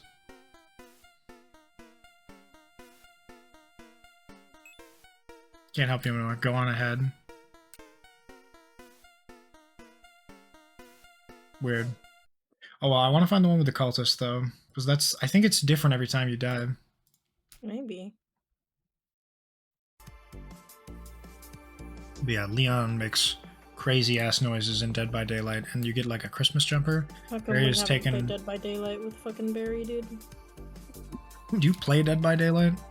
I haven't. I've played it before. I used to be really into it. Who's your main? For Monster. Oh, I didn't do all that. That's too much fun. I didn't do all that shit. I just survived. Yeah, I'm a survivor. Or however the fuck I'm a survivor. Who sings that? No fucking clue. Well, nobody sang it the way I sang it, but somebody did. You sang it. We may be back in our Fortnite era, Mallard. Yeah, I know. Thanks for the invite, buddy. The other day, he was like, we're going to play Apex. Oh, you're not invited. We're going to play Fortnite. You can't play. We're going to play this. Fuck you. We're playing Overwatch. Not you, though. I'm a survivor song. Destiny's Child, bro. 2001. Oh, holy shit, dude. Apparently it's really difficult to get on right now. What's that? Dead by Daylight or Fortnite? Is that because of the Eminem concert, perhaps? You access to the server roll up. Fortnite. What does that mean? You access to the... You're just not speaking in full sentences. Am I crazy? Bro's not, like... That's a fragment sentence, bro.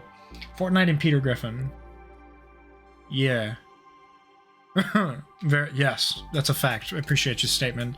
Do you mean that's also the reason why people can't get in? Because Peter Griffin dropped? I'm folding laundry, sue me? Then don't talk! I feel like the last 9 times you message, it's like 6 thoughts crammed together. That's not ADHD, that's you not finishing your sentence. Yes. I'm fucking screaming at Wolf. He's got like full 19 uncharacteristic sentences. Barry speaks in 2 syllables, and it's entirely readable. Be more like Barry. Hi, Tori. Look, I'm not doing anything to make people want to fucking scream and explode, right? It's not a Borgie stream today. We're just listening to a little low poly water mix, and we're fighting the same dudes over and over. And we're not... We don't fucking... We're going to jail for your crime. The points thing works now, too. So it's not dead. Cat kept telling me to stop fucking with it, and I didn't. Listen, you were saying, I'm gonna fuck with this later. Every 3 minutes, dog. And then guess what you didn't do? Fuck with it later. I did fuck with it later. And now it works. So there. Nah. Bad Whistler. Fucking, I will never get over.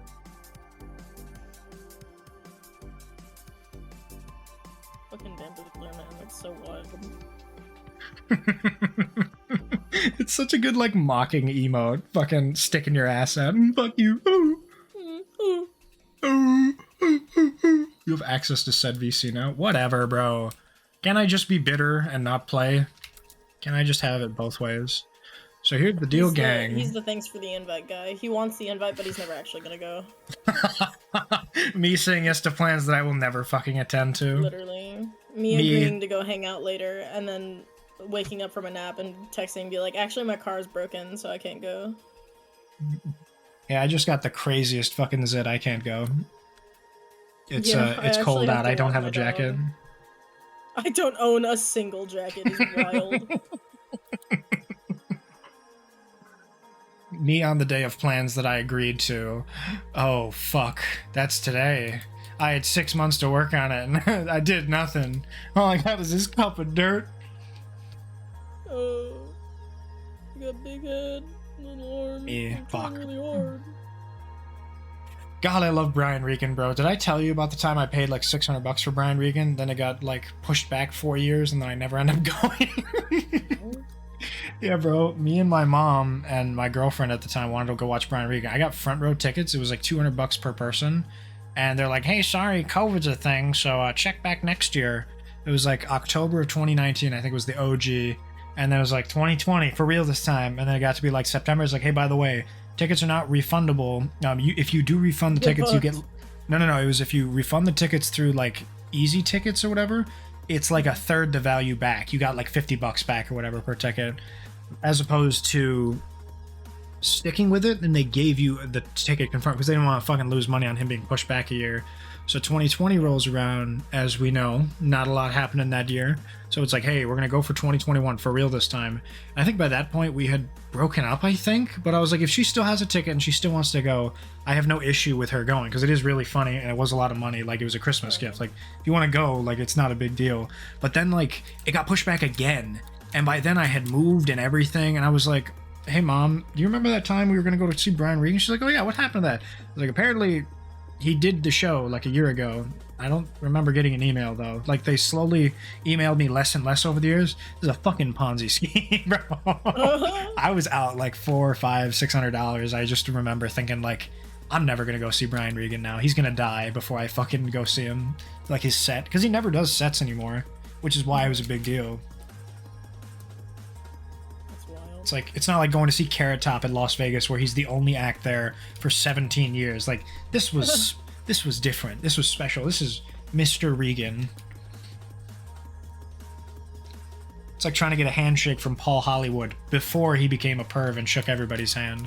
God, it was like coveted. Bro, can we talk about how Paul Hollywood's a fucking sellout? He's like every like Western game show host is like, hey sweetheart, how you doing? Slip your hand under their dress, grab a handful of meat, and then like, all right, let's see the showcase. Every, like, Pat Sajak, fucking... How'd you word it like that? Well, that's what they all did. Every motherfucker who did, like, Wheel of Fortune, Who Wants to Be a Millionaire, like, well, not Who Wants to Be a Millionaire, but all those, like, regular, like, ABC game shows, like, my grandpa made a point of noticing this. Like, pay attention, Jack. Whenever a girl gets to the end of Wheel of Fortune, Pat Sajak grabs her hand and has him walk over. When it's a dude, it's so funny. He's like, this way. He'll, like, point and fucking walk away from the guy. He won't even touch him. He's like, he doesn't even look at the guy when when a man wins. It's so funny to me. No, dude, for real, though. Like, it's crazy. Like, every time on Family Feud, the fucking, not Whammy, but there was a bunch of them where it's like the dude would just, he would, like, Richard Dawson on Family Feud would kiss the girls, he'd fucking give them hugs, he'd come on the other side of the fucking whatever. It's just like, dog, stop. You gotta stop.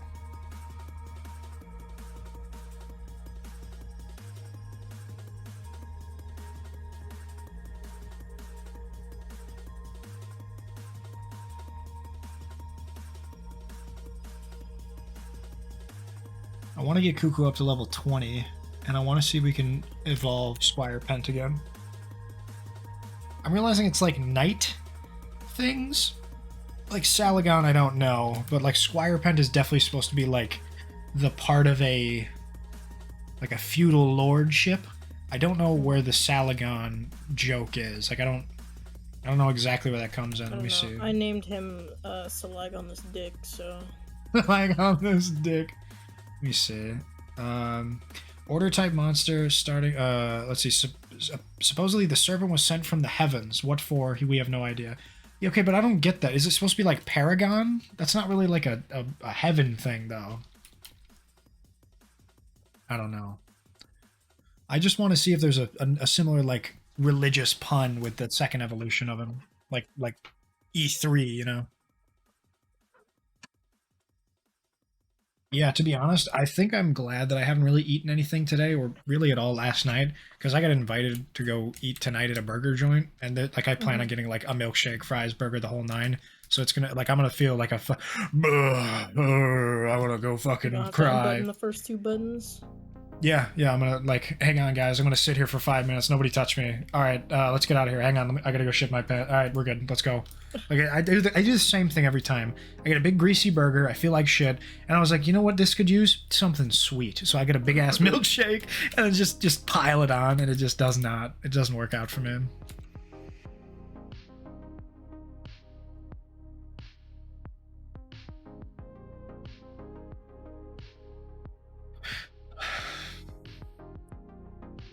Also me thinking, should I get chocolate or strawberry or vanilla or Oreo? Ooh, Oreo. You know, I've never had a strawberry milkshake. It's really good. I actually have not really had strawberry milk at all either. I remember in school I shook it up, the little like cardboard pints, half pints, and I wasn't a fan of it. It was like chalky to me. So I've not consumed much strawberry dairy product. I do fucks with the Napoleon ice cream. Sorry, Neapolitan. I do like strawberry ice cream. Milkshake. Where's milkshake? You know what we need for people like me? We need to have a search bar for the rewards for channel point redeems. I agree.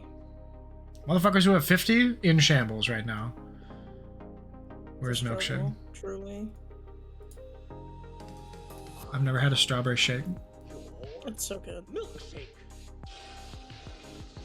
I drink it up. Oh, you've never had strawberry milk. Interesting. I've heard like Quick is pretty good.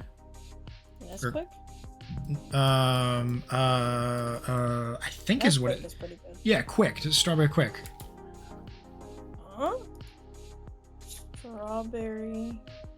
It's made by Nesquik, but I think they call it Quick. Because it's sold as like not the powder, it's sold as like a beverage. Unless I'm bugging. Well, when I look up Strawberry Quick, it shows up Strawberry Quick Meth. Okay, well now I'm interested. Strawberry Quick. Q-U-I-K, right? Yeah. Strawberry Quick Meth was a drug scare which primarily took place in 2007. Drug dealers were allegedly using coloring and flavoring to disguise methamphetamine as Strawberry Quick, thus making them more appealing to children. Show me a drug dealer that's willing to drop a bar on some child he doesn't know. Drugs are expensive, dog. There's no way they're like, we're gonna get these motherfuckers hooked on the Quickmeister. Oh, like, Quick is what they used to call it. It's am I old? Is it not Quick anymore? No, it's just Nesquik. Do you guys remember the fucking bottle that they used to sell where it was the Nesquik money and it was like the strawberry syrup? Because that shit was when they called it Quick. It says Nesquik now. I have that in the fridge. Come on, man. It was so good. Nestle Quick. It's the same thing. It's just... I know, but it's not Nesquik. It's Nestle brand Quick. Because it's quickly made. It's a quick drink powder. That's why they fucking made it like that. It's like calling it a McDouble versus... Quick. It's not the same. You know what it is? If you check out Cinnamon Toast Crunch from the 90s, it was before they started using whole grains. It was before they stopped using the good sugar. It tasted good. It tasted like a fucking, like soft, pillowy, like really tasty. Now when you have Cinnamon Toast Crunch, it's like fucking cardboard, bro. What kid has drug money? I was scrambling to afford a bag of M&Ms as a kid, bro. Literally.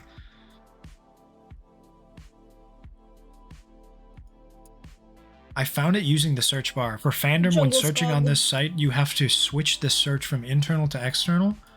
What? Jungle Squab.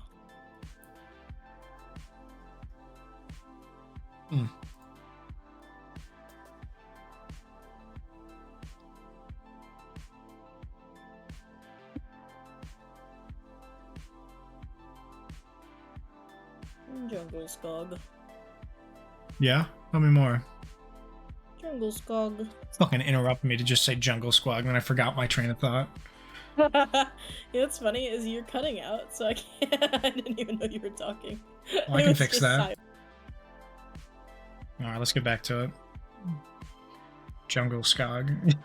Fucking, it's like greased lightning, period.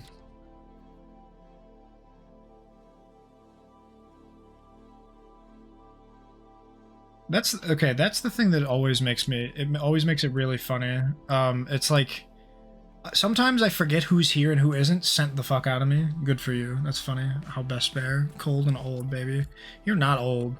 I what do you call it? I'll like this. This is a great example. POV. It's like April of 2022. I'm playing Graveyard Keeper for 19 hours. No one has said anything for a while. There's like a couple viewers in there. I assume it's bots. Cuckoo will just respond to me like 9 hours later. I was like, Cuckoo, you're still here? Like, that is what I just thought happened. Like, bro's just hanging out. And every single time I forget that Cuckoo's still here. Like, I know he's here at this point. Like, I understand he's like hanging out and doing stuff. But like, I guess I just forget that he's actually still here. You know? I don't know. Maybe it sounds stupid to say out loud. Aren't we the same age? Yeah, I feel that. Turned 30 winters last night. Oh my god, baby. The big 3-0. baby back ribs time. It's celebrate. We're gonna pop that cork. We're gonna have some mimosas. We're gonna do everything, bro. Ah, shit. Yeah, man. Cuckoo's birthday was fucking it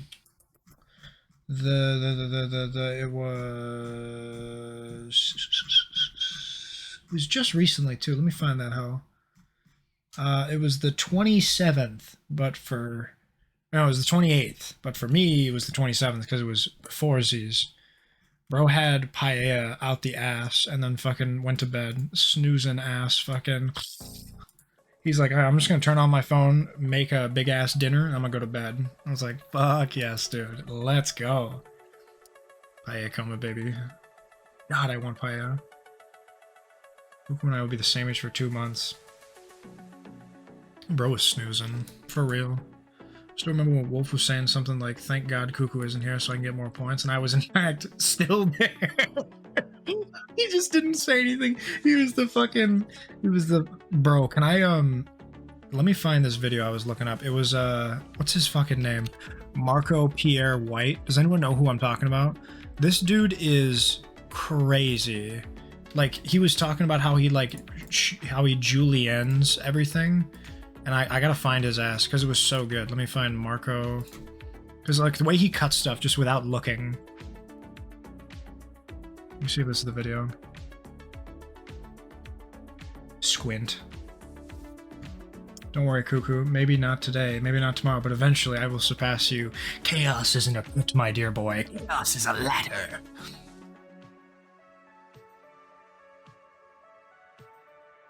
Oh, here it is. Okay, we're gonna watch this video because I fucking love Marco Pierre White, bro. Excuse me, Off-World Chillmax Mix.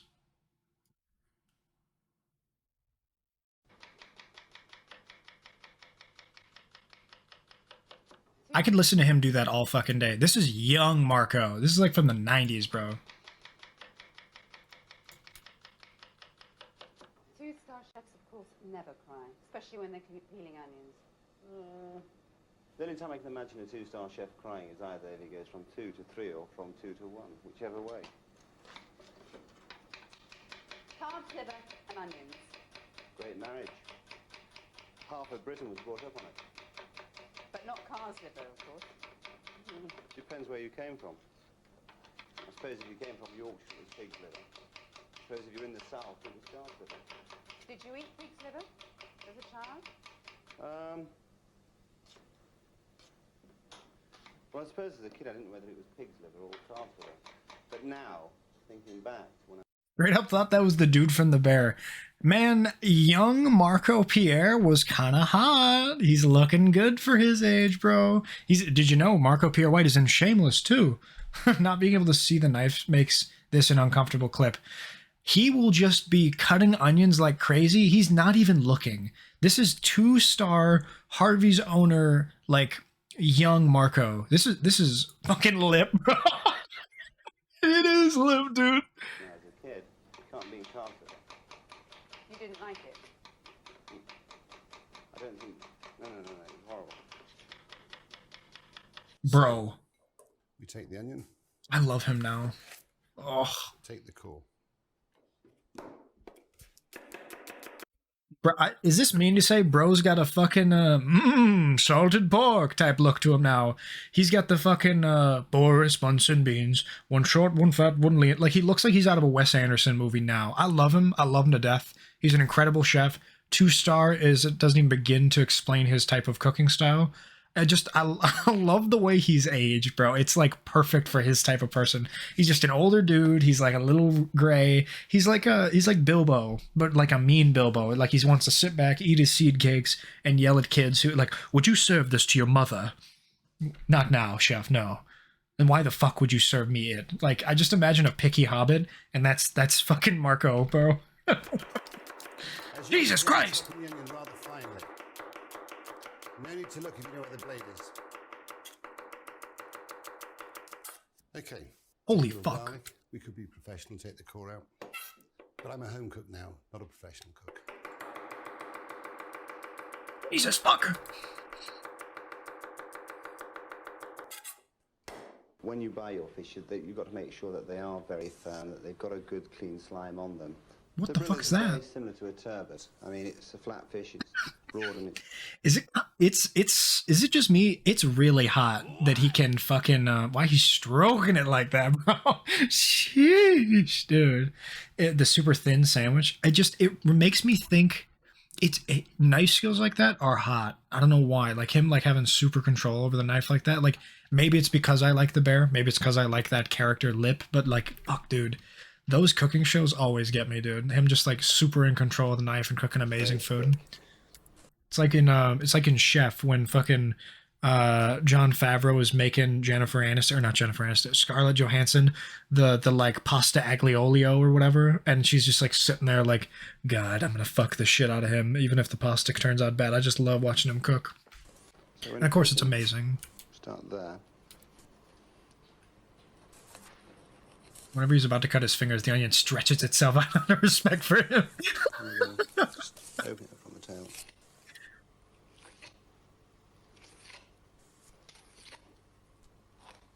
As you said, it's similar to a turbot, but much cheaper, isn't it?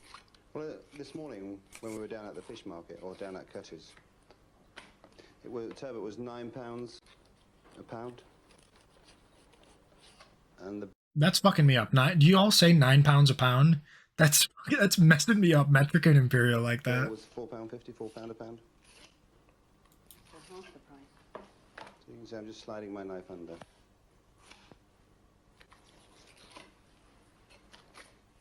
God. Another thing you've got to look for when buying fish is to make sure the fish is not bruised underneath. How would it look if it were bruised? It'd be red. It'd be bruised. No shit. And that basically means that the fish hasn't been bled properly. So many people get fish wrong when they cook it. That's because they don't have the understanding which is required. You've got to understand what fish is. I mean, every fish has got a different texture. And, I mean, you can take a piece of red mullet and a piece of turbot, exactly the same size. Am I just not understanding because I'm not from Britain? What is red mullet? What is turbot? I've never heard of either of those fish. It's got to be like a flaky whitefish, no? And one will be cooked before the other, so you've got to have an understanding of what you're actually using. But the thing which a person must remember when it comes to cooking... No clue. Okay, good. ...is that 15 seconds is a lifetime. That's all they've got to really understand. Cut the cucumber into julienne. Holy shit. Bro. Glass wood, indeed. Indeed. Mm-hmm. Extravagance of truffles. Cut the truffle into julienne. Bro. So there was like a documentary on him on Harvey's. They did like it was like a 4-week filming crew. Not me completely lost because I don't know the English name of folks. I got no clue, bro. I assume it's Snapper, or that was Mr. Johansson from Finding Nemo. Kids, get out of Mr. Johansson's yard. Oh, where'd you go? Where'd you go?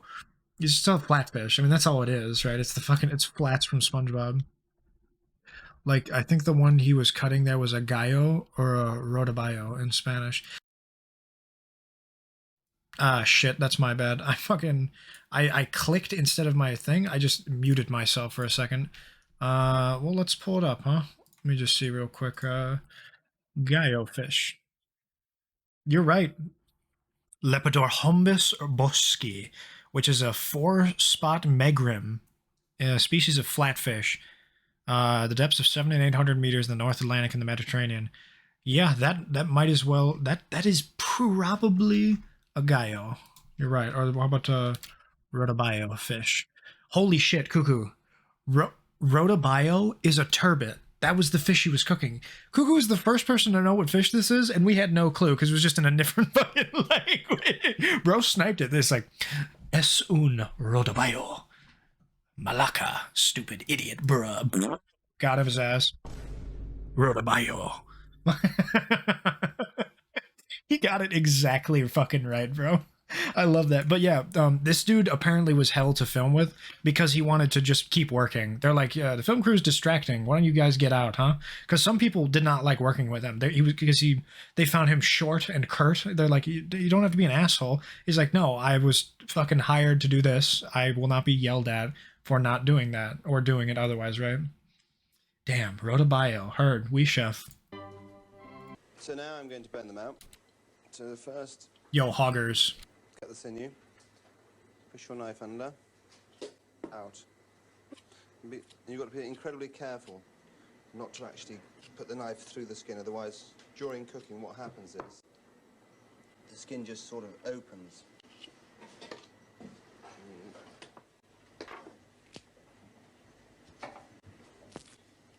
So you pull back. So we've got to there now, so if you look, there's your trotter, you just loosen it there and there. No way. Down the back, and you rip it over. Yo, that's so hot.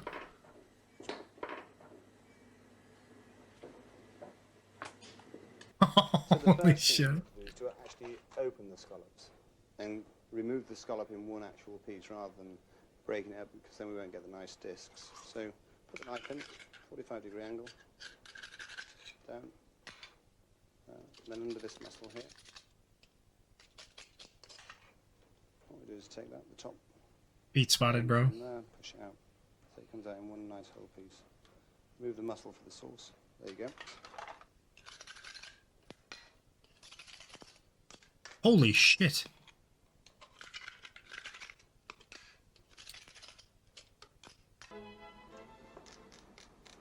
The flesh of that salmon has to be pretty firm to withstand that slicing that you're doing down there. Sure, I mean, it can't be too firm. I mean, sometimes salmon can be too fresh. It's got to have a couple of days rest. Otherwise, it's got rigor mortis within it. God, that salmon is giving me fucking rigor mortis right now. You better believe I would fuck up that entire fillet. Sorry, Marco. That fillet. Holy shit. I want salmon like the Dickens now. And they're too hard to fillet. How many portions do you get out of that? Say that 4. side. 4. 4 out of the whole fish. Basically, what we've got to do is get that large piece of meat off the bone.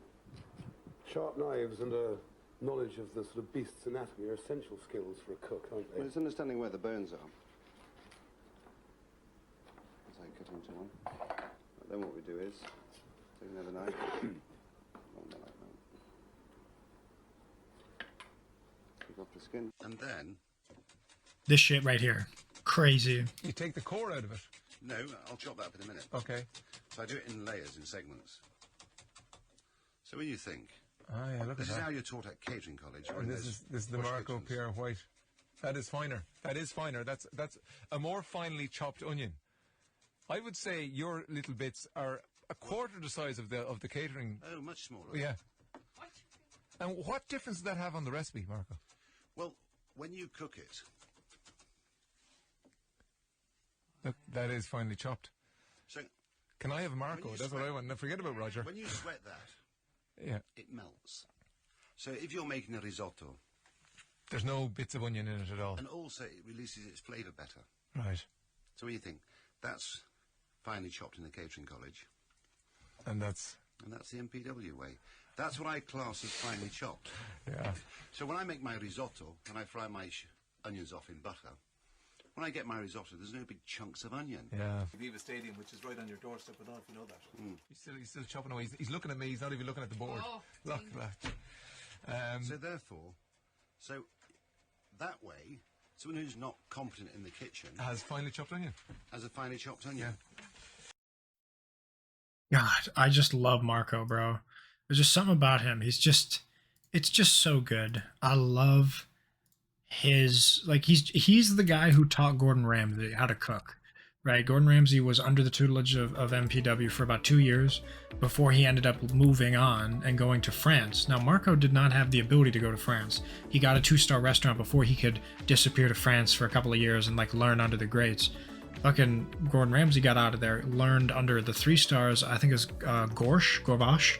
I don't remember the name of the restaurant, but it was like this really high-end one, and he learned all these like really incredible techniques, and he brought it back to Marco, and he was like showing him like, hey, I can do this better now. Rotobio fucking spotted. I cannot believe that you got that shit. You're like, yep, that's a Rotobio, bro. I know my fish. I know what's going on here. I know exactly what's happening. This spot's gonna get fucking chopped up because of all the videos. I'm telling you.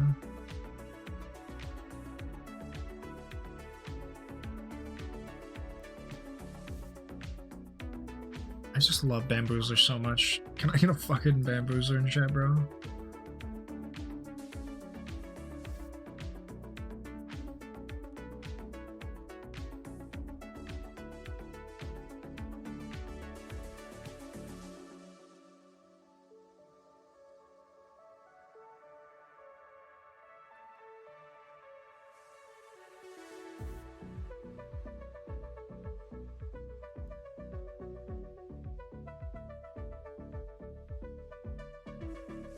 Yo, Gorbash. What is Gorbash? Feels like an Elder Scrolls thing. Orc Follower. Is that the librarian one that Barry likes?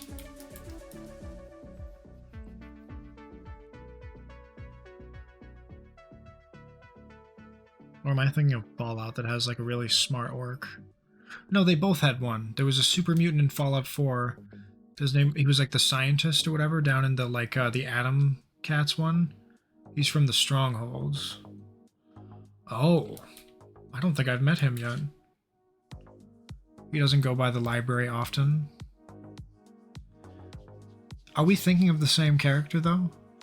The Strongholds one, does he like I'm trying to think what Orog says hi.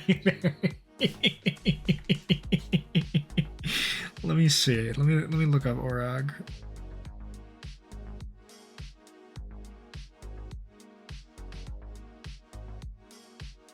Orog Groshub, Orc Mage, and the Librarian of the Arcanum at the College of Winterhold. He's a wizard as well. Ooh, he's level 10. He's a scout. Primary skills are archery, snake, light armor, restoration, and aggressive morality, but not a lot of crime. He's a serious book collector and merchant, and supplies you with research materials concerning the Eye of Magnus during the quest hitting the books. He can make you bloodkin with the orcs if you fetch him a book, if you've not already earned this through other means. It is possible to sell the Elder Scroll to Orog for 2,000 gold. This is the only way to remove the artifact from your inventory without installing Dawnguard. Orog carries an orcish dagger, he wears adept boots of conjuration, and knows the destruction spell Frostbite and fast healing. Damn. I don't care if you wrote it yourself. If you want a book from here, you go through me. That's so hot, bro. Oh my god, really? He knows who I am. Restart? Can I check out this book? How am I supposed to check out this book when the librarian is so cute?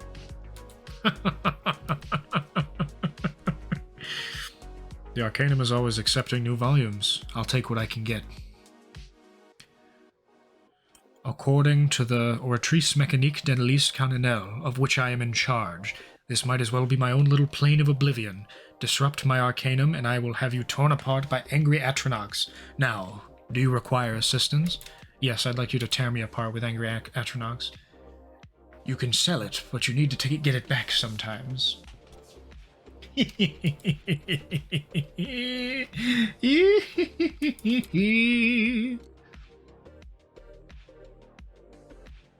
Oratrice Mécaniste de l'Is Cardinal. According to the judgment of the Oratrice Mécaniste de l'Is Cardinal. I don't even play Genshin, I've been saying that Oratrice shit for days. According to the judgment of the Oratrice Mécanique de l'Is Cardinal.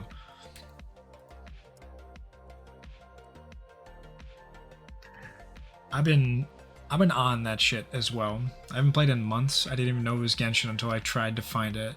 Isn't it like newer content? Don't you have to go into one of the new areas to find it? Because if I'm not mistaken, it's like it has to do with the Primarchs? I initially thought it was from Final Fantasy. I would not have been surprised if that was a Final Fantasy thing. It's very Final Fantasy coded. It's in Fontaine, the new areas. I don't even know what that means. Is Fontaine where the boys are? Like where the Barry Who Is This Man? Like the group of people at the table that you liked? Pantalone, which I'm pretty sure is a... Who's your boy? Panettone? Panicotta? What's his name? Where are they from? This is where Larry. This is where Barry does the lore dump. Larry Boredump. Mailberry be like, Larry. Pantalone, and they're from Chesnaya, the Russian one. Is that the... That's not the mountain, right? That's the same place that Tartaglia is from, right?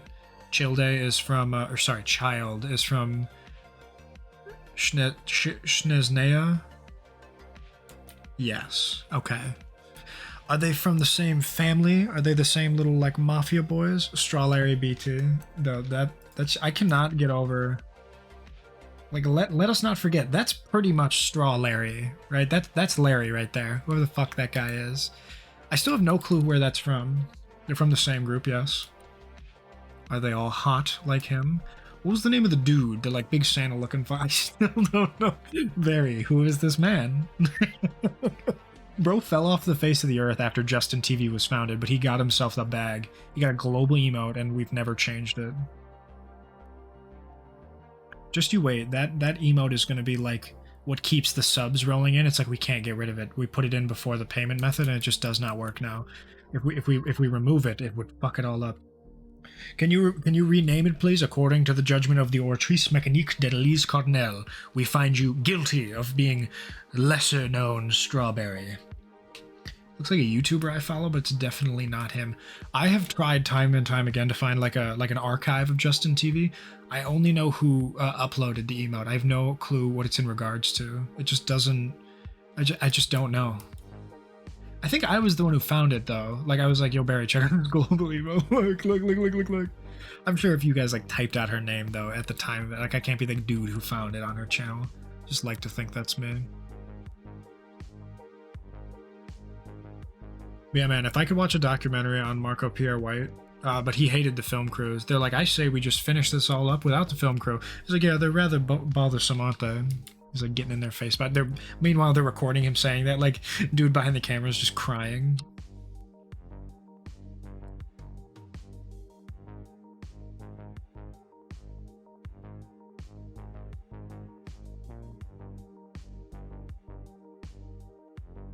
Hundreds of years have gone into assembling this collection. It's going to stay pristine, understand? Yes, sir. You need a book? You talk to me. Otherwise, you're going to find yourself in a lot of pain.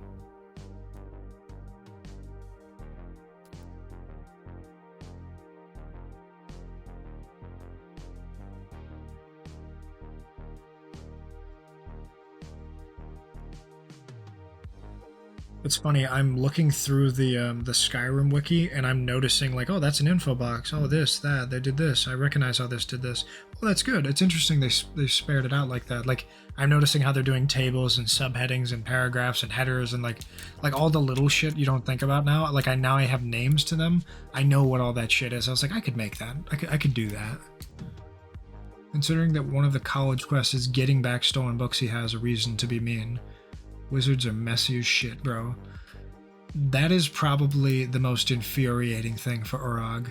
The fact that the wizards have their own little fucking piles, and if you disrupt them, they don't know where anything is. Like, I mean, Gandalf himself, when he was doing his little, his couple years of research, bro just stacked books on top of each other, didn't even refold them and put them back. He just, like, scroll on scroll on scroll, open book, open book, open book. Like, it's like when I was reading the Mistborn series by Brandon Sanderson, there's a character in there who I'm forgetting his fucking name, but he's one of the princes of one of the, like, royal families. Let me find real quick. What's his name here? Oh, it's gonna bug the shit out of me. Well of Ascension characters, because I was reading the second book. Elend Venture, that's his name. Elend is doing a lot of kingly shit in the second book. He's like trying to like run a little community. The ADHD to wizard pipeline. No, straight up, bro. They fucking the spells that you learn, the power you get, is not for the greater good. It's for the greater of you doing things. Like, it's just to like enable you to complete your tasks more quickly, so that you can do more naps and more herb gardening and shit that they do all day. Hitting that flame atronach de drussy, spilling flame resist potions on their books. Orug's like, you motherfucker. How dare you? Do you know how long it took for me to get out the last potion? let me tell you something. Flame Atronach Pussy Juice is pretty bad for centuries-old books. You wanna explain to the High Archmage why 7 of her books are burned? Hmm? Do you want to be have you committed them to memory? Would you like to rewrite them? Hmm? Op was running out on the pack, so I had to shoot him in the mouth. Yeah, the Flame Atronach that you're getting busy with in the college winter hold. She makes a fucking mess every time, and it's a problem. It's a fire hazard, right? You gotta keep that bitch under a dome. You gotta squeegee that shit when you're done. The books are not safe from the Flame Atronach. Someone's gonna look back on this in a while and think, why did he choose to say that? Did he not think of anything else to say? What's he thinking about right now? Personally, that Flame Atronach. Now hear me out.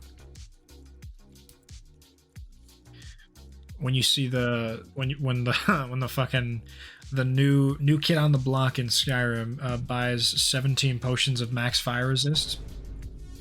Where you going, buddy? I think I'm gonna go to Riften. Yeah? You gonna do anything specific on the Riften? Nah, I think I'm just gonna wander around in the woods, try to find a couple Atronachs. I brought Daedrusty into the conversation. I'm willing to hear you out. Barry's like, no, please go on. I wanna know if it do it clap, do it spark. Like, that shit is... That's probably crazy. You know how few people get in there? If you can make the trip, the destination's worth it. You know what I'm saying?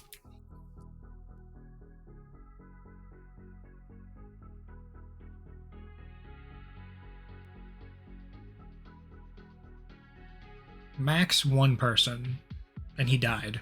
So, like, who knows? Maybe he's still in there. You gotta fish it out first. Like, alright, now it's my turn.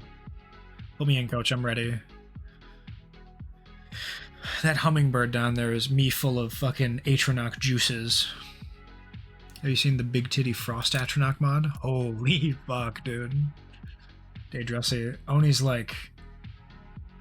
Oh. Yes, Barry?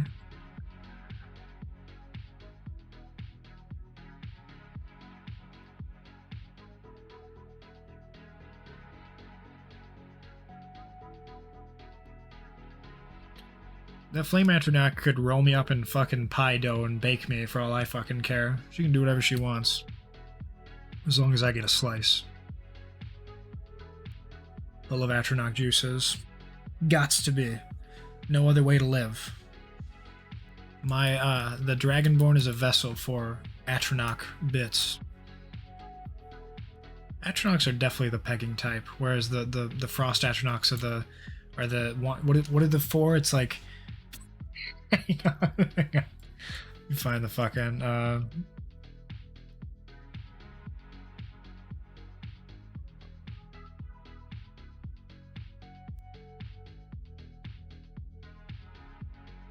Atronach juices in a Capri Sun pouch, dude.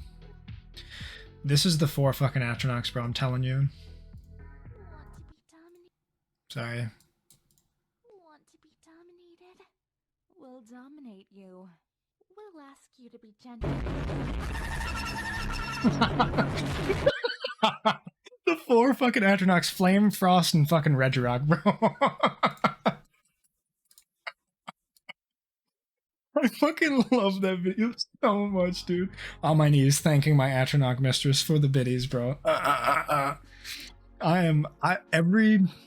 There are 2 types of dude with a hyperfixation as a kid. They're either like transforming like train cars, or they're Regirock, bro. There's no in between. I'm getting the spray bottle out. Is it full of Atronach juices?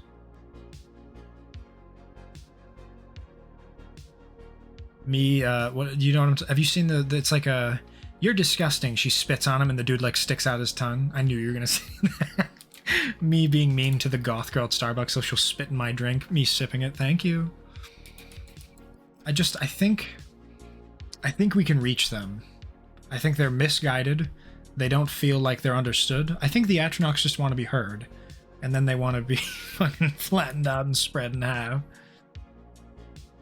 I can be the one to bridge that gap. I can be the avatar between you know, deity and person. I feel as though, you know, the Daedric people are just not they're not getting their share of things, right? The Magna Carta, what is it? The tentacle one, the like huge eye, Hermaeus Mora is definitely a little bit misunderstood and is itching for a little Hermaeus Mora is missing enrichment in their enclosure, you know? They need a little something. And I think that can happen, right? You can facilitate that.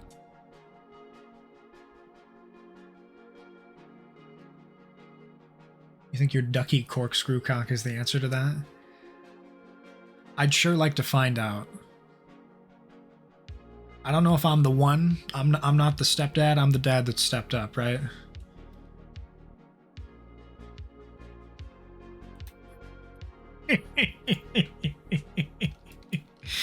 I gotta see if I made a quote thing. I mean, I don't think I did it.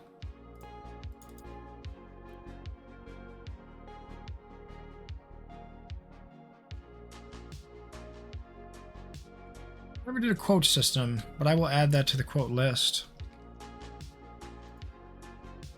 What, we got 26 minutes.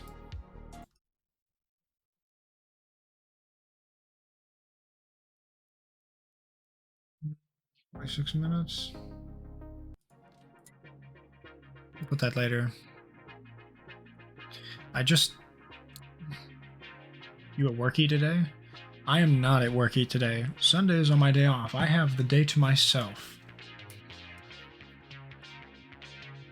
If anyone wants to hang out, I am free as a bird.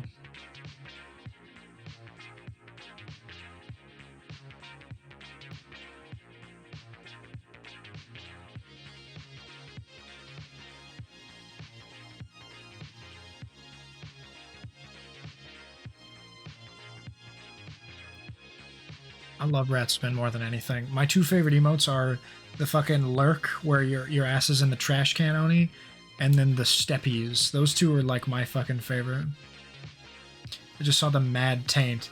So the reason why I referred to my main starter is Mad Taint is because I'm a child and I wanted to fucking do the Loathsome Dung Eater. So we watched the video about like the opening cinematic trailer of Elden Ring, and he just said at one point, the Mad Taint absorbed the world, and I was just like, tee. I'm like a fucking child. I thought the Mad Taint was so funny. So there's like well, I guess I'll go through my list. I've got a bunch of different named ones. I had that dog in me, or was it that hog in me? One of the two. There was a bunch of them, and it was funny as fuck. The Flame Cub was referred to as 24 unusual gems, because you know we got that Mad Taint, baby. You know we got that Mad Taint. Popcorn Cuckoo, which, you know, the original one, if we check out the Monsterpedia, it's what do we got here? Sir Gideon Ofnir, the all-knowing. That's what I was, but I couldn't fit that, right? Owl Fury. No, it's called Maskick. So this one is just Popcorn Cuckoo. If you check out the picture on that one, which I will try and find here. Right, so this one was that hog in me. The Mad Taint Bamboozler was fucking funny. And then the Hey Sisters is like James Charles. Hey sisters, today we're gonna talk about makeup. Like that type of shit. So this is just a different one. This one I think is 24 unusual gems. This is Hunter, because the Gracer I got ended up being that one. That's Impossible, that didn't change. This Swine Taint I believe was that hog in me. Let me see. Yes. Yeah, there it is. I got that hog in me, bro. You know I got that fucking hog in me. That's a Popcorn Cuckoo. I mean, that's all it is, right? That's straight up. And then this one is this one is Neon Destroyer, because Neon subbed at the time. This one is just part gun. It's gun type. The exclamation point at the end is so cute. That that hog in me, bro. Yeah, this one's just Swindleaf. This one is Volcano. I don't know why they spelled it like that. Volcano. I cannot stop thinking about Vor. Vorpedo is funny, but yeah, I just love that there's a gun type. And then there's this is my boy Apeser, bro. I love him. 24 unusual gems, yeah. So what I'm looking to do here essentially is just level up Popcorn Cuckoo more to get him from Mass Kick to Owl Fury. Now the step is to get past Owl Fury to see what the next step is. But I also need to level Flame Cub because, as you can see in the Monsterpedia, I only have on paper. Where'd you go? Where'd you go? Fuck yeah, Power. Pretty much. So I did this one, Flagration, which they spelled it wrong, but it's supposed to be like Conflagration, which is something to explode in fire. The other one is Beaconine, which is instead of Fire Chaos type, it's Fire Order. Volcano, finish him. Just consume Kano in one bite, bro.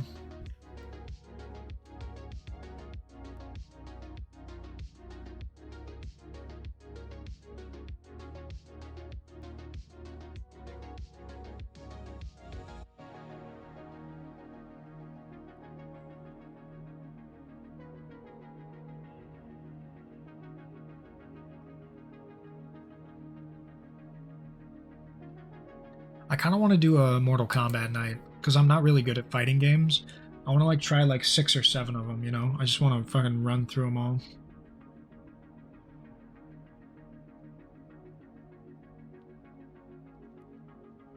One of these days we're going to get a new move.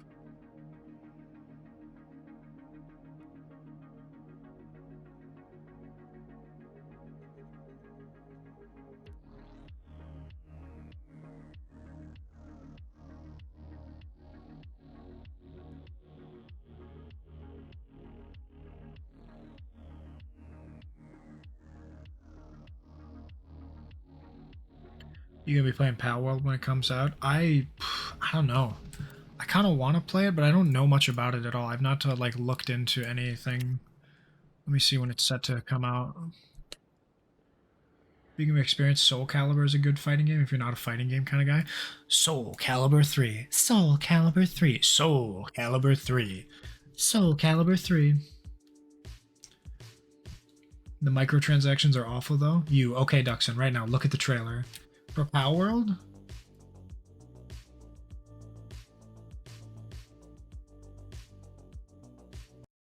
What the fuck? Is that a gun? What is that? No. Don't touch. Okay, good.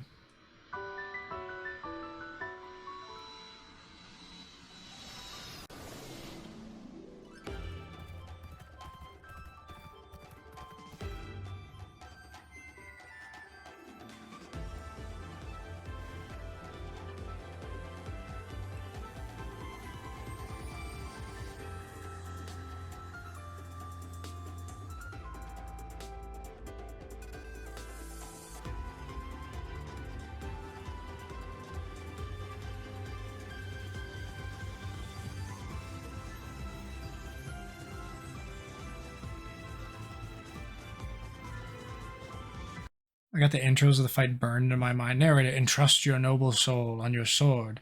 Tremble in fear. Lizard man. Yo, what does that fucking Lavender do? What's going on here? What secrets does she have? Let me get the frame right. Hang on. Where is it? Right there. Those eyes. She wants something out of me. I don't know what yet, but we're gonna find out. That right there. That's why we made VR, baby. God. What a bustling heart. Oh my god, it's Fortnite.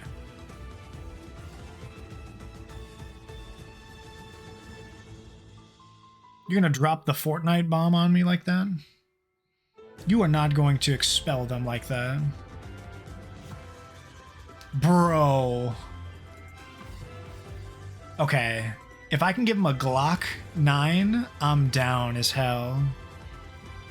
Whoa. You mean to tell me the Wololo, the fucking Wooloo, is got... These Pokemon are fucking packing, bro. They put Jiggle Physics on that thing? God. Let me see it again.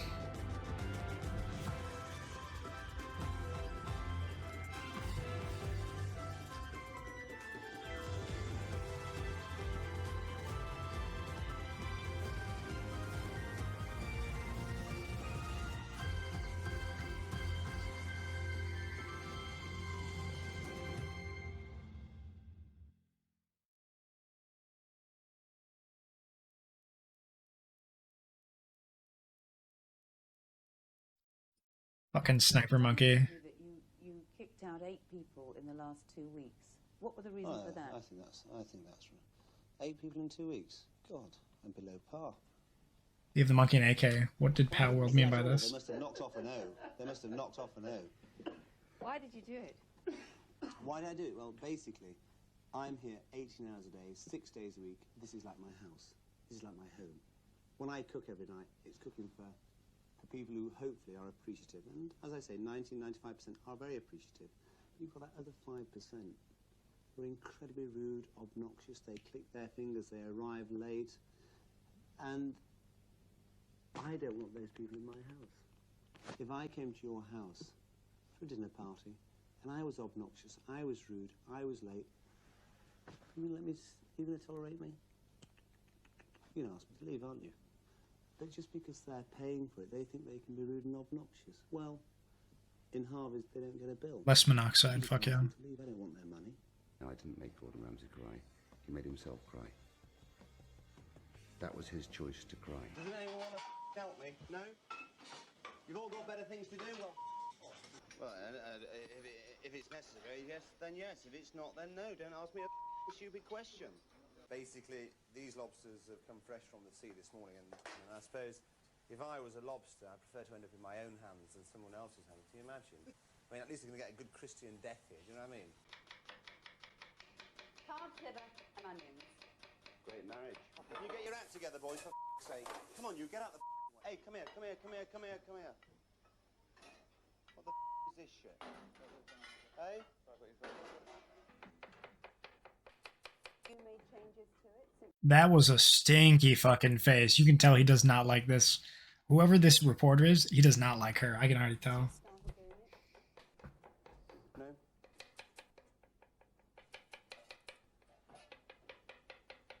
Lloyd's coming in for lunch. Does he eat at Harvey's a lot? Yes. You've become quite friendly with him, haven't you? Yes. There's nothing like monosyllabic answers, is there? No. There's no point in doing this, Marco. Well, fine, you can go. Well, there's no... The door's over there. No, but if you're not going to cooperate, all I've got to do is make. no... All I've got to do is make the sauce. Yeah, but how That is what I'm being paid for. You know where Gordon got the snark from? Oh, 100%. He got it from Marco, dude. Marco is the king of sass. Look at his ass. No, but if you're not going to cooperate, All I've got to do is make. All I've got to do is make the sauce. Yeah, but how... That is what I'm being paid for. Yeah. Not being paid for anything else. To make the sauce. But I was engaging you in something. So that Sorry, I we didn't want to cut actually... myself. But you can listen and you can cooperate. There's just No, I not can't. much point in doing I can't. it. I'm sorry. I understand your grammar and I understand If your you wish me needs to in a cut kitchen. myself on screen, then I don't mind. I'll do it for you. I'll do what is ever expected of me to do. Okay, well just You want me carry to chop on. the chicken? I'll chop the chicken. If you want me to chop the mushrooms? I'll chop the mushrooms. If you want me to make the sauce? I'll make the sauce. Okay, okay. But don't just expect carry me on. to sell my heart. Never expect that. That little lip click he does. I do that shit. It's so funny. Such an intrusion, aren't they? I've been doing that for the last 6 weeks. At the end of the day, That's the part I was talking about. I think we should get rid of the film crew. They're such an intrusion, aren't they? I've been doing that for the last 6 weeks. at the end of the day, we've got to get results, and I don't care how we get them. I don't care how many boys we've got to go through to get them. When would you like to come, madam?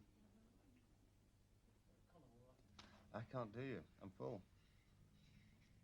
I've got to do you. I'll tell you what I can do for you. I can do you at 9:30. You're desperate, are you? Would you like to give me your number? And your bedroom number?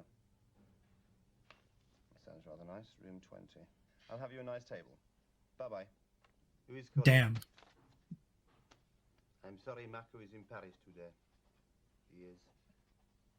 He will not be back until Tuesday the 30th. Yes. You can ask me anything. But whether you get an answer is another question. Harvey's Restaurant, good morning. Have you got the right number for the head chef? Who would you like to speak to? Yes, we've got 3 of them on the Monday. Thank you. Bye-bye. It is Marco White speaking, yes. Bye-bye, sir. Hello, Harvey's Restaurant. Will you please stop ringing up, Abby? You drive me crazy, okay? Bye-bye. He is so bloody unpredictable. He can phone me in the morning and scream and shout down the phone. This isn't good enough, that isn't good enough. What are you going to do about it? And slam the phone down on me. And he'd phone back up 10 minutes later and said, how are you, darling?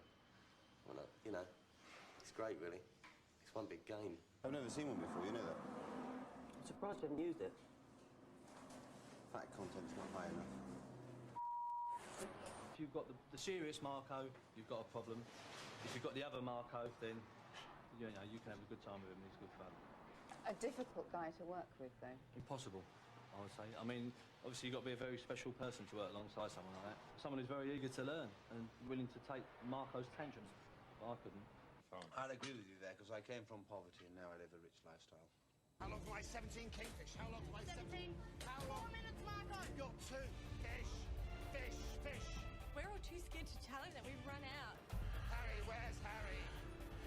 Harry! Harry! Harry, what are you doing? Have you run out of fish, Harry? No, Marco. I counted. There was more than 85, but I have no idea where they are. They just swam off, didn't they? If you gave that to your mother, would she be happy? Not with the way it is right now. One of the few, because you've been married a few times, is there on... I'm not being smart. I'm very lucky. I'm not, but you are very lucky. I'm very lucky. Harry, where did you put the salmon in the bonfire? That is always my favorite part. The fucking Harry. We're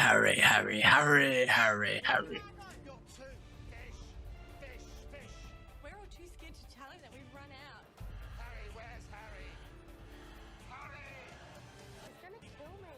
Harry, what are you doing? Have you run out of fish, Harry? No, Marco. Harry. Fuck, it's so good, bro. Because you've been married a few times, is there on... I'm not being smart. I'm very lucky. I'm not, but you are very lucky. I'm very lucky, Brendan. I found 3 ladies who wanted to marry me. Yeah. This plate is dirty, this plate is dirty, this plate is dirty. Ignore them, ignore them, ignore them. Dirty. There you are. I wiped it for Go you. and speak to someone else. I like speaking to you, Ro. At least something comes back. Damn. Marco Pierre and apprentice Gordon Ramsay. Whoa, what? He's a nice one. Look how young he is. About £10, no? I caught that one last week with you.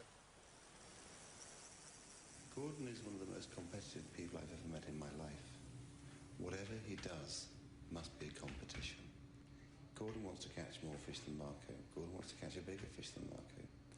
And vice versa. How you doing, big boy? I think my bait's dead. Hey? I think my bait's dead. It's all right. Just don't leave it. Let it work. Too young to smonk, baby. Let it work itself. You see what I'm saying? Think I'm going too far out. Just keep close in. Even today, Gordon still has to accept the role of apprentice. 2 stars is a chef's award. It's a cook's award. You get 2 stars for cooking. You get 3 stars for being a cook stroke restaurateur. And now that's what Gordon's turning into. He inspects his cheese board. He takes an interest in the wine cellar. He looks at the flowers. He inspects the waiters. 3 stars is all about the package. When they walk into Gordon Ramsay's restaurant, even though they may not see him, they should be able to smell him. I'm a little bit further down the road to Gordon. I've won my 3 Michelin stars. Gordon's knocking on the door to win 3. When Gordon wins his 3 stars in the Michelin, then that will be a major changing point within his life. To win 3 stars, you have to play an attacking game. To retain 3 stars, you play a defending game. Because this is a fucking laughing stock. This is... If you can smell your chef, that's a concern. We will stinky cheese for the girl. And le poupou platter for the man. Enchanté. Your chef, he will be right with you. He has finished rubbing himself with the main course. He has dipped his cigarette in the wine. This is a dream. This is a piss take. Get with it, dickhead. When Gordon worked for me, he realised that the standards were the most important. And Gordon has adopted that. And in his kitchen, if you see, as you must have done many times, stood in his kitchen and watched him conduct a service, he doesn't let anything go which doesn't meet the standard which is required. Gordon has a duty to his clients to deliver a standard. People walk through those doors wanting dreams to come true, and that's what it's all about. Gordon teaches criminals to cook. No. I want the first footage of Gordon going apeshit. No! Not that fucking state of survival game I keep seeing. Hang on. Marco's Great British Feast, episode 1. Oh, what the fuck is this? Yeah, fuck it, we'll just watch this. I'm on a journey to discover great food. When I think of British food, They added Chris Redfield, though? True, bro, true. generous portion. For 20 years, Britain's greatest chef cooked classical French cuisine. Everything was French. My whole vision was blinkered. Now, Marco Pierre White wants to create dishes inspired by Britain. I will construct a menu of all the great things which I've seen. Amazing. Tasted. Cheers. Collected. Beautiful. And over the next 4 weeks, he'll invite diners to test the dishes he creates. You take this, please. Rather than just stand there. Absolutely divine. You always check things, don't take things for granted. Really, really, really nice. I'm putting myself out there to fight for what I believe in. Why is there fucking Elden Ring music playing? why does it feel like you're going up to the final boss that is Marco Pierre White? At the end of Marco's journey, his chosen dishes will be served to 200 people at his Great British Feast. I will deliver a great dinner for 200 people. And they will all walk away thinking, we love Britain. Fuck yeah. Finally somebody said it. This is the most America fuck yeah I've ever seen. Real Boss is making good British food. What's that bluff spot down like the south end of Britain? The fucking, was that fish pie? Man, I want fish pie now. I want a Sunday roast like nobody's fucking business. I would kill and maim for a Sunday roast right now. What is that area of Britain? It's like a big tourist attraction where it's these steep sheer cliffs like this. It's like the Dunna or something. I don't remember the name of it. It's like UK South Cliffs. Is it not Seacombe, not Seven Sisters, not Beachy Head? Cliffs of Dover. Yes, it reminds me of Cliffs of Dover. What's important to me about food is when I go to France, Nothing beats a freshly baked liver and eel pie, baby. French food, it should be an extension of that country. It should give me great insight to those people. Britain, we're exactly the same. So why not fly the flag? Every chef in Britain wants to go French. I don't get it. The most influential chef of his generation is going back to his roots. I'm not 100%. I was worried he was going to crash for a second because I saw him on the left side of the road. With what you guys know about UK, where do you think this is in terms of the region? Like, do you think you have any idea with how much farmland it is? Do you think this is the southern parts? Would this be Eastern Britain? Or the UK, rather? Western? Wensleydale? I'm trying to think of like all the Wallace and Gromit cheeses they list. So, Wensleydale, Winchester, fucking certainly not Gorgonzola. I'm British, but I was born and I was Dublin. in Britain. Fuck yeah. So when people say to me, Marco, what are you? I always say I'm an Englishman with an Italian mother. I'm very proud to be British. After 8 years away from the kitchen, Marco Pierre White is creating all British dishes for the first time. I don't know what to expect. It's uncharted territory for me. There's a side of which is very excited, but what am I letting myself in for? I'm so used to being in my little world, Mr. Ishii, where people... Bro, I got the Vans. Sheesh. And I very rarely leave my world. Seeking inspiration from across the British Isles, he'll test out his dishes over the next 4 weeks before he faces one final challenge. At the end of my journey, I'm having a feast, which is a celebration of all the great ingredients that I've been introduced to. It's got to be Britain on a plate, feeding 200 people.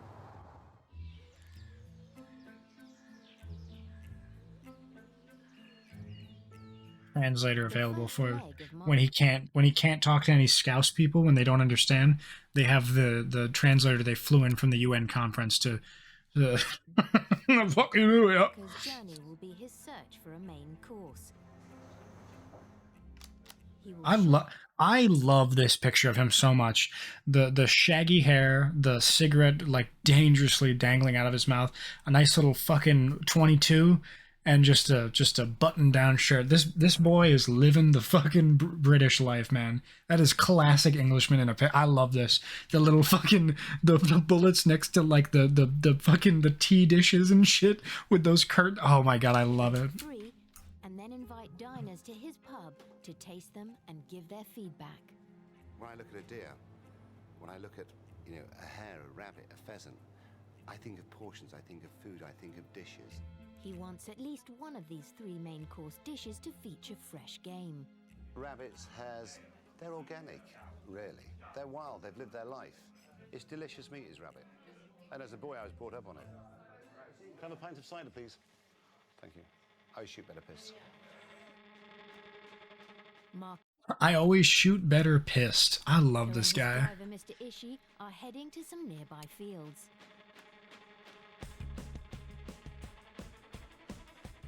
The plan is to go lamping for rabbits. We put the spotlight on them and just shoot them.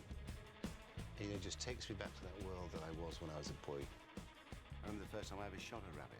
There were magical moments in my life. When I was a boy, everybody ate rabbit. It was delicious. Today, people think they're pretty little things. Why does this make... This is like some Finding Bigfoot shit. Marco Pierre White are in the south of fucking Dover to try and find the elusive were-rabbit out in the swamps of... like, it's built up as this huge thing. Bro's gonna go out on a fucking ATV. It's like those, have you ever seen those, like, big-ass tires that, like, hunting vehicles in Florida? Big tires. It's like this bear hunting rig that they have. Like, it's crazy. Let me see if I can find a picture. Yeah. Like, these motherfuckers. Like, Marco Pierre White is getting hit some of his best lads.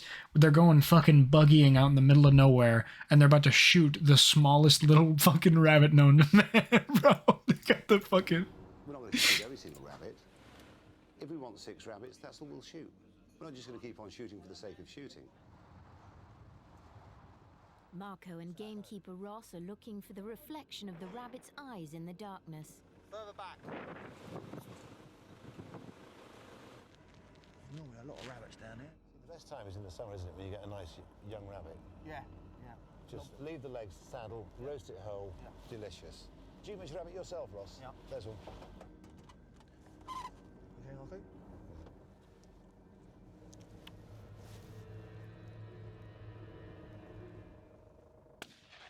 Just over the top.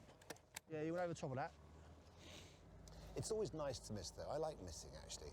Because if you killed everything, it wouldn't be nice. It'd be no fun with a rabbit just there on that corner. 30, 35 yards up? Yeah, easily that. Yeah, easily 35, 40 yards. There you go. There it is. Shot. The rabbit dies instantly and will be prepared for cooking within hours. Good shot. If you're going to lamp rabbits, enjoy it. But enjoy it because it's for the table, not for the sake of killing it. Shot. That is a clean kill. I do appreciate this farm-to-table approach. Yeah. When you think, people of sort of 55 plus will eat rabbit. Yeah. To get a younger person to eat rabbit, very rare. Yeah. Ooh, that's very good. Well, we said half a dozen, and that's what we've got. Throw them in my Range Rover. Mr. Ishii will not be very happy, but that's fine.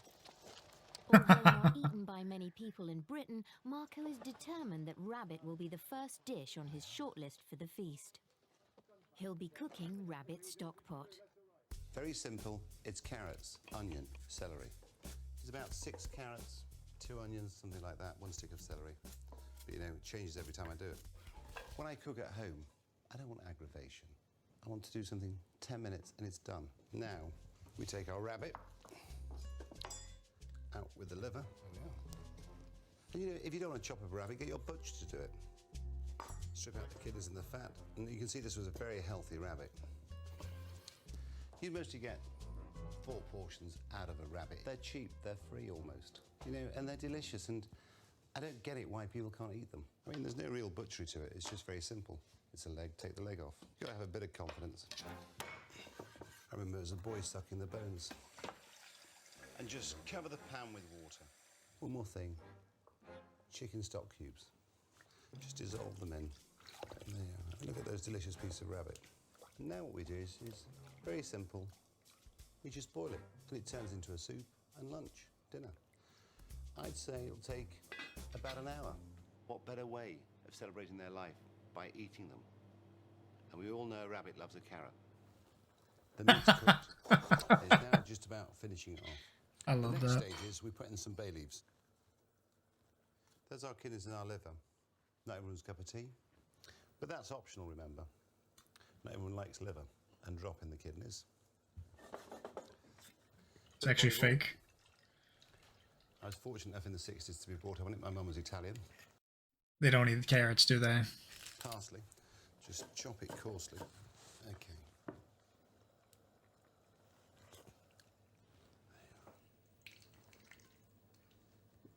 And what you don't eat today, you can have tomorrow. Little kidneys. Love a kidney. It's dinner. It's broth. It's soup. It's stock pot. Bugs Bunny propaganda. True, bro.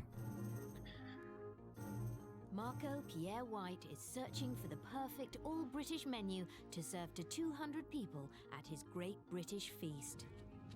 When you are going to stand up and say that you are representing Britain, you're going to create a great British feast.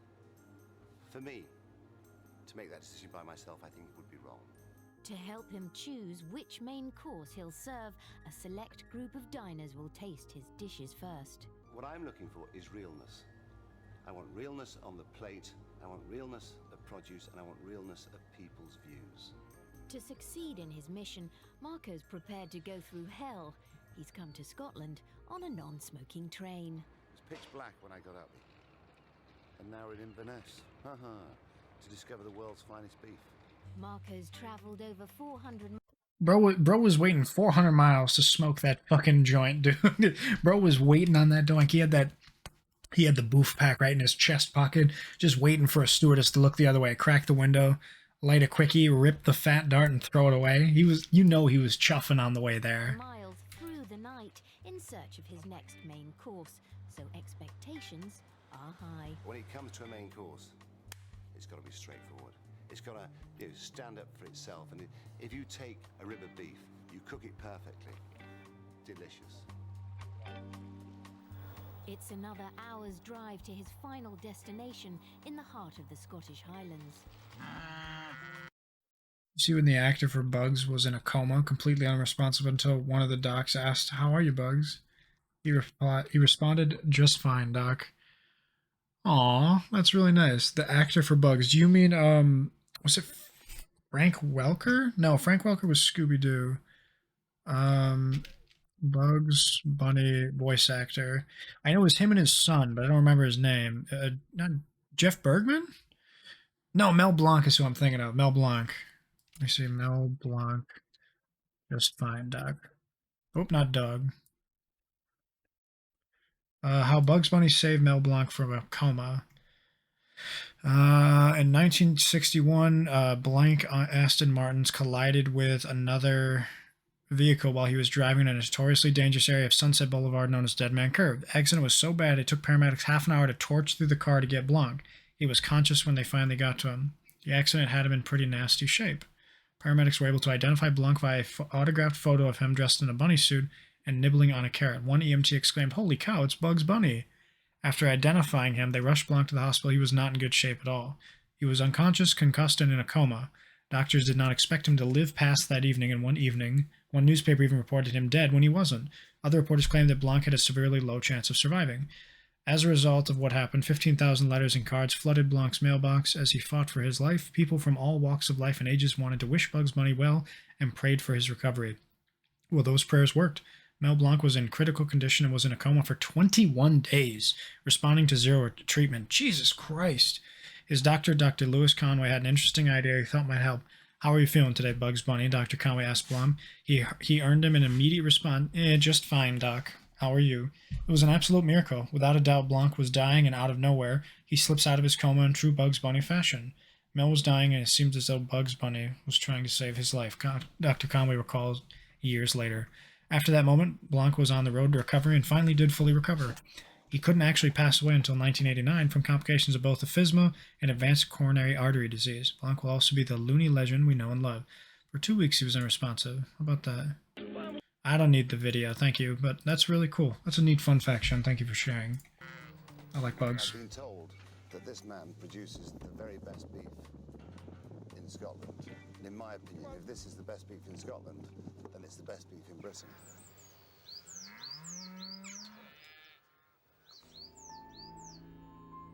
It's quite nerve-wracking meeting someone of his stature and standing in the profession. I am quite nervous. Bill Castles farms one of Britain's oldest native breeds. Pure Highland cattle. Oh, Highland cattle, bro. Maggie loves these cows. Come on, move. Move. Time, boy. Come on, boy. Come on. Come on. Stop wagging your tail. I think this would be the biggest point in my farming career so far, for someone like Marco to taste our product and give his views on it. Inevitably, that makes it a very stressful moment as well. I have to be a realist. When it comes to doing the Great British Feast, and I can't include everybody. Hello. Hello, Bill. Welcome. Welcome to Nice to be Balnafatter. here. You've come to see our cows, I believe. I came through them. I saw Fantastic. that. Yes. How many's in your herd? We have about 76 at the moment. And how long have you been breeding? 7 years. 7 years. So relatively new to this. I think the Highland cattle have got the potential to produce the best tasting beef in the world. My opinion, maybe a bit biased. Bill believes a natural environment produces happy cattle and better beef. Okay, update. We have learned a new move. I've just been playing in the background. Mad Tate is officially 26. They have learned Sacred Blast, so we're going to put that in post-haste here. Let me just pull this up. Take a quick picky poo, and we'll add this. This will be a short thing, though. No muss, no fuss. Let me, just gotta open this up, and then we'll throw on some music while I'm doing it. There's one little, yeah, we'll do All My Fellas, why not? See if I can do it quick.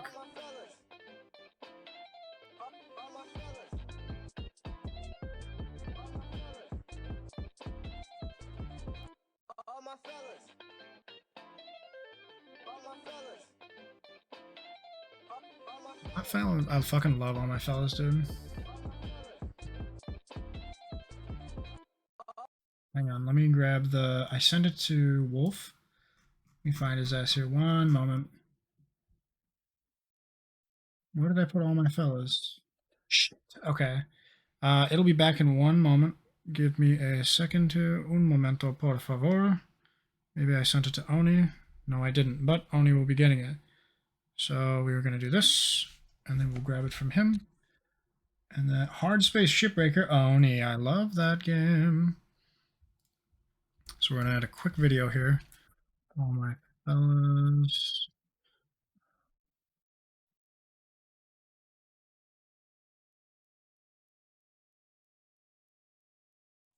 All my fellas. Sorry about that. I'm going to turn it down. I just got to do monitoring.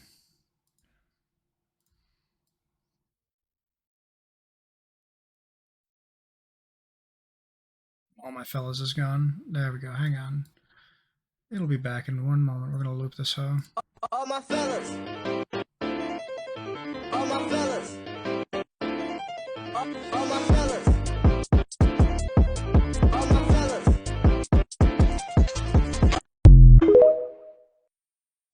All my fellas. Okay. I have to edit that. I'm going to go insane if I have to hear the TikTok sound at the end. All my fellas.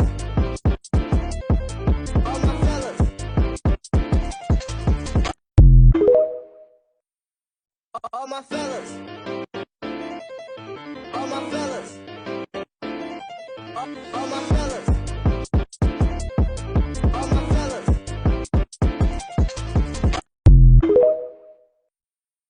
All my fellas. All my fellas. All my fellas. Fuck, did it not save? Alright, hang on. All my fellas.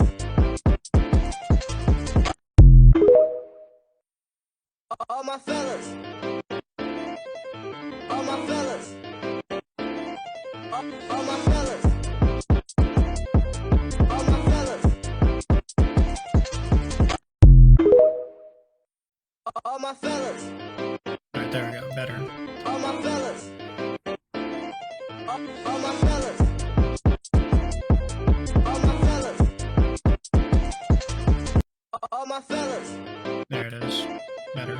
All my fellas. All my fellas. All my fellas. All my fellas. All my fellas. All my fellas. All my fellas. All my fellas. What the fuck was that noise? Why did it sound like that? All my fellas. All my fellas. All my fellas. All my fellas. All my fellas. All my fellas.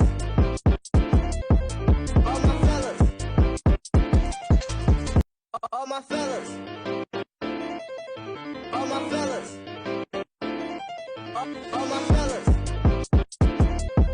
All my fellas. All my fellas. All my fellas. Good, okay. All my fellas. All my fellas. All my fellas. 26. Okay. All my fellas. I don't like that it like cuts out at the end. All my fellas. All my fellas.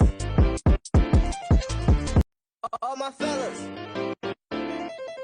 All my fellas. All my fellas. All my fellas. All my fellas. All my fellas. All my fellas. All my fellas. Fuck off. Shush. So, good. We got this, got that. Holy blade, sacred blade, normal, boom. Okay, we're good. To prove how contented they are, he insists Marco meets his herd. Oh, look. Oh, yeah. Oh, yeah, come on. Yeah. Can't. Do they ever get vicious? They're very much like 3-year-old children, and they get stroppy if the bucket's around, but they're not getting anything out of it. I see. Big horns. Yeah, but they're not vicious. They know they've got the horns. They'll come close. Come on, Sheila. I mean, if you actually feel the horns, if you get a chance to, they're very warm. They've got a hell of a blood supply. We overestimated, you got the Arnie shut up screen. They're quite possessive over their food, aren't they? Shut up! Yeah, literally. Oh, right. Do you want to hold, take my... Oh, dear me. Oh, my giddy. You're fine here. You sure they're friendly? Well, they seem Very friendly. friendly. They're happy, aren't We they? have no aggressive animals. Do you think they sense... Do you think they sense that we're a bit fearful, or do you think they don't care? I think they're ruled by their stomachs. Tell you what we'll do. I think we'll go up and have a look at the one we've got aside for you. Oh, my giddy. Should it be selected for this wonderful banquet? Look at these. Are they in the plains near Whiterun? Yeah, it's just a lot of nothing out there. That I do love that it's like, I don't know if anyone else does this. I always open the gate to the pens that have the cows in Skyrim, just in case they want to leave and do their grazing and such. I can see my buddy Severio's farm over that hill. You're gonna steal all the fucking crops and shit, make yourself a dubious brew out of stolen Whiterun farms. The animal we think you might like for your banquet. We actually gave him a name. He was called Marco, but we've had to change it. Why? He's got no balls. So we had to give him a new name. What's he called now? Gordon. Exactly. Good name. Good Scottish name. I thought so. But has Bill been premature setting aside a whole animal, as Marco has yet to have a taste. This has been dry aged for 30 days. We think it's at its prime. You can tell a good steak by the texture, by the colour. Okay, I'll cut a little sliver. Can I cut a little sliver of this? You cut away. I want it to be purple. I want it to have a certain amount of fat coating. That's what I'm looking for. Because meat without a fat coating, I might as well eat cardboard. Can we season this one and just flash fry it and have a little taste of it? Would that be possible? Yes. I'm just going to flash fry them 30 seconds. Because what I want to do is get the flavour, I want to get the true flavour of the meat. I am quite nervous about his reaction. Dry aged for 30 days, just like that mug of coffee on my fucking desk. Dude, so much shit in my house has been dry aged, and just because I fucking forget that it's there, I pick up my mattress or I'll like move a basket or move a desk or something, like, oh, piece of candy corn. How about that? Well, that's going in the bin. Been dry aged for a couple months now. To putting that piece of steak in his mouth.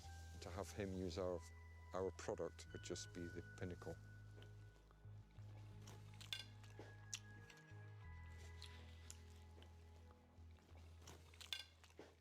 Fucking disgusting. Get on with it. Out of my sight. I hate you. We went back for seconds. Really good. It is fantastic steak, and I don't remember the last time I had beef as good as this. Right. It is great beef. It really is. I would personally like a bit more fat content, but that's the breed.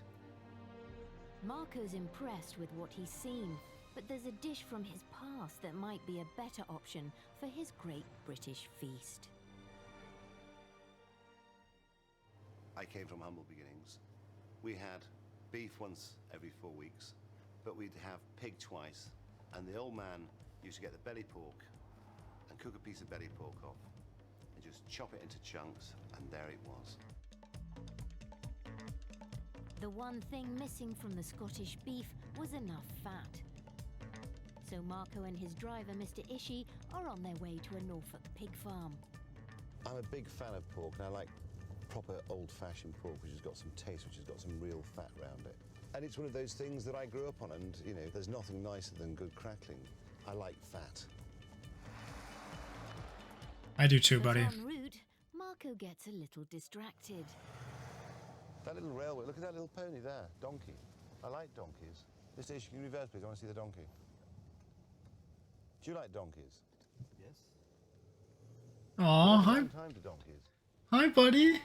Look at this donkey. Look at his tongue. Look at his donkey. Dude, that's me. Me whenever I see something new on the fucking screen. Bro, look at this. Could you reverse, please? Let me see that. Look, Mom, get the camera. Look, it's a thing. Look at the rock. Look, Mom, look at it. Look at it. Isn't it awesome? It's me whenever I'm fucking going anywhere, as if I've never seen one before. Donkey. Fucking great. Look, you hear him? I love donkeys. Come here, boy. Oh, do you hear him? He loves me. Hello, boy. Hello, boy. Hello. He's a nice donkey. Do you want to ride him, Mr. Issue? Hello, boy. Hello, donk. Hello, donk. Likes that bit, don't you,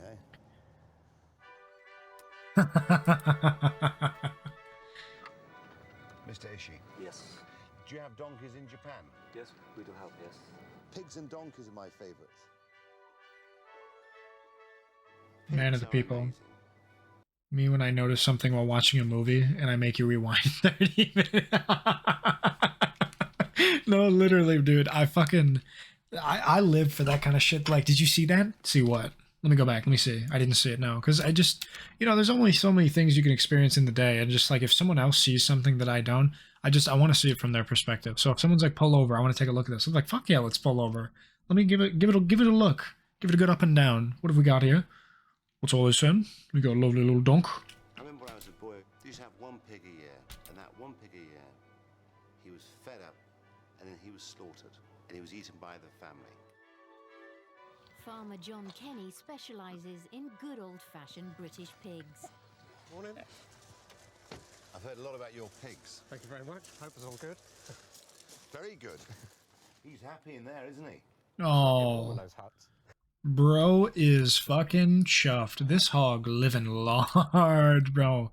Me when I have to go to work and it's below 40 degrees Fahrenheit, I'm fucking, what do you mean I gotta go outside? Are you fucking crazy? In here's warm, bro.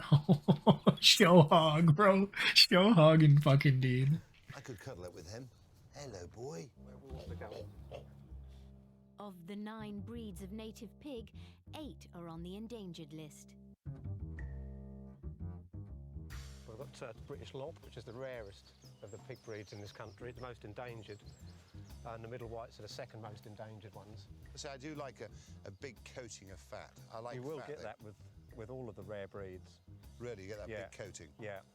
What's amazing about pigs, you can eat every part of them. The tails, the trotters, the ears, the tongue, the brain, the intestines, the kidneys, the liver, the heart. We love pig. She's a beautiful girl, isn't she? Look at her. Oh, good girl. Oh. I wish I had a wife like that. A pig, in my opinion, should be fat. Like a woman. Dude, preaching to the fucking choir. Amen. If she don't got an appetite, if she can't eat me under the table, I don't want her. I want a bitch with a hunger for something fine, right? I want you to be ready to fucking, hey, do you want to go get something to eat? Fuck yeah, I do. I'm fucking starving, dude. It's been kind of fucked up that I don't know if they're scratching them for fun or to tell how fat they have. Yeah, he's definitely casing the joint right now, but I think he's enjoying himself. He's playing with his food is what he is. That's bad manners. What's wrong with that one? One of John's middle whites What's wrong with that one? That one just finished eating a whole pizza and it's just ready to go to bed. is hanging at the local butcher. But to reach the fatty belly he's after, Marco's got to get hands-on. So you want me to chop this in half? Yeah, I thought if I get you started, you can chop down it. I used to work in a butcher's shop years ago. When you're chopping, Yeah. let the chopper do the work. It's like grandma when you show her your pet rabbit. Salted hair. Wait, the chopper will do the work. That's a big chopper. But thank you. The pig is an option. But does everyone like a pig? I don't know. Does everyone like a bit of crackling? I'd say yes. Okay. You stop for a minute. The first and last pig I will ever do. Perfect.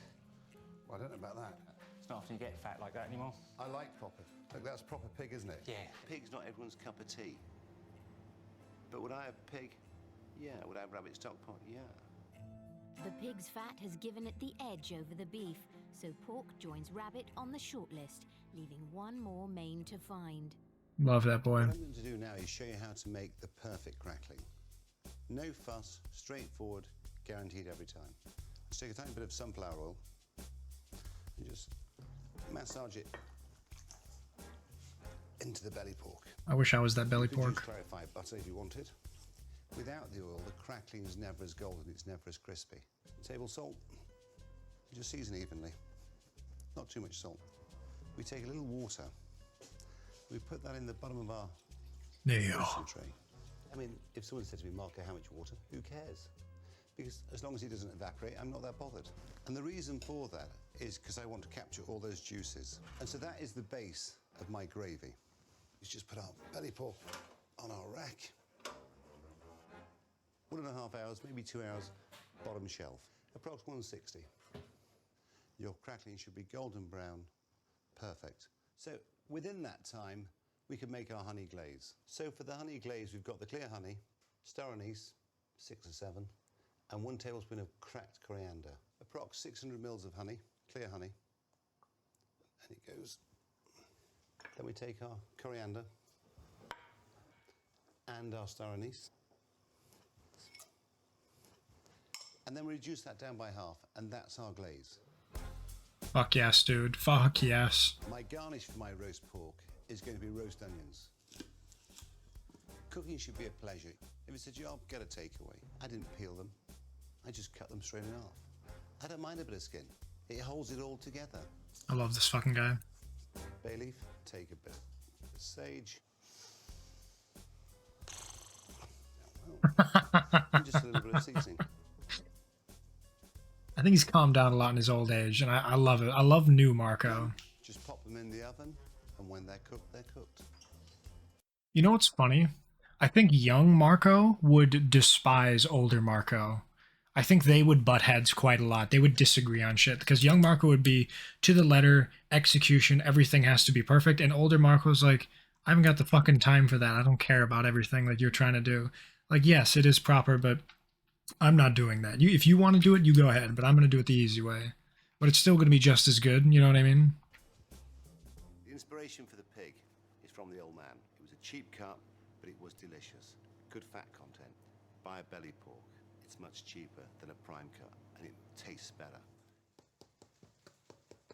Amazing crackling. Now, but as you can see, the water underneath has collected all those juices. And that's going to be the foundation of my sauce. My gravy is now reducing, and it's almost there. But just to finish it off, what I will do, I'll add a tiny bit of my honey reduction into there, just give it a bit of sweetness. And then I'm going to glaze it with the honey reduction. Okay, there's our pig. There's a... My God, it looks so fucking good. Oh! And I like big chunks. I don't like sort of thin slices. Holy fuck.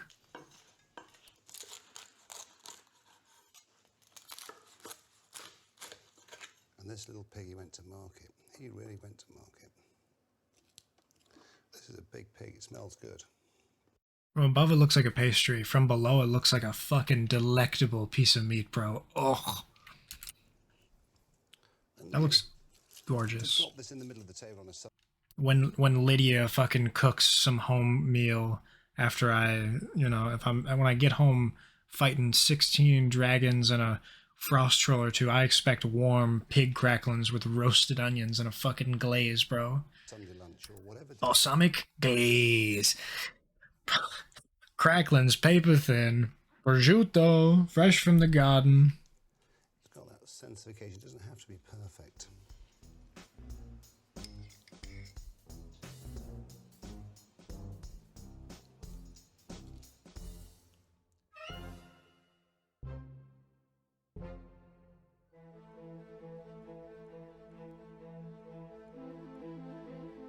Marco Pierre White is scouring Britain in search of a main Mammoth course for the mozzarella. British feast. When I think of British food, I think of honesty. I think of a generous portion. It's that simple. A group of selected diners will help him decide which dish. What is it? The mutant fruit fresh from Papa's garden. The rad tatoes. What do they call from Fallout 4? The fucking. Just imagine sliced paper thin mute fruit. Nuka-Cola glaze. Cut it. Rad toes. Boil them, mash them, put them in a bog. Makes it onto the final menu. He's already shortlisted a rabbit and a pork dish. Honey glazed Mirelurk would be Now he's on his fucking way to banging, bro. Dorset, seeking inspiration for the final contender. We have great fish in our waters. I mean, and many varieties and many different species of fish, shellfish, freshwater fish. Marco's chartered a boat to take him to the remains of a Second World War submarine, where he's hoping to land some tasty British fish. How are you? Nice to be on board with you. And the reason why I chose to go wreck fishing, because on wrecks you get congers, you get lings, you get cods, you get pollocks. One of the dishes I'm considering for the feast is a fish pie, because I think, you know, it's one of I want a fish pie so fucking bad now, the bro. great dishes, and when a fish pie is done well, there's nothing nicer. Since retiring full-time from the kitchen, Marco has become a very keen angler. Fuck yeah. There's a lot of fish down there, isn't there? It's exciting. Me looking at the bank. Damn, there's a lot of money in there, huh? That's cool. That's what's up. I'd love to get my hands on some of that. Well, better get cracking. Fucking put on my ski mask. We're about to do the heist of the century, baby. We're about to get all the fish out of this bog. So we're fishing a sunken submarine from World War II. What it does is it creates a feature on the bottom which attracts the fish. As they near the wreck, 100 feet below, it's a good white fish they're after, preferably cod. When I was a boy, we used to catch lots of cod off the east coast and haddock, and they seem to have gone. It's like a mill pond today out here. Just coming over the wreck.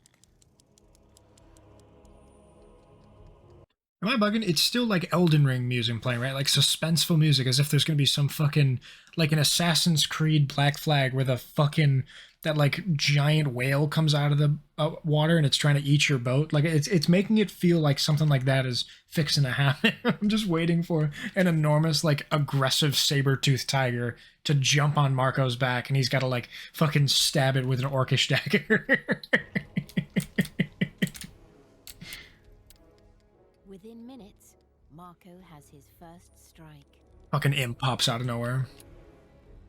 Feels like 2 portions. It's not a cod, but it's just as good for a fish pie. Nice pollock.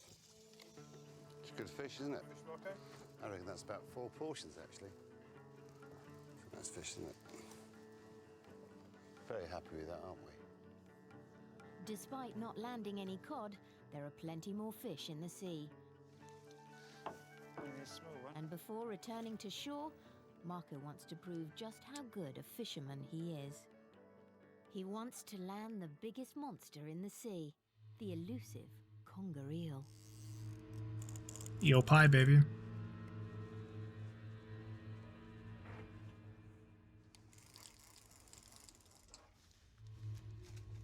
Stayed out there for 6 days to try to get the conger eel. Oh shit! Full-size specimens can weigh up to 150 pounds. Bro wants out. That's it? The sadness is that a lot of people who cook at home struggle to cook fish.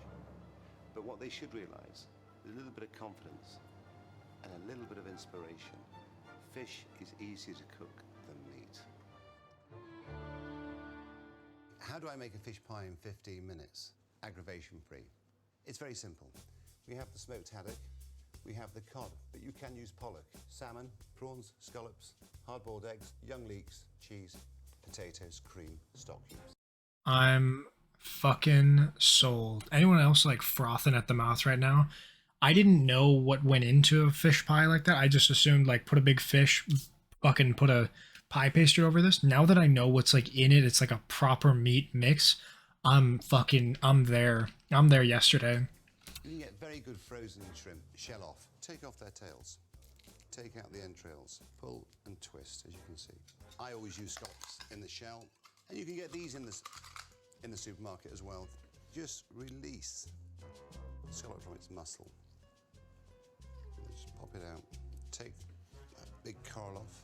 So we just blanch them for approximately 30 seconds. See, can you see them applauding me? So we've just blanched them to allow us to take the flesh out of the shell. What I do is I press in, and then just pinching the base of the tail comes out whole. A fish pie should be on every pub menu in Britain. Families should have a fish pie once a month in Britain. Great way of introducing children to eating fish. Here's our pie dish. We like a big pie. Any white fish will do. And cut them into quite large chunks. Shrimps. Scallops, quite chunky.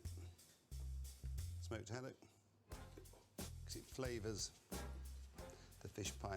Salmon. But you know, there's no rules. Whatever fish you can get, whatever fish you like, put in your pie. You can see it's stacked with fish. Well, I'd say that's a pie for 4, or mum and dad and 3 kids. So we'll take approximately 400 mils of double cream and a fish cube. I've always used stock cubes as a seasoning, not for making stock with. As you can see, it's just starting to coat the back of the spoon. And then what we do is we just pour it over our fish. God. We take our eggs, young leeks. Looks like I'm mom and dad and 3 kids then. Dude, I was about to say, I was waiting for him to be like, or just me on a fucking hungry night. Bro, I would fucking finish this. I saw how big it was. It was like 2 handfuls worth of pie dough.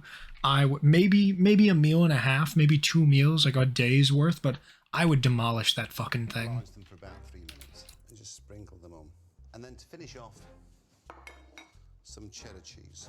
Again, some people put the cheddar on top of the pie, but I don't see what it does. And the cheddar inside the pie is delicious. The final part, mashed potato. Yes, yes, yes. You know, if you've got a little bit more or a little bit less, who cares? Any excuse to taste things. Now, we put it in the oven for approximately 15 minutes. Very high, top shelf. And if it burns, don't blame me. What I love about a fish pie, it's got a bit of everything in it. You've got everything within that one pie, which represents every corner of Britain. So there's our fish pie. It's been in the oven for about 15 minutes. This is the moment. So now what we're going to do is just... Oh, this is nerve-wracking. And there we are.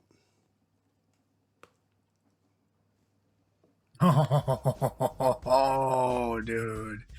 Yo, dude. Holy fuck. Nice little shrimp. Really good. Marco now has his 3 main course dishes: fish pie, rabbit stock pot, and honey roast pork. That's easy. He'll I would make that unveil every them night. to a group of diners at his pub so they can taste them and give him their opinions. Look at the tits on that one. Sorry, that's mean. I shouldn't say that. Leaves the coast, I'm turning my one grandfather. British culinary tradition that Marco doesn't want to miss out on. Before my mother died, I went to Italy every year for my holidays, back home to my mother's parents. But once Mum had died, it was seaside time. Scarborough, Whitby, Bridlington. Every time I go to the seaside, I always have fish and chips, because I love the romance of it all. Hi, ladies. I would like a big... Distracted by the pop collar. with lots of slices True. of white bread. I didn't see a pop collar. Let me go back. Hail them to a group of diners at his pub Whoa, look at that pop collar. and give him their Look at that massive set of pop collars you got there. 2 of them. They're huge. Before he leaves the coast, there's one British culinary tradition that Marco doesn't want to miss out on. Before my mother died, I went to Italy every year for my holidays, back home to my mother's parents. But once Mum had died, it was seaside time. Scarborough, Whitby, Bridlington. Every time I go to the seaside, I always have fish and chips, because I love the romance of it all. Hi, ladies. I would like a big plate of chips for a starter with lots of slices of white bread and butter, malt vinegar on the side and salt. I'd like a piece of haddock. I'd like a piece of cod. Can I have some mushy peas on the side, please? Is that... That's so British. Big ass thing of chips, 1 cod, 1 haddock, mushy peas, malt vinegar to fucking taste. Oh, lots of butter. Mmm. Okay. You're very kind. Thank you, girls. I'll kiss you all before I go. Trust me. I love fish and chips. It was the only way I would eat fish as a child. It was haddock, not cod. Cooked in dripping. I love a chip butty. There's nothing nicer than a chip butty with lots of malt vinegar and... Nobody fucking move. Hang on. You mean to tell me he asked for all that shit to make a fucking sandwich out of chips, bro? I have never in my life heard of that. Holy fuck. That is so funny. Bro is just macking, gnashing down on a sandwich or 2 made full of chips and fucking butter, bro. I love this guy. I gotta try that now. Holy fuck. Sliced white with lots of butter. These are childhood memories. And as we get older, we start to become nostalgic.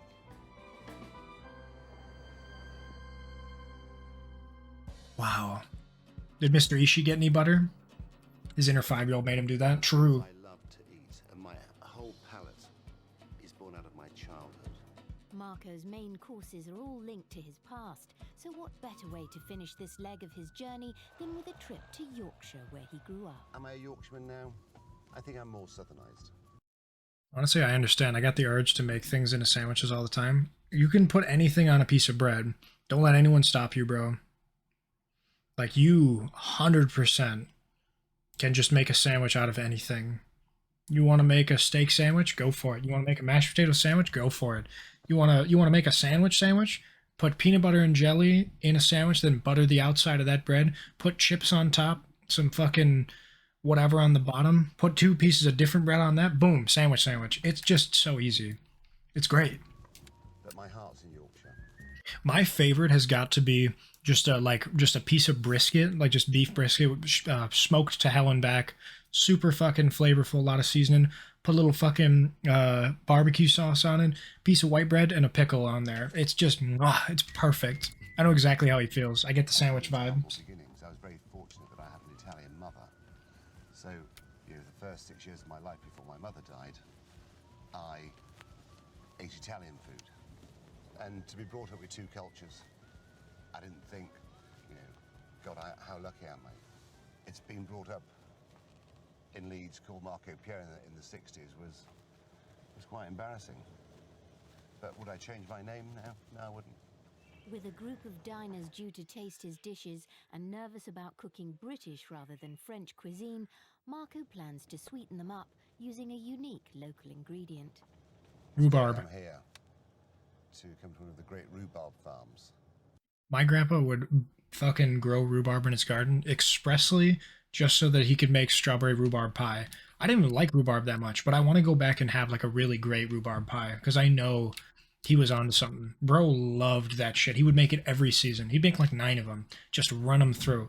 My grandma would make one. And you know what he'd do whenever she made a pie? He'd take a bite of it. He said, this shit's no good. You got to get rid of this. And he'll take it with him into the other room, eat the whole fucking thing. She'll make another one. He'll start gnashing on that one too. I was like, you motherfucker, save some pie for the rest of us. You punk, you bastard, you. And Yorkshire's always been famous for its rhubarb. And when I was younger, every garden where I lived had a rhubarb patch in the back. Janet Oldroyd Hume is one of only a handful of producers who force their rhubarb to grow out of season in darkened sheds. How are you, beautiful girl? Hello, Marco. I've heard you're the queen of rhubarb. I'm so How are you? pleased to meet you. Amazing. Let's step into this secret world. And so this is a rhubarb shed. By keeping the sheds warm and pitch black, the rhubarb roots are tricked into reaching full size within weeks. Should have a crucifix at the end and a confession box. Do you think it feels religious then? I think it feels very religious. The resulting stalks taste much sweeter than normal. It is magical. It really is. So peaceful. Marco's plan is to serve the rhubarb as a bonus starter dish, with scallops. It's like a stick of rock, doesn't it? Looks like it's made out of sugar. You'll get beautiful chunks with that. Oh, I love a chunk. Oh, you're so naughty, you know that. You should be spanked with rhubarb sticks. Rhubarb is a great British ingredient. Marco, that rhubarb has got him on a fucking tear. Bro is hungry, to say the least. That he's such a fucking tease is what he is. He's like, he envelops a room. I love this guy. And lots of people only use it for puddings. Rhubarb is quite versatile, and it can be used in savouries. I serve scallops with rhubarb. They work fantastically well together. People think, oh, that's a bit strange. But it works. Wow. It's always a pleasure to come back to Yorkshire. I can't help but be emotional. How you, love? Are you well? Good.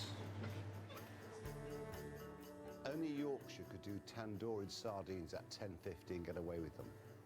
Jerked lamb cutlets. This landlord's obviously travelled the world. Cheers. So what a lot of people don't realise, and not until so long ago I was quite naive, there's masses of great British produce. I mean, like today we've just been over the road to the rhubarb sheds. Fantastic. And there's a lot of people out there who are passionate about what they grow or rear. And they're not given the applause that they deserve, in my opinion. It's decision day for Marco. He has 3 all-British main courses, and the time has come to test them out on the public. I'm putting myself out there to fight for what I believe in. I believe in Britain. Having spent his career cooking French cuisine, he's cooking all British dishes for the first time and has asked a pub full of diners to pass judgment on them.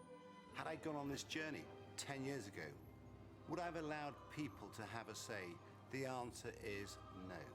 They'll also be asked to choose their favourite. They should have a go and they should taste a little bit of everything, even if it's not to their liking. Their favourite dish will form the centrepiece of Marco's summer feast, provided he agrees with them. They've got pig, they've got rabbit stock pot, and they've got fish pie. And that's stage one. Let's have their opinions. To help sell his dishes to the punters, Marco's invited close friend and maitre d' Nick Mounier to run the front of house. I think it's very exciting that we're seeing him preparing new dishes. You can see that he's very excited about it because he's very passionate about what he's doing. The diners are now starting to arrive. Hey, pleased to meet you. Hey, Max Arthur, nice to meet you. But things haven't started well in the kitchen. Someone's ordered French rabbits. And the ingredients for his bonus starter dish haven't arrived. We've got a little problem. We've got no watercress yet. So do you want me to go slowly? You can do what you want. Marco won't serve his mains until his scallop starters are perfect. So it's down to Nick to keep the diners on side. Has the watercress arrived yet? Has the watercress arrived yet? Excuse me, Neil, this is more important. I had this conversation over an hour ago. Nothing has happened in an hour. Why? Our fault.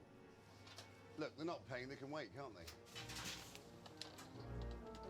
Many of today's diners are faces from Marco's past, including some of the chefs he's influenced. He didn't accept second best. Everything had to be perfect. He was always a perfectionist. To see a guy of his nature cook, you know, it was an excellent experience. He's an absolute legend in this trade, you know. After meeting Marco, I kind of relearned everything. He was so influential. He was totally passionate. These dudes better be keeping their mouths shut. They're like, hey, by the way, it's going to be like an hour and a half until we get the dishes out because one of our ingredients isn't here and we're not compromising on the quality. If anyone in there is like, I'm not waiting, they don't know what they're about to eat. Like, they're not grateful. So I think it's good having mostly chefs in there so they can be like, hey, what are you guys up to? Yeah, this is normal. We wait for shit like this. This is good. It's not fast food. It's incredible food. And you can have it good, fast, or cheap. You can't have all three. You can have at most two. Sometimes you don't even get one of those. So it's coming now, yeah? Wasn't hard, was it? It's a phone call. Other diners include butchers, food historians, and Marco's guest of honor, his godmother, Gilda. How long? You got to communicate with me. How long? Minute and a half. With the ingredients finally ready, Marco can now get his starters out. Your scallop's perfect, but your rhubarb's not perfect. You should always check things. Don't take things for granted. I'll close an eye this time. Okay. Nicholas Menier.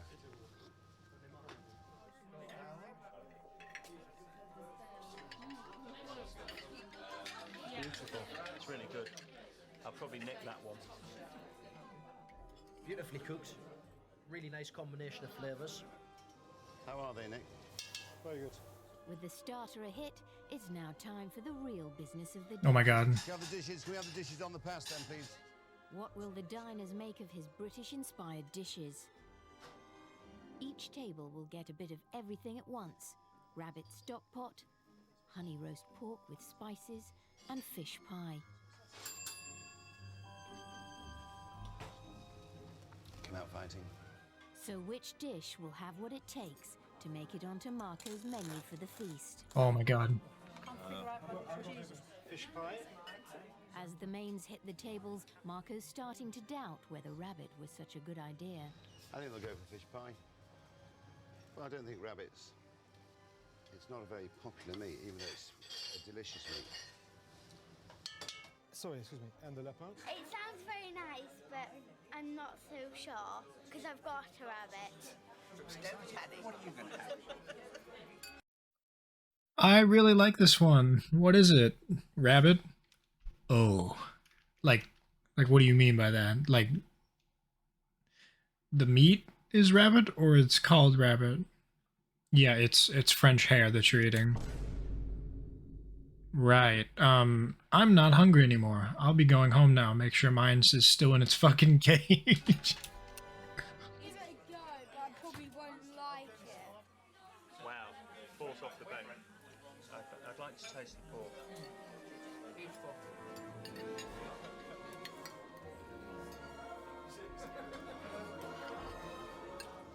Well done, boys. With all the mains served, it's now time for the diners to have their say. One of the 3 dishes they've sampled today will be served to more than 200 people at Marco's Great British Feast. The fish pie is delicious. Fish is cooked to perfection. Very good, very good. The pork was so full of flavour. Absolutely delicious. Hey kid, you like Bambi? That's Thumper on your plate. I remember a point in my childhood where I was near crying because my uncle shot a deer, and we had just watched, not Bambi, but something similar, right? We had watched a fucking movie relating to deer, and it was like I remember thinking, oh my god, he's killed that fucking deer, bro. How can you do that? I love deer. Deer are so cute. He's like, I love too, Jack. I love deer too, buddy. You don't understand. They're delicious. And I was like, I remember I hid in my toy box because I was just like, I could not imagine a world where we like shot an animal and ate it. But now I'm like, damn, that's a juicy looking fucking hog. Oh, wonderful. I have to remain loyal to the rabbit. It was so hard to choose because they were all absolutely lovely. As the diners hand in their comments, the table of food historians seem slightly on edge. Are we actually seeing him? Is he going to appear? Oh, yes, he will be. And they're not that impressed with the dishes they've tried. The fish pie we felt was very nice, but it's fish pie. We could make that ourselves. And when we go out for a fantastic meal, we want something a bit more than that. What we've got is a... You did have a fantastic meal. It's a simple meal. It's good. You should be thankful that it's not... Like, what do you want? Fucking truffle whatever? Like, what... The fish pie we felt was very Gabagool nice. doesn't grow on trees, baby. Fish pie, we could make that ourselves. And when we go out for a fantastic meal, we want something a bit more than that. What we've got is a fish pie that's actually sort of moderately fishy. But, you know, you expect more. British food has this awful reputation as being bland. If modern Britain represents the victory of style over substance, then who knows? Perhaps we've got dishes here that represent modern Britain. The diners have spoken. You're in a pub, Karen. What fancy food do you think you're going to get? My thoughts exactly. Barry is pissed to no end that they're enjoying a lovely fish pie and some crackling pork, and they're being like, I don't like pork cracklings. I could have made this at home. Then why didn't you? When was the last time we had a good fish pie? Huh? That's right. Don't talk to me, bitch. They got crackling? Oh, you didn't see. Oh, they didn't see. Ooh. Hang on. So the first one was scallops with watercress and chopped arugula braised slightly. And then there was the... There, oh, there it is. Right there. There's the fish. There's the pie. Where's the cracklings? Hang on. What will the diners make of his... That's the fish pie. Oh, right there. There's the fucking crackling. Did she expect a reverse omelet with celery foam on the side? Yeah, that there is pork crackling with star anise, a honey butter glaze, and a cream reduction with a fish cube on it to just coat the top of it. Fuck me up, dude. It's... God. There it is. You see that shit? Listen to... Each table will get a bit of everything at once. Fuck me up. Honey roast pork with spice. Oh my god, and it's got the fucking shallots at the bottom. Oh. And fish pie. Listen to that crunch. Come out fighting. So which dish will have what it takes to make it onto Marco's menu for the feast? Fish pie. God bless America. Crackling can be really hard to get good as well. Yeah, he said, you know, you got to put it at the top, tip top of the oven, top rack. Don't blame me if it burns. That's what he said. And when we go out for a fantastic meal, we want something a bit more than that. That bitch didn't enjoy the crackling. She didn't appreciate the fish pie. I'm absolutely starving. I have not eaten in like under a day. Like I'm hitting, like I didn't really eat anything today, and like last night not as much. I'm at the point where I could fucking crave a fish pie. I could eat that whole thing. But, you know, you expect more. British food has this awful reputation as being bland. If modern Britain represents the victory of style over substance, then who knows? Perhaps we've got dishes here that represent... Oh, shut the fuck up. The diners have spoken, but will Marco like what he hears? Fish pie. was unexciting, lacked flair. Tory cunt. She doesn't know what she wants. She's from out of town. This bitch came into Yorkshire, had a delicious local rhubarb appetizer, like fresh caught fish with watercress and like amazing preparation. Local pigs as well from Yorkshire. She's like, it's better where we're from, yeah. Down here, you turn it off, yeah. Bit of fish and chip, yeah. It's good, yeah. It's like, fuck, you get the fuck out of here. You're clearly not from here. Bro skipped intermittent fasting, went straight to permanent fasting. How come curse words are getting censored for me? Check your settings. Occasionally, Twitch will just turn those off when they update. Hit the gear, and then in there, your preferences is where you can turn off the language filter. Honey roast pork was the best of a mediocre meal. Tender, but too sweet. Tender but too sweet. That's gonna be your ass when I come over there and teach you a fucking lesson. You want to be tender but too sweet, huh? It's honey glazed crackling ham. It's supposed to be offsetting the other savory dishes. You have an entirely savory dish of soup in the stock pot with hair in it. French hair, mind you. It's much leaner. It's got a lot of fucking kick to it when you put everything on it. You've got the fish pie that's entirely savory as well. Really not a lot of sweetness there. The pork cracklins is supposed to be it's supposed to be like a little dessert. It's supposed to be the nightcap, the end of it, the amuse-bouche. It's supposed to be an aperitif. It's supposed to be at the end. You just have a little bit of fucking aromatics with your dinner. What are these people's problem? Can't they appreciate just good food? Why you gotta tear it apart? You know what it is? They're the people at Beckett and the other grading cards. They got the One Ring magic card and they gave it a 9.5 out of 10.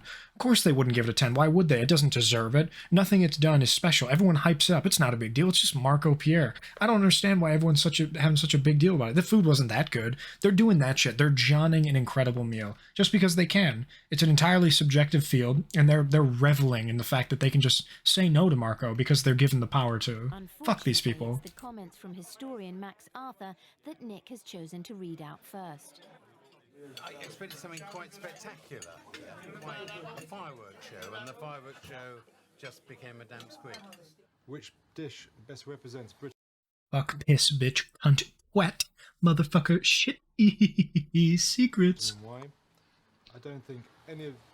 I know who Max Arthur is. Okay. I mean, I could have got that in my local town and eaten just as well there, really. I don't think any of these dishes represent Britain. But if you had to choose one... Can you say something? It'd be the fish pie. Oh. I mean, they look like the Addams Family. I'm disappointed. A long way to come for a disappointing meal. Is he still here? I think he's left. Of course. They're all brave when I'm not in the room. Exactly, yeah.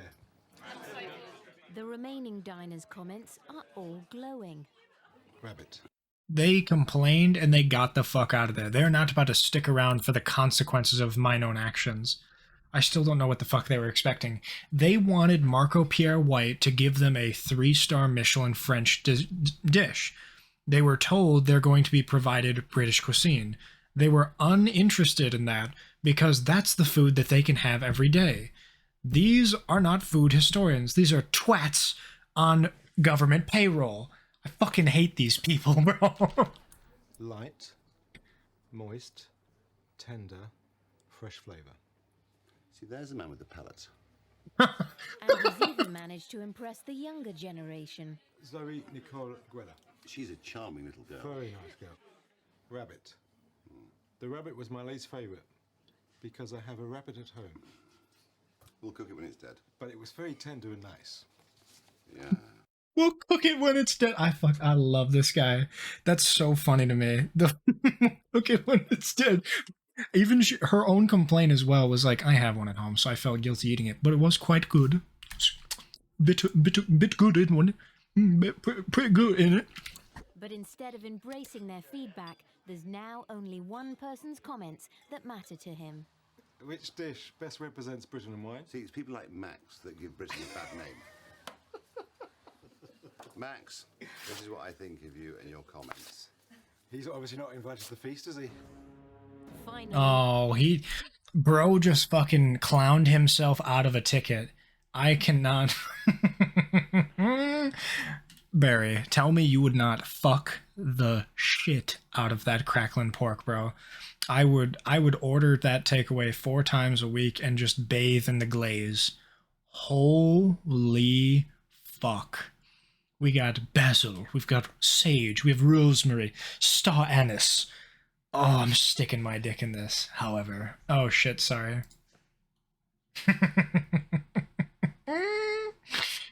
Yeah, it should probably be on alert, shouldn't it?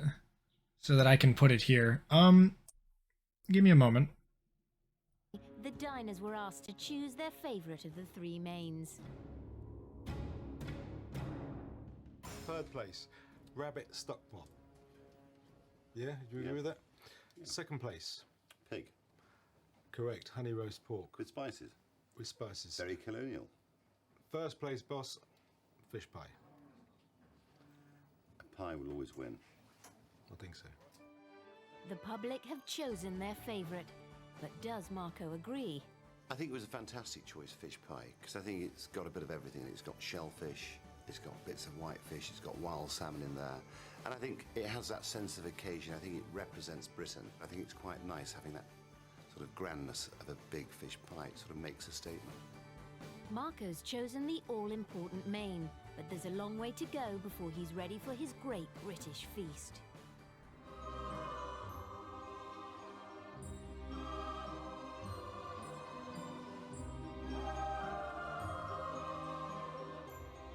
Wait, it is on alerts.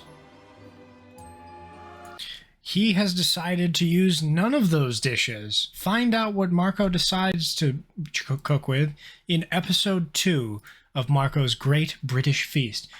Finally, I can shit and piss in fucking peace. Could you believe even the ee was censored? So wait, hang on now. Why is this not, where's the, I shouldn't stick my dick in this here. So this is in the alerts. Oh, I know why. I know exactly why. Because this is not the alerts scene. This is the alerts, no, video scene. Give me one moment, lads. We'll throw a little music on. And we will be listening to the next one. Just give me a second. Give me like 3 all my fellas. Maybe 4. Fucks you peacefully. Hell yeah, baby.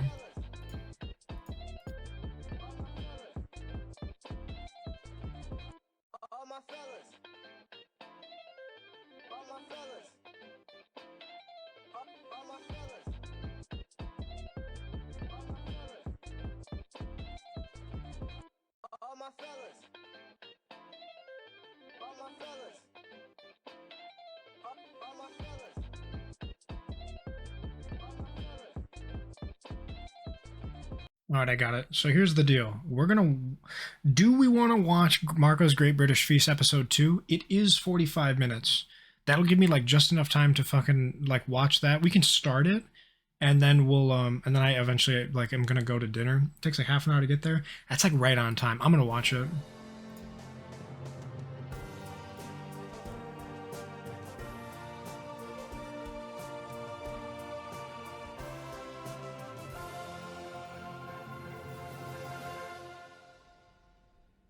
Having already chosen fish pie to be his main course at the feast, Marco is now looking for potential starters. Of course you can make a request. Also, And he already has. we have to rearrange this a bit.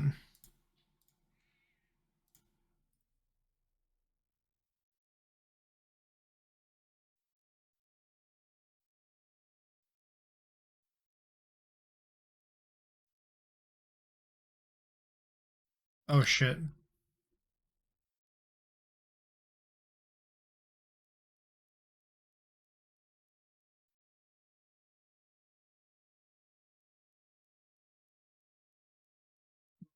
me check something real quick. Okay, we're good. I have to move this over. Make sure that that still works.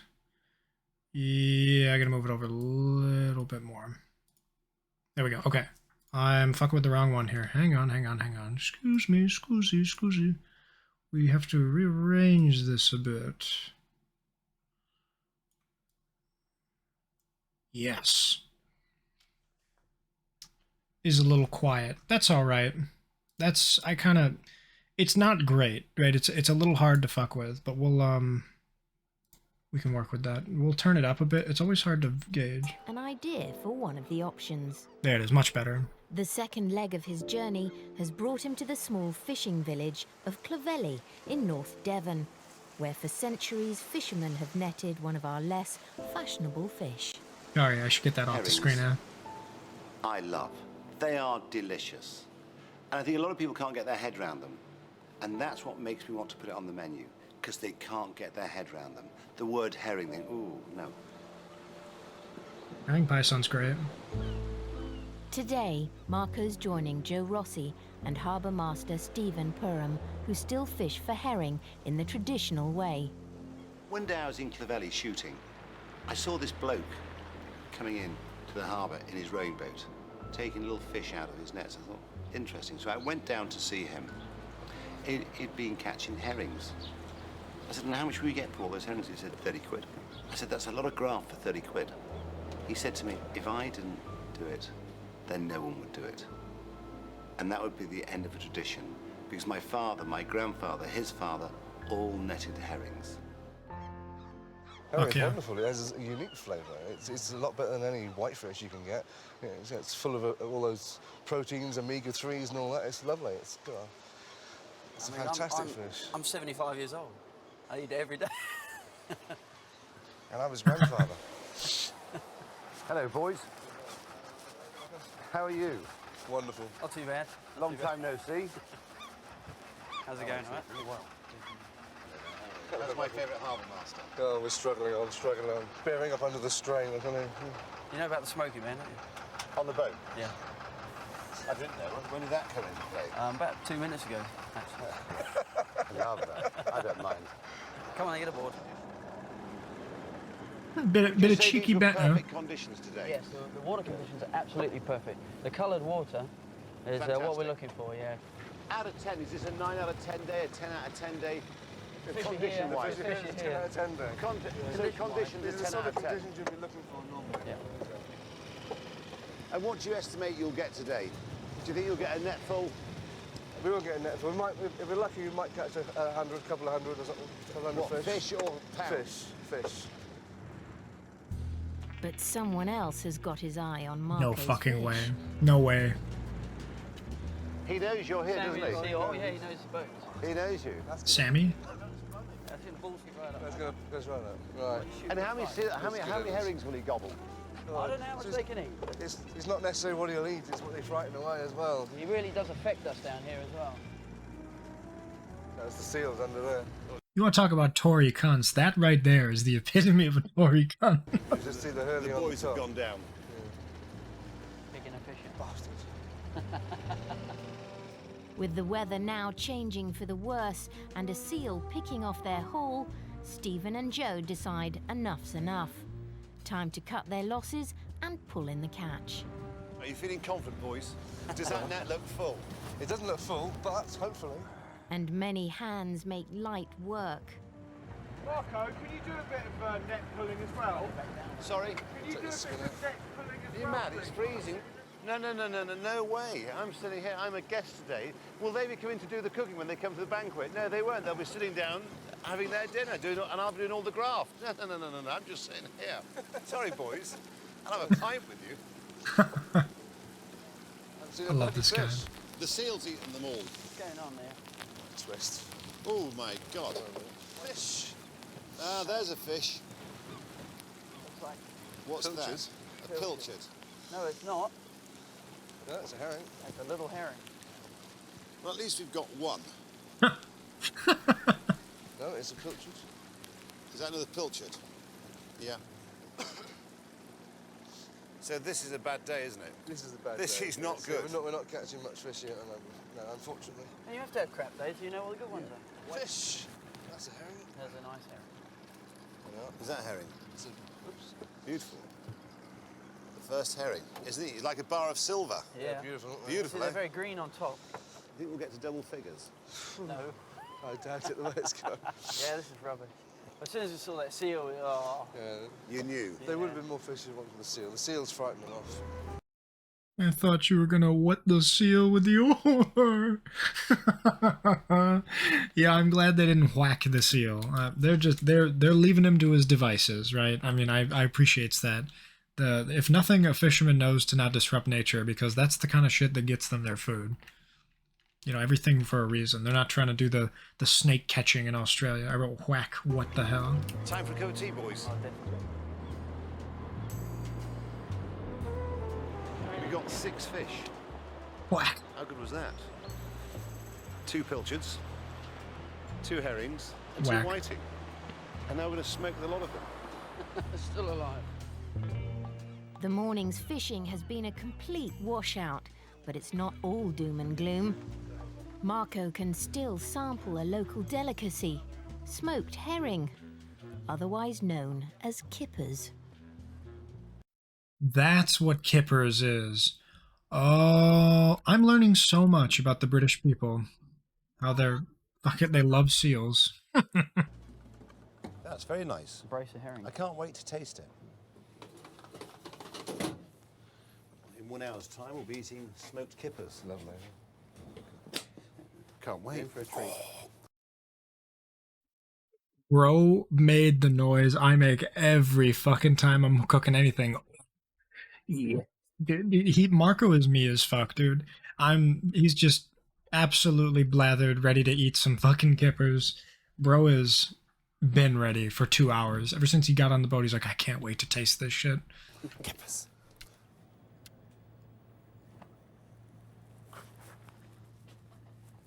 There we go. We're going to be a bit soft. Usually leave them a little bit long just to firm up.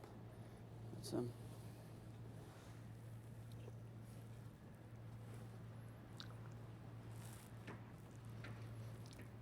That's delicious. Really delicious. We have great fish in our waters. Great fish. I am not saying herring is everyone's cup of tea, but I think it's very important to take people and share something with them. Because what I'm looking for is realness. I want realness on the plate, I want realness of produce, and I want realness of people's views. Boys, I've got to go back to London. I've got to go to a meeting. Right. Good luck, mate. God bless. I'll come and see you soon. I'll come in the summer with my boys. We'll look God for bless. a time to take you Love to to the Rem. banquet. Okay? With the unfashionable herring firmly on the shortlist, Joe and Stephen will have to head back out to sea. So what I'm going to prepare for you now is soused herrings. These are the herring fillets, and they've been in brine for 3 hours. The second stage is the pickling syrup. We take some of the onions, which have been sliced very finely, and then they're blanched in water. Some of the carrots. And then what we do is just lay the fillets in the dish. And then we take the rest of our onions, the rest of our carrots. Now, your pickling syrup, 750 of white wine vinegar to 250 of castor sugar. In a pan, bring to the boil. When it's cold, add your star anise, green peppercorns, white and black peppercorns, bay leaf and fresh thyme. And all we do is we just pour that over. There's no real skill to this job. So now I'll put that in the fridge for 2 to 3 days, depending on the size of the fillets. So our herrings have been in for just over 2 days. These are young beetroot, and they work amazingly well with a bit of sour cream and horseradish. God like bless. Chocolate cherries. Like looking for women. Beautiful shape. Pretty. Fresh horseradish. The sour cream, tiny bit of horseradish on each one. A little bit more of the garnish. Let's be honest, you could just make a beetroot salad. in a bowl, herrings on a plate. Your choice. You know, I like to show off. With some of these nice little spices. Just put some chives on the beetroot. And so there's our soused herrings with our beetroot salad, with the sour cream and the greatest horseradish. God. That's what I want right there. That's all I need. An Englishman's home is his castle, and for Marco Pierre White, home is his beloved pub in the heart of the Hampshire countryside. I love pubs. I don't like boozers, which have fruit machines, lager, a million bottles in the fridges. A pub, to me, should be an eating and drinking house. In preparation for the Great British Feast, a select group of guests will be invited to the pub to taste Marco's choice of potential starters. They will... What did he mean by fruit machines and billions of bottles in the fridge? What did he mean by that? Just like a place that only does booze? He meant to say like most of the places that he goes to is a boozer is when they don't have food. It's just mostly like wine and fucking beer and shit like that. Like he means a pub to have food and drink 50-50. Is that, did I translate that right? Will then help him decide which one should be served to more than 200 people at the feast. When you are going to stand up and say that you're going to create a great British feast. Oh my god, wait, Boozer, like from fucking Days Gone? Boozer would love some fucking kippers. Booze Man would only needs one hand to gnash on some fucking beetroot, sweetened down with some horseradish. Of course, he might need some help grating the horseradish. We need to get Mr. Deacon in there. Boozer will read the ingredients list in the recipe, and Deacon will provide the manpower, you know. God damn it, Boozer. You're listening to Radio Free Oregon. Today we're going to discuss kippers smoked on a cook shack fire. Yes, sir, there's nothing quite like a lovely mix of aromatics with star anise and some white, green, and black peppercorns. This is Father Houseshed, over and out. I can't remember the name of the guy. What was his name? Fucking Marcus? The dude who ran the small, shitty one. I don't know. I understood that reference, Kuko. I appreciate that about you. I think what I have to do is allow others in and ask them for their opinions. With the taster day looming, Marco's hit the road to seek out another starter. Accompanied by long-suffering companion Mr. Ishii, he wants to explore the idea of serving fresh game.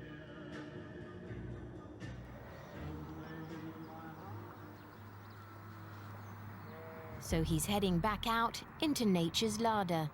Today, the deer and pheasants of the Sussex countryside are safe. Sussex.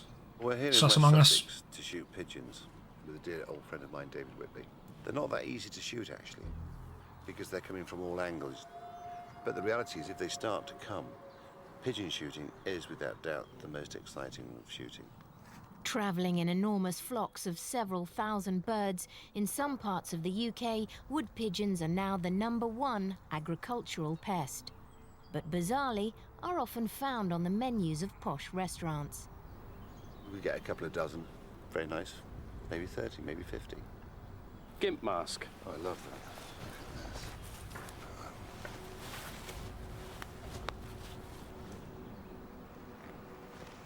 I saw a field the other day, it must have 500 in it, David. I bet we've got flocks around here of that and more at the moment, mate. There's a lot of pigeons about. It's, what time is it now, about 11:30? I haven't got a clue. It's that, we might have a little bit of a wait while they fed this morning, and they're obviously sitting in those trees over there digesting, so, but I expect there'll be a bit of action fairly soon. There's a lot of, I mean, there are thousands of pigeons in the area.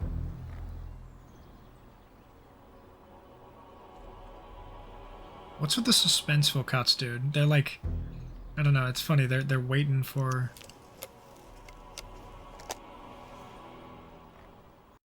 Did my man just load up a Romero shotgun in preparation for hunting fucking pigeons? Do they use like bird shot? Oh, that's why it's called bird shot. Right, I suppose you couldn't use a 22 rifle to fucking... you imagine aiming down sights to try and shoot a fucking pigeon? He's getting away! He's going over that cliff!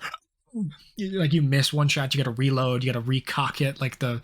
You know, you get the door latch. That would be fucking hilarious, trying to, like, skeet shoot a bird using not a shotgun, but a fucking rifle round. That's, like, hard mode. That's, like, extra difficult Doom level.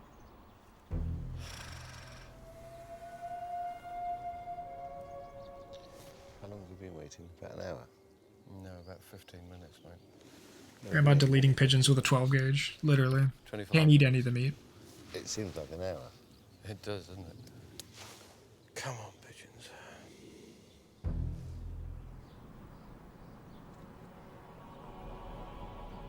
Pigeon coming over. He saw us from behind. He might swing round. Marco, coming. Oh, behind you. Above you. One coming straight at us, Marco. I'll tell you when to turn. Hold still. Too far. Throwing those wads, aren't they? Yeah. It's not going to happen, is it? You just know it's not, isn't it? The joys of pigeon shooting. There's easier ways than making money. Easier ways of what? Making money. What, than shooting pigeons? Than sitting in a hide. Yeah. After an hour in the hide and no pigeon to put on his menu, Marco's losing interest. But David's keen to make sure his trip to Sussex is worthwhile. I'm good, mate. I'm with Marco. And someone has told him that you've got the biggest bullocks in the country. And he'd very much like to come and have a look, because we're sat in a pigeon hide just protecting British agriculture. Barry, I might be stupid. I might come from a hunting town. I might not know how it works. The first thing I thought was, well, why don't you just shoot the tree? Won't they fly away? It's like, all right, Marco, give it a go on the count of 3. You shoot once over there, and then we'll nab them good. Like, I mean, I guess it's a distance thing. Like, the shotgun does lose range, and they're on a tree that's much fucking further away from them. I'm like waiting for the pigeon to come by too. I'm like Marco. It's like, come on, you fuck. My instant gratification is not there yet. Actually said there are more pigeons in Trafalgar Square. There are more pigeons in Trafalgar Square. That's so funny. Look at the size of that fucking cow. Can you imagine driving down the motorway and seeing that in field? This Holy is Crinkle. fuck. Weighing in Crinkle? at 1.5 tons, he is reputedly Britain's largest steer. That is a fucking big boy. Sounds like a skill issue on their part. Massive. Hello, Crinkle. Look at the size of him. Holy fuck. Mr. Ishii, come and stroke him. Come on. Come on, Mr. Ishii, come and stroke him. He's big. Come on. Is he taller than you, Mr. Ishii? Is he taller than you? He's taller than Mr. Ishii. How are you? That boy is fat Do you and want to happy. kiss him, Mr. Ishii? He's like an elephant. He's ridiculous, isn't he? Despite being cheered up by meeting Crinkle, Marco is no nearer to finding his second starter. But he's had a tip-off about a potential dish that he's keen to consider. Along with Mr. Ishii, Marco's headed east. I was talking to one of my great friends, Peter, the other day, and he was telling me about this cured ham he'd had and how they cure it. So obviously they cure it like a Parma ham or a York ham, but then they hang them in the trees. And he said to me, Marco, they take them out of the trees, cut off all the mould, and then the ham you eat is the most delicious. So I've come... Do you mean to tell me they took a Serrano ham and they put it out in the fucking woods and then they skeet shot it off so that they could eat it? That's like the most fucking, like, hey, we couldn't fight any pigeons, so we strung up some hams and shot those for a while. Then we ate it. come here today to look at this ham. Marco has travelled Amon con boleta, to fucking. Leck Castle, a 3,500-acre estate in West Sussex that has been home to the Burrell family for more than 200 years. Hello, Charlie. Marco, welcome. Peter sends his very... They hang it on a tree and squirrels fill it with walnuts. That's what gives it the nutty flavor. best. Lovely to be here. Well, pleasure, yeah. Oh, it's thunder Very here. romantic here. When he's not running the estate, keen foodie Charlie Burrell produces 8 unique hams a year, which he only gives to friends. Look at those boys. Boys spotted in pairs as well. By twos, hurrah. And family. And what's more, it's dry cured in an ancient oak tree. For over a year. Whoa. What possessions you want to start doing this? I'm very interested in food, I think, is the answer. It's your love of food. Yes. The purpose of putting them out here and letting them live in this sort of environment is just this very slow process of drawing out moisture and getting the hams into a fit state to eat. Yeah. How in God's name do you mean to draw out moisture when you're hanging them in a box outside with holes in it in West Sussex, the like wettest part of the country? It rains it doesn't rain like 10 days out of the year, and that's when it's snowing. How do you expect to draw moisture out of this fucking ham? If anything, it'd be soggy. Yeah, and it depends on how hot it is and how dry it is during the summer period to how quickly you can then start opening them up. You know, there's something rather nice about a big ham. It's just one of the most delicious meals. You know, ham is delicious.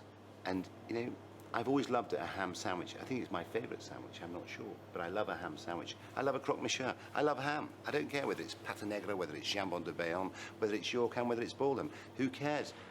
Unsurprisingly, Marco's asked if he can meet Charlie's herd, which consists of 6 Tamworth pigs, the UK's... Those are some good boys. Those look like Arya's fucking boys. How can you put hammies in a box in this wet-ass country? That's literally from the top, make a drop in this wet-ass country. Like, I don't understand how it's possible. Those are some lovely boys, bro. Oldest breed. They roam wild on the estate, feasting on acorns, which Charlie believes gives his ham its unique taste. Cuckoo, you were joking? They literally fed the fucking hams walnuts and acorns and shit. That nuttiness, that cream, that top note, pure vanilla. That's a 10. That's a big pig. Look at that. They're amazing. I think Hi, we should buddy. have more of them. I think everyone should have a pig, don't you? Look at them. Now we know Marco likes ham, but to say he loves pigs is an understatement. Pig's not... We'll make dinner in case I'm not here when you're done. Thank you for the stream and for the chat. You have yourself a lovely dinner, buddy. I will be heading off in probably about an hour, so we'll see how much time we got. We can finish this. I think so. Bye, buddy. Not everyone's cup of tea. But I love pig. I love these pigs. Does anyone ride them? You want to give it a go? No, I'm far too big for that. Bloody ham. I love pigs. I do. I like pigs. I love them. Look at this one here. They've got very small eyes. Tiny eyes, and you have to get right down to... And this piggy went to market. Hello, boy. Hello. Come on. Come on, boy. Come on, girl. Yeah. Nice big trotters. Do you like your trotters? I love a trotter. I think what Charlie's doing here is amazing, but we still haven't eaten the ham yet. Obviously, we're saving the best until last. Produce is one thing, but the story behind it is really special. And what I want to do is include as much of the produce that I discover and I find on the menu. This is very exciting, Charlie. Okay. Have you named your ham? Have you given it a brand yet? No. Jambon de Chaly. Yeah, okay. Yeah. It's a very good coat of fat there. And you just wait to taste that fat, though, Marco, and it's... Would you eat the moldy tree ham? I'd have a cheeky little bite. I'd have a lick, just a little bit. I'd have just to say I've had West Sussex moldy ass ham. I would eat so much of it. I'd eat the mold even. I'll just cut a little bit off, and then...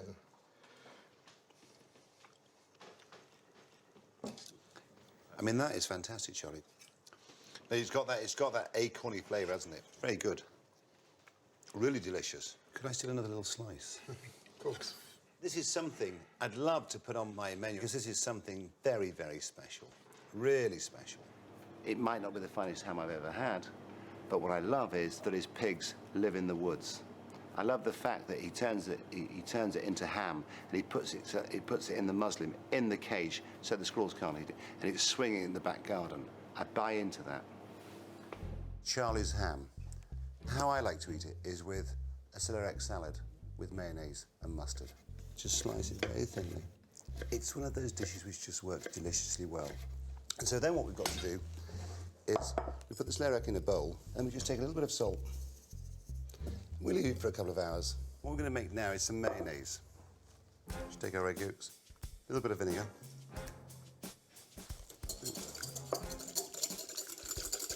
Then we take the olive oil, and what we do is to start with just add our oil very slowly, because what we don't want to do is split it.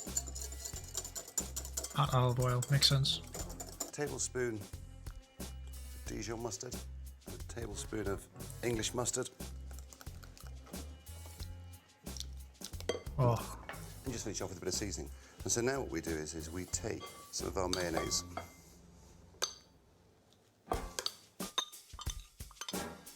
God, I I'm personally fucking... don't like too much mayonnaise, but having said that, I don't want too little. It almost looks like Dulux paint.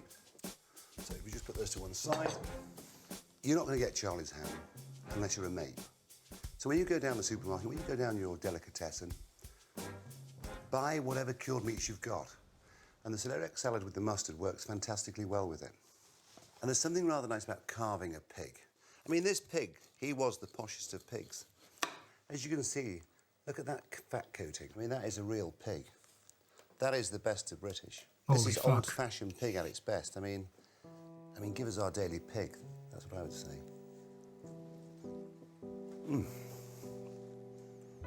He lived a fantastic life. He was a happy pig. I saw him in the woods when I finally... I would gnash on that fucking thing. Just for the record, I am still playing. Oh. Well, I better get rid of that, eh?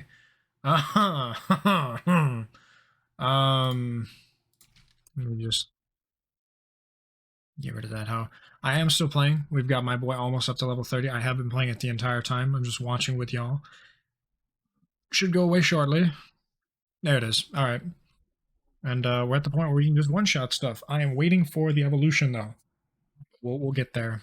And, yeah, back to Marco. He found him. Just, what am I doing now? What the fuck am I going now with that?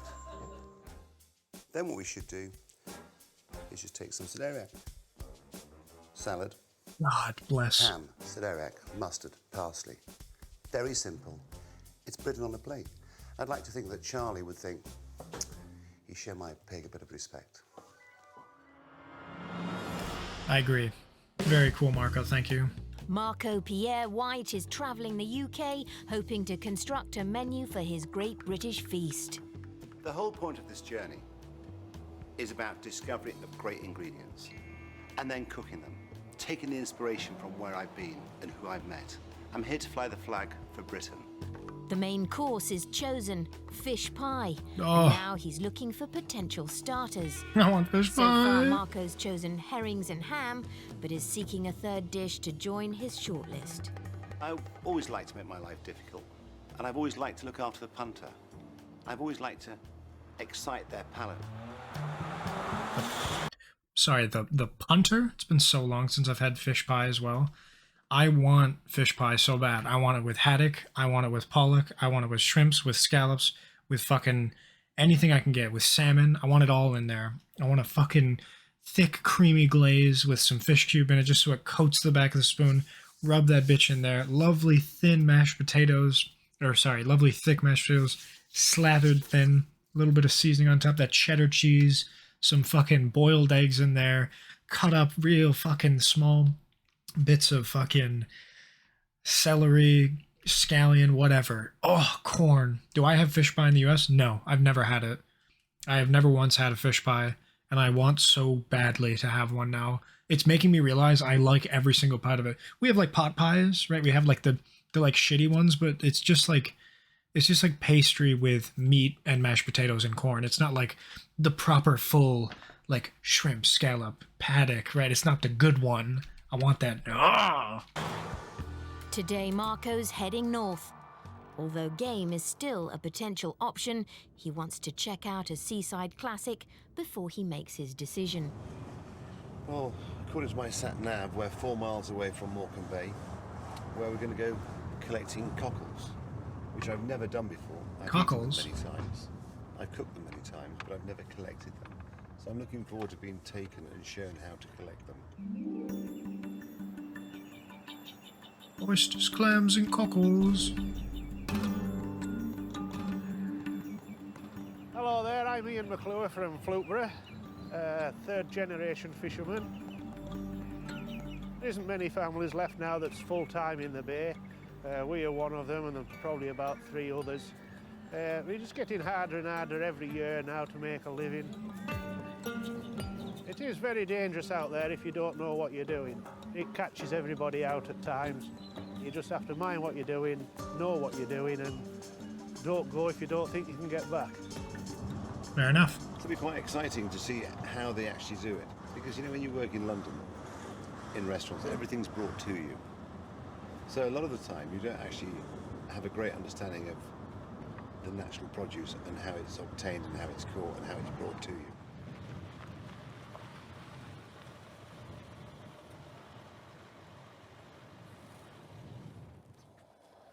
It's cold. Oh. Hello there, how are you? Hello there. Marco's got the Arc'teryx on right now, bro. He's got the Arky fit. Well, pleased to meet you. How are you, Tony? Ian. Ian. I'm Ian. Tony's that's your right. boy then, isn't That's he? right. I always get it wrong. I'm always reversed. Dyslexia for you. It's a wild day you've picked, but anyway.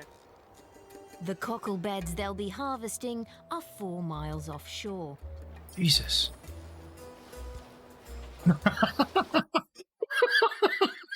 Me after a lovely day of scrubbing dishes with the huge rubbers on. Quite strange having a cigarette with these big fat gloves on. That's an interesting look there, Frank. It's an interesting look. Look like you should do post offices.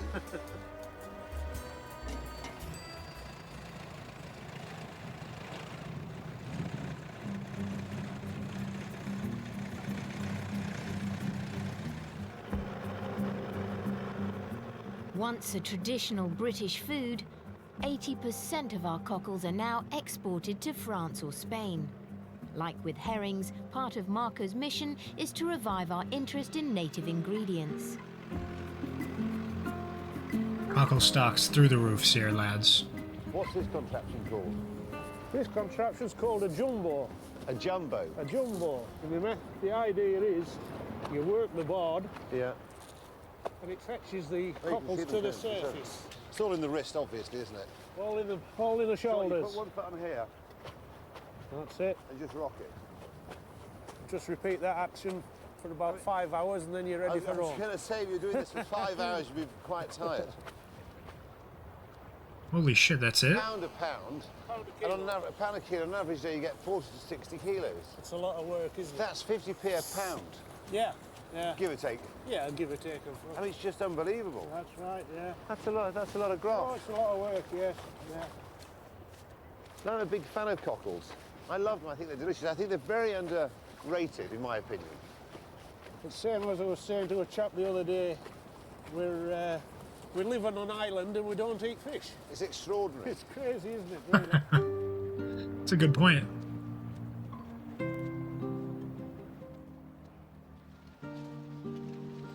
Look at the flesh in that one. Beautiful. Man's eating it raw. But they're delicious. They're delicious. With a nice bottle of wine. Exactly, or two. The freshly dug cockles are beautiful, but Marco's not sure if they're enough to join his shortlist. What's important about a starter? It's the beginning of your dinner. You know, you want those explosions of taste in your mouth. You want the eye to be amused. Cockles. Maybe not this time. As Marco heads out on the road in search of something to wow at the feast, his thoughts turn back to game. He wants those Think of game, pigeons. it has that sense of occasion which a feast deserves. Having put his frustrations of the failed pigeon shoot behind him, Marco has set his sights on something bigger. Today he's deer stalking with gamekeeper Kevin. Have you seen it, Marco? No, he's not come out yet. The deer that we've selected is 6-7 years old. He's a very mature buck. He served his time. He's passed on his genes. Kevin. It's now time for him to be taken out. And, of course, as always, the meat is very important.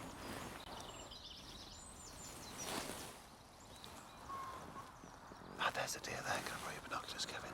There's a deer on the edge of the wood, just stepped out of the window. It's moved.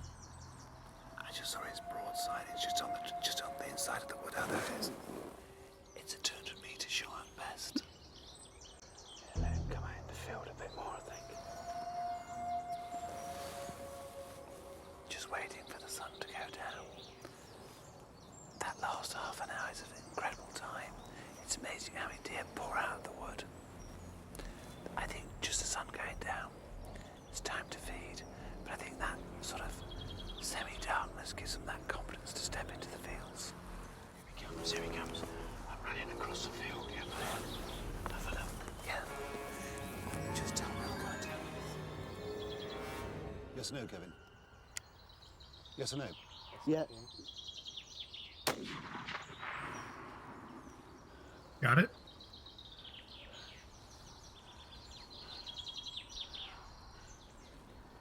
Nope. He's dead. Down. That was a hard shot.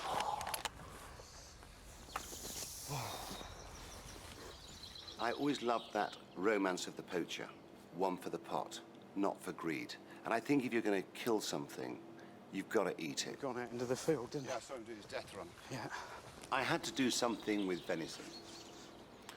And so I thought steak tartare, which I love. I love raw venison. It's gone through the engine room. You can see it's gone straight through the engine room. So let's do the venison like a tartare, and it allows us to serve venison as a starter. So what we're going to do is we're going to use the saddle of venison, which the saddle is from the back of the venison. It's one of the finest bits of the venison, if not the finest. So we've got the venison, gherkins, capers, parsley, shallots, anchovy, and a raw egg yolk, and a bit of seasoning and a few bottles. Take our venison. We just cut it into 4. And you know, any good butcher can get you venison, and maybe down the supermarket you'll be able to get venison. So what I'm going to do now is mince it.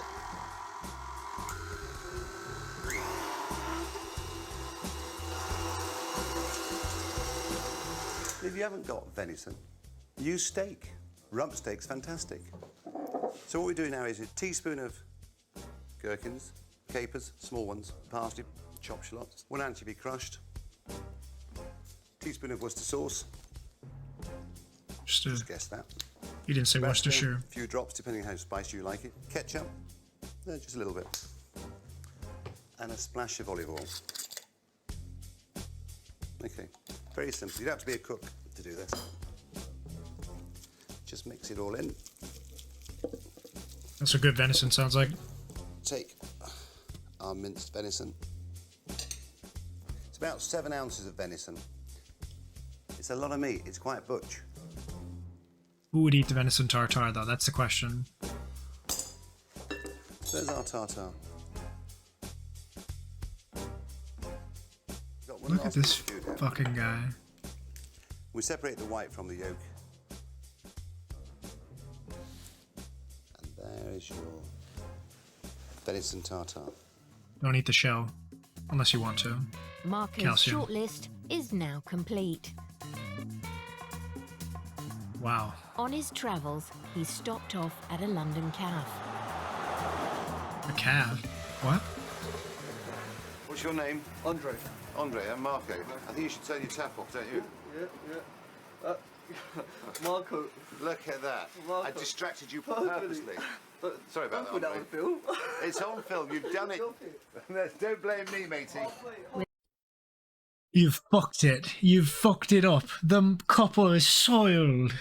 You've done it now. You've fucking the whole world will know you fucked it.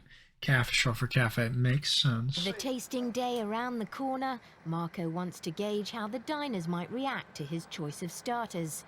So he's seeking an opinion. And there's no one more opinionated than a London cabbie. That's Simon. Hello, Simon. Hello, Jamie Oliver. How are you? Hello, Jamie Oliver. But Come first, on. Marco can't resist sharing a trade secret with the chef. Do you have a microwave here? I do. Have you ever cooked bacon in a microwave? No. Okay, put 4 rashers on a plate in the microwave, 2.5 minutes. Bingo. I'll have that. And I'm going to try whatever you're going to have. Microwave bacon in a bath. You just turn it on about 2 minutes to begin with. Have a look at it. You don't want a grilled one? That's nice and healthy. It comes out better in the microwave. No, it's not good for you. Why not? I'm making proper nice grilled. You've got a nice grill. Stick Okay, on I'll the have grill. one of each. Well, when you start I doing could a chef, revolutionise you your do- kitchen.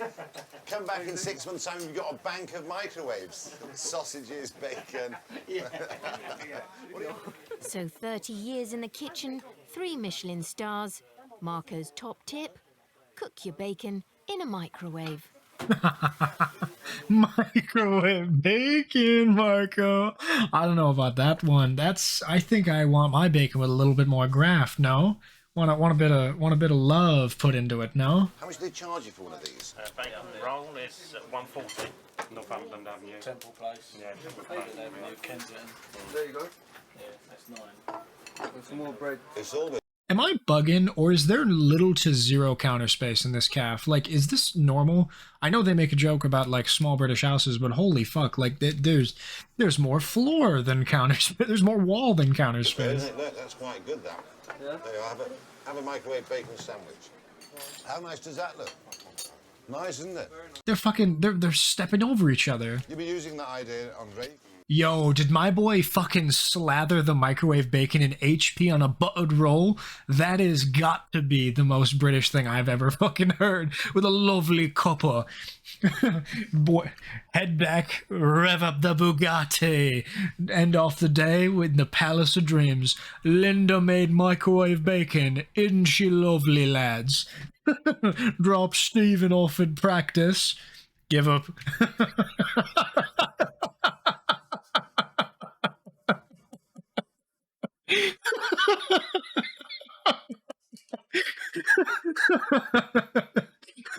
Greg, age 59, asked to leave the pub for pouring the world's worst fucking pint.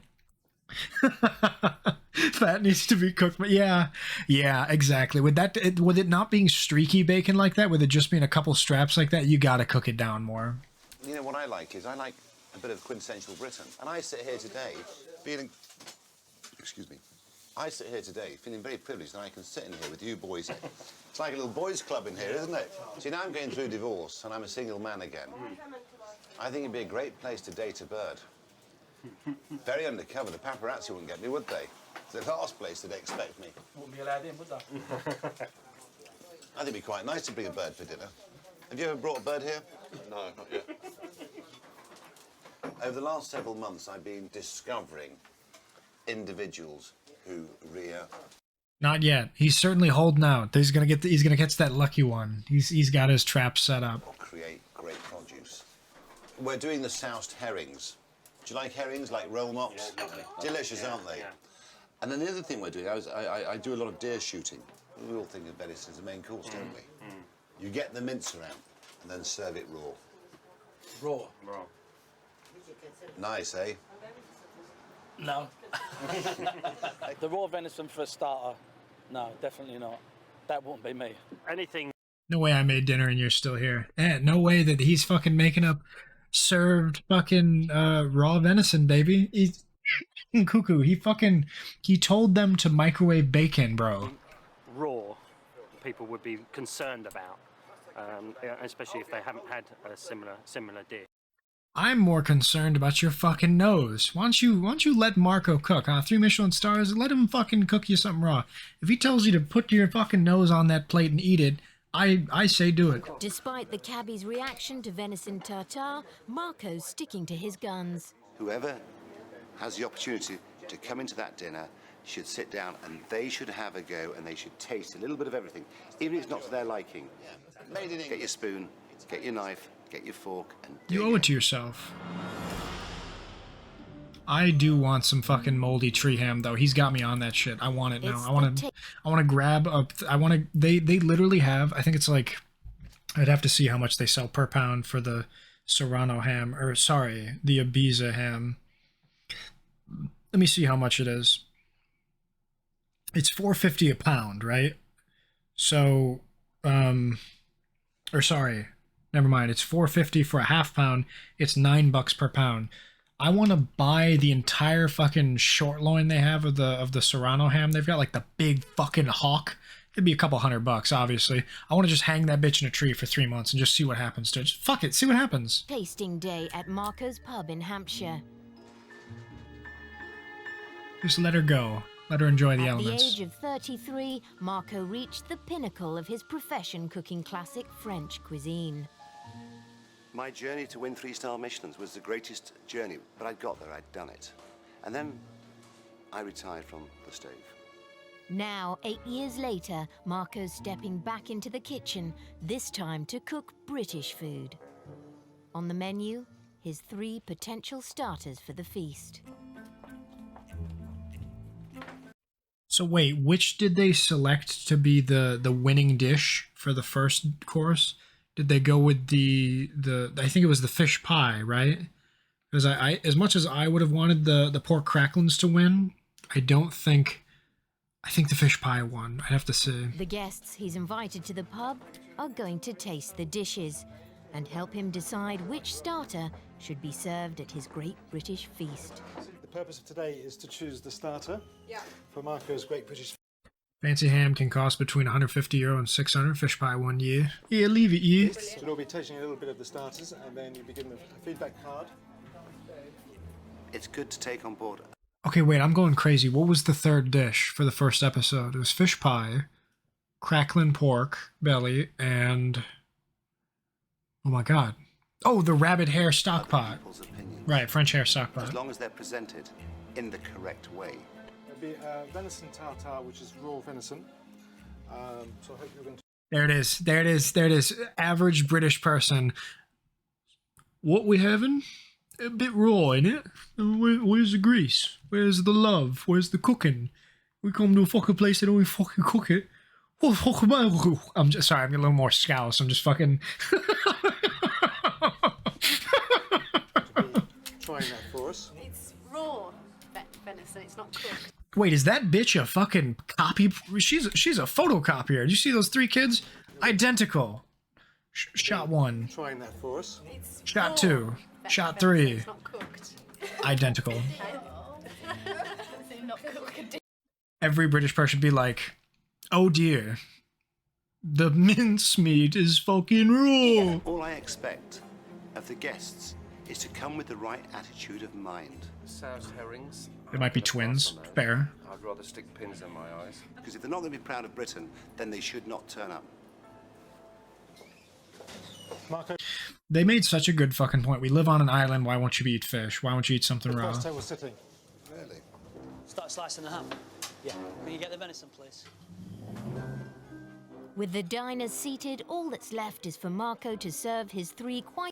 Bloody hell, it doesn't even come with chips. How am I supposed to make a fucking malt vinegar sandwich with this fucking venison? It's fucking raw. What's the matter with you? Literally, bro. Unlikely choices. Barry, I don't know if you were here for this, but Marco is like, hello lads, can I get a big old plate of chips? Could I get me a thing of haddock, a thing of cod? I want them nice and fucking big. And can I get lots of white bread, some malt vinegar on the side, and lots of butter? And bro starts making chippy sandwiches. I have never fucking seen that before. I know everybody has some mushy peas with their cod baked up, wrapped in newspaper and some fucking chips, but I have never seen someone make a chippy sandwich. Now I'm like, now I'm hungry for it. I want a fucking malt vinegar chippy sandwich, bro.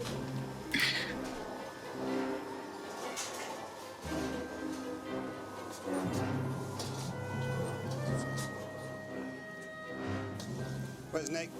Where's the waiters? It's dying in the window. Ah, yeah, good, nice chip butty. It's good. Thank you.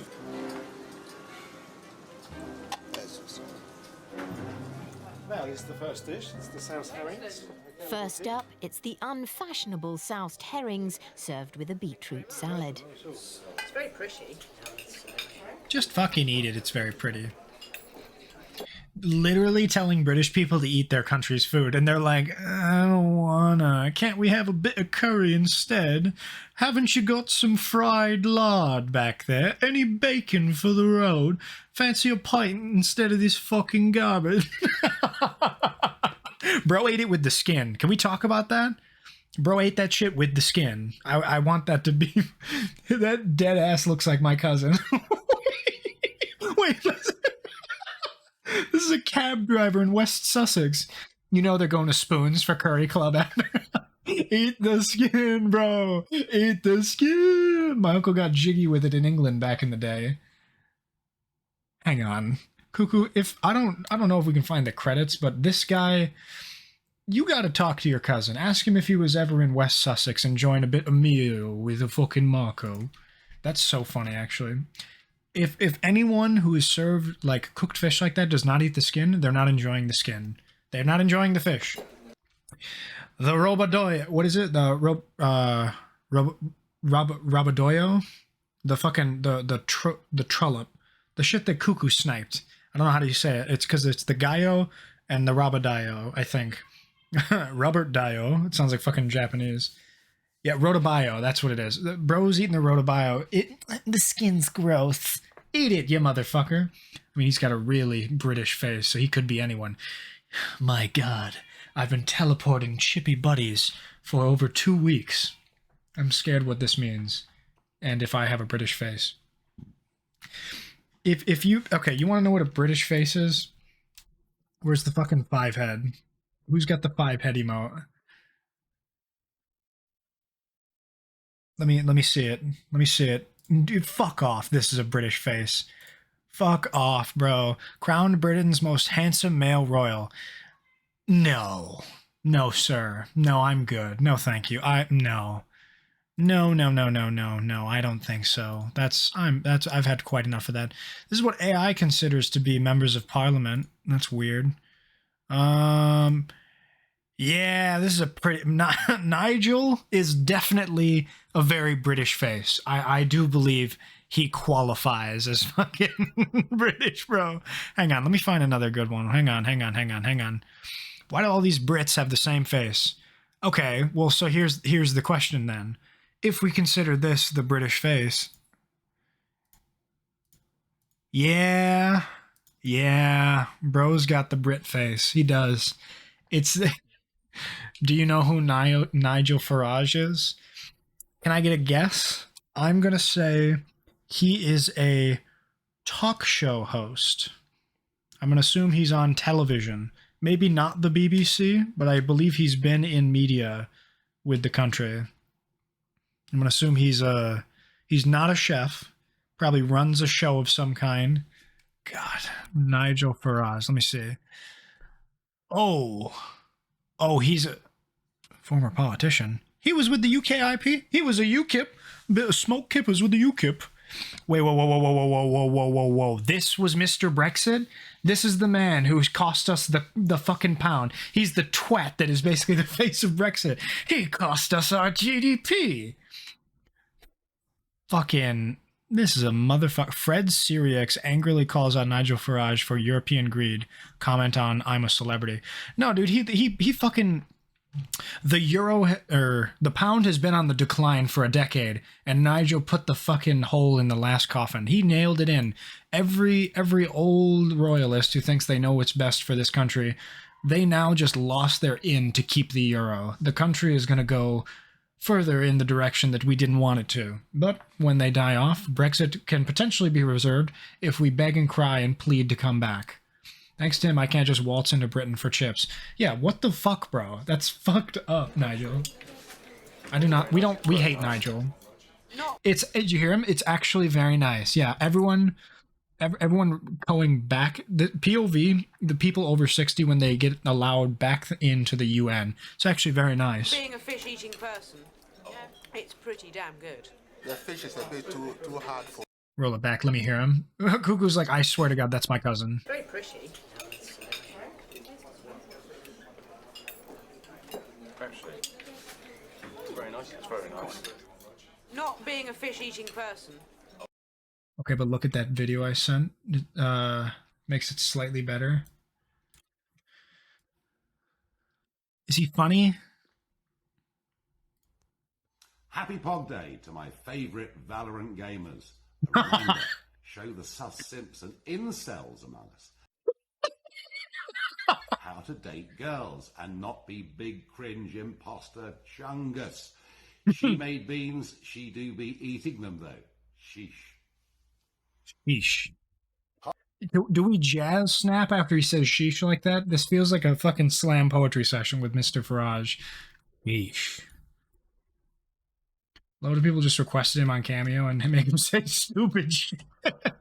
Hi, Harv. You're turning 18, and many happy returns of the day. Well, you're a grown-up now. You're able to vote. You can vote UKIP. You can vote Reform. You can vote for the Labour Party if you want to. I mean, hey, it's a free country. It's entirely up to you. I tell you what, though, Harv, it's a much freer country. Now we're outside the European Union and proud and free, and that's fantastic. So birthday wishes come from your friends, Nick and Kerr, and from Uncle Peter. And Harv, they come from me, too. Have a great birthday. Read it. Okay, I want to guess how old that person was that put the cameo. They can't be 60 and someone who voted for the reform to fucking... They were definitely on the side of UKIP. But at the same time, were they young enough that they know about Cameo and how to request that? It was a very, like, Facebook message.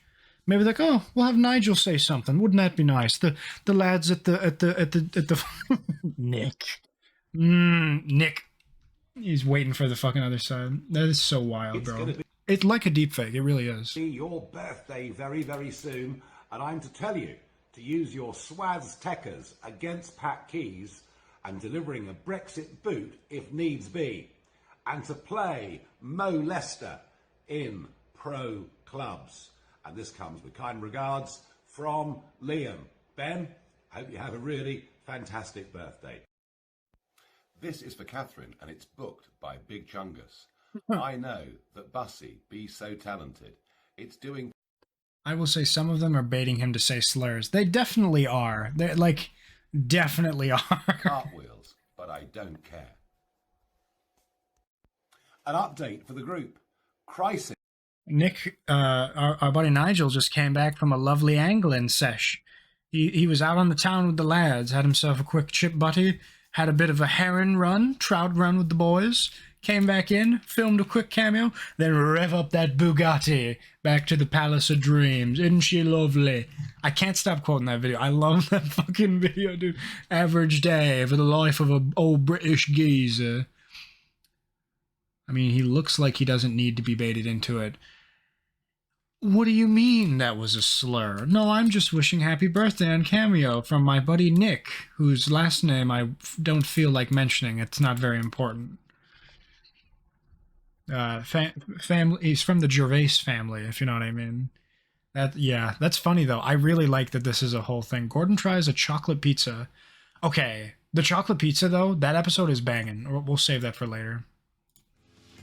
Whoop, shit, sorry. Yeah, it's pretty damn good. The fish is a bit too hard for me. Too vinegary. Next, Marco's serving Charlie Burrell's home-cured ham with a celeriac salad. You're welcome. Oh, that looks wonderful. Yeah, Celeriac remoulade? Yes. Thank you. I love the herrings, but I absolutely love the ham. The ham's my favourite. Slightly disappointed with the ham. The flavour from the ham was very delicate and it was just overpowered by the celeriac. But the big test is... No one told you ate a big fucking gulp of celeriac with just one slice of ham, you dumb bitch. You're supposed to have a little bit of celeriac with a piece of ham. Then you go back for the celeriac, drink some water, some more ham. Maybe start with the ham, huh? Maybe don't stack it up like poker cards and eat it in one, and then you're like, oh, I got all this fucking celeriac. Dude, you gotta taste it. You gotta mix it. You gotta be delicate with it. It's light. It's supposed to be light. These people are like, oh, I wish it was a fucking slab more. Is yet to come. Any idea how expensive it is? Nice and pink, Matt, that meat. He's serving his most controversial choice last. The raw venison tartare. I think more people should sort of have the courage to say, actually, I'm going to take a risk, I'm going to roll the dice. Now, this is the venison tartare. Beautiful. One for you. It's a good idea. This is the venison. No way, bro, served the venison tartare in a fucking canal as if it were like a pastry When you dish. serve venison tartare, it's always a tricky one because it's not everybody's taste. There'll be plenty of wine to swallow it down, I would say afterwards. So we have to wait and see.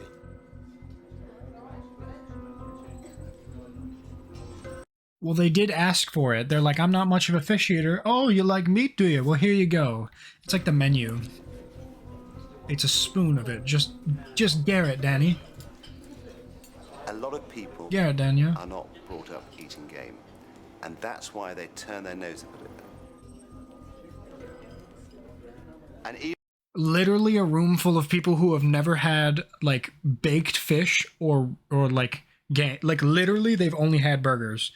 No hare, no fucking pigeon, no venison, nothing, right?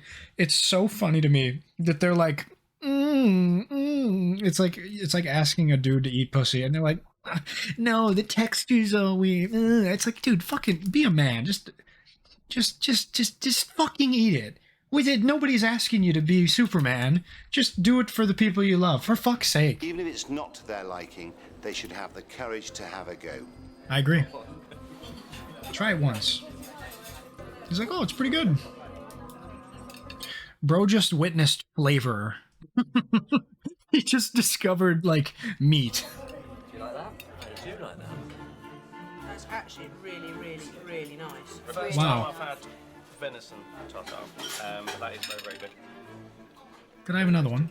It tasted nice. It tasted nice. If I didn't know what it was, I'd probably have eaten more of it. Venison is divine. Cuckoo, your uncle is loving that fucking venison. Or sorry, your cousin. Absolutely divine. It's not something that I'm used to, so I guess it's a bit ambitious for me. His guests have decided what they like best, but will Marco agree? Can I take your feedback cards, please? They've been asked to list their favourite in order of preference. Thank you. I don't know how to spell delicious. Delicious. So, boss, what do you think? Confirmed it's not him. Doesn't sound anyone like him. Fuck yeah. If you want my honest opinion, I would have said the herrings. Okay, why? I don't think Charlie's ham would have done as well as it should have done. I'd say herrings, tartare, followed by the ham. For me, I like the venison. For a lot of people, they won't. The venison was... But if you told me my uncle had a secret second British son, I would believe. He had a backup just in case. You gotta have two in the hole. Not something that I would naturally go for, but having eaten it, I did like it. I've never had venison tartare before, and it's an acquired taste and texture. The ham had a similar taste to Parma ham, which I would eat at home. The celeriac salad made the dish more interesting. The ham and the celeriac was a little bit boring. I liked all three dishes. We got another Tory cunt. Oh, the food's boring. Oh, we can eat this at home. I want something good. Oh, I should have gone to Dublin if I was going to have some shitty little ham. The herring especially was lovely. The flavour's really amazing. So which one do you think it is, boss? I'd say they've gone, by the sounds of those comments, I'd say tartare of venison. Least favourite? Charlie's ham. Obvious. Which was the diner's favourite? Soused herrings or venison tartare? Venison tartare or herrings. I've got to go for the herrings. Interesting. Well, 21 and a 30, so it was the venison tartare. Venison tartare's good, and we can serve it to I have a cousin that's got celiac disease. Yeah, I didn't know you could drink that. 200 people. The question, obviously, if everyone likes venison, that's going to be the problem, isn't it? The diners have chosen their favourite dish, but whether Marco agrees to serve venison to over 200 people remains to be seen. I mean, he might be quite nervous. I mean, I would be if you're going to be serving raw venison to 200 people. I mean, here it's okay because it's a small unit, but if you put on 200 people, it's a different story. So far, the diners have chosen fish pie as the main course. Fuck yeah. And now venison tartare as a starter. But will Marco decide to serve Appetizer is spelled with a Z. Fun fact. raw deer at the feast?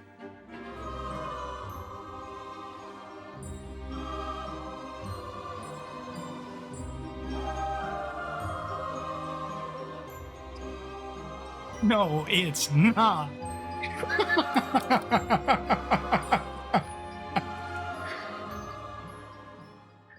And so the spelling wars begin. You know, this was a lovely romp through Britain until they started putting words up on screen. That's when I fucking draw the line. What is this? What just autoplayed?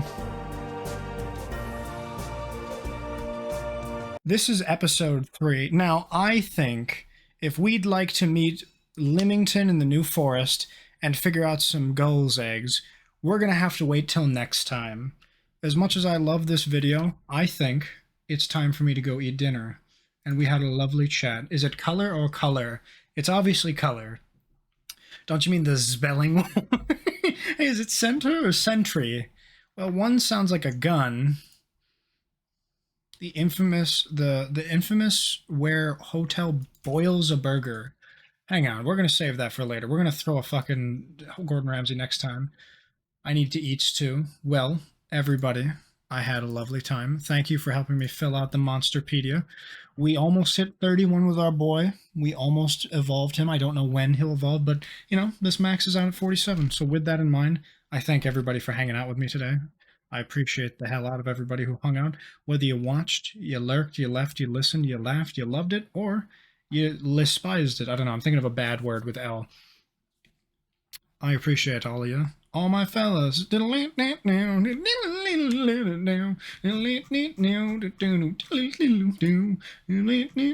you say we all my fellas out, okay? Loathe, the loathsome dung-eater, Sir Gideon Ofnir, the all-knowing. I hope everyone has a lovely Sunday. We will be in touch. I will see you potentially Wednesday. I'm going to try and do something other than Monstronomy. Hopefully by then we're finished with the wiki, you know. I'll by then have run its course. And we'll talk later, huh? Kisses. Mwah. All my fellas. All my fellas. All my fellas.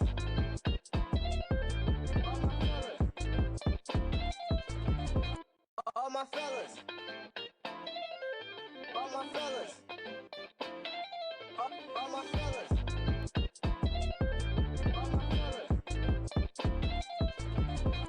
All my fellas. All my fellas. All my fellas. All my fellas.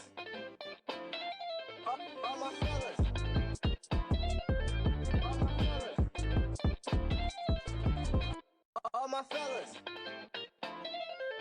All my fellas. All my fellas.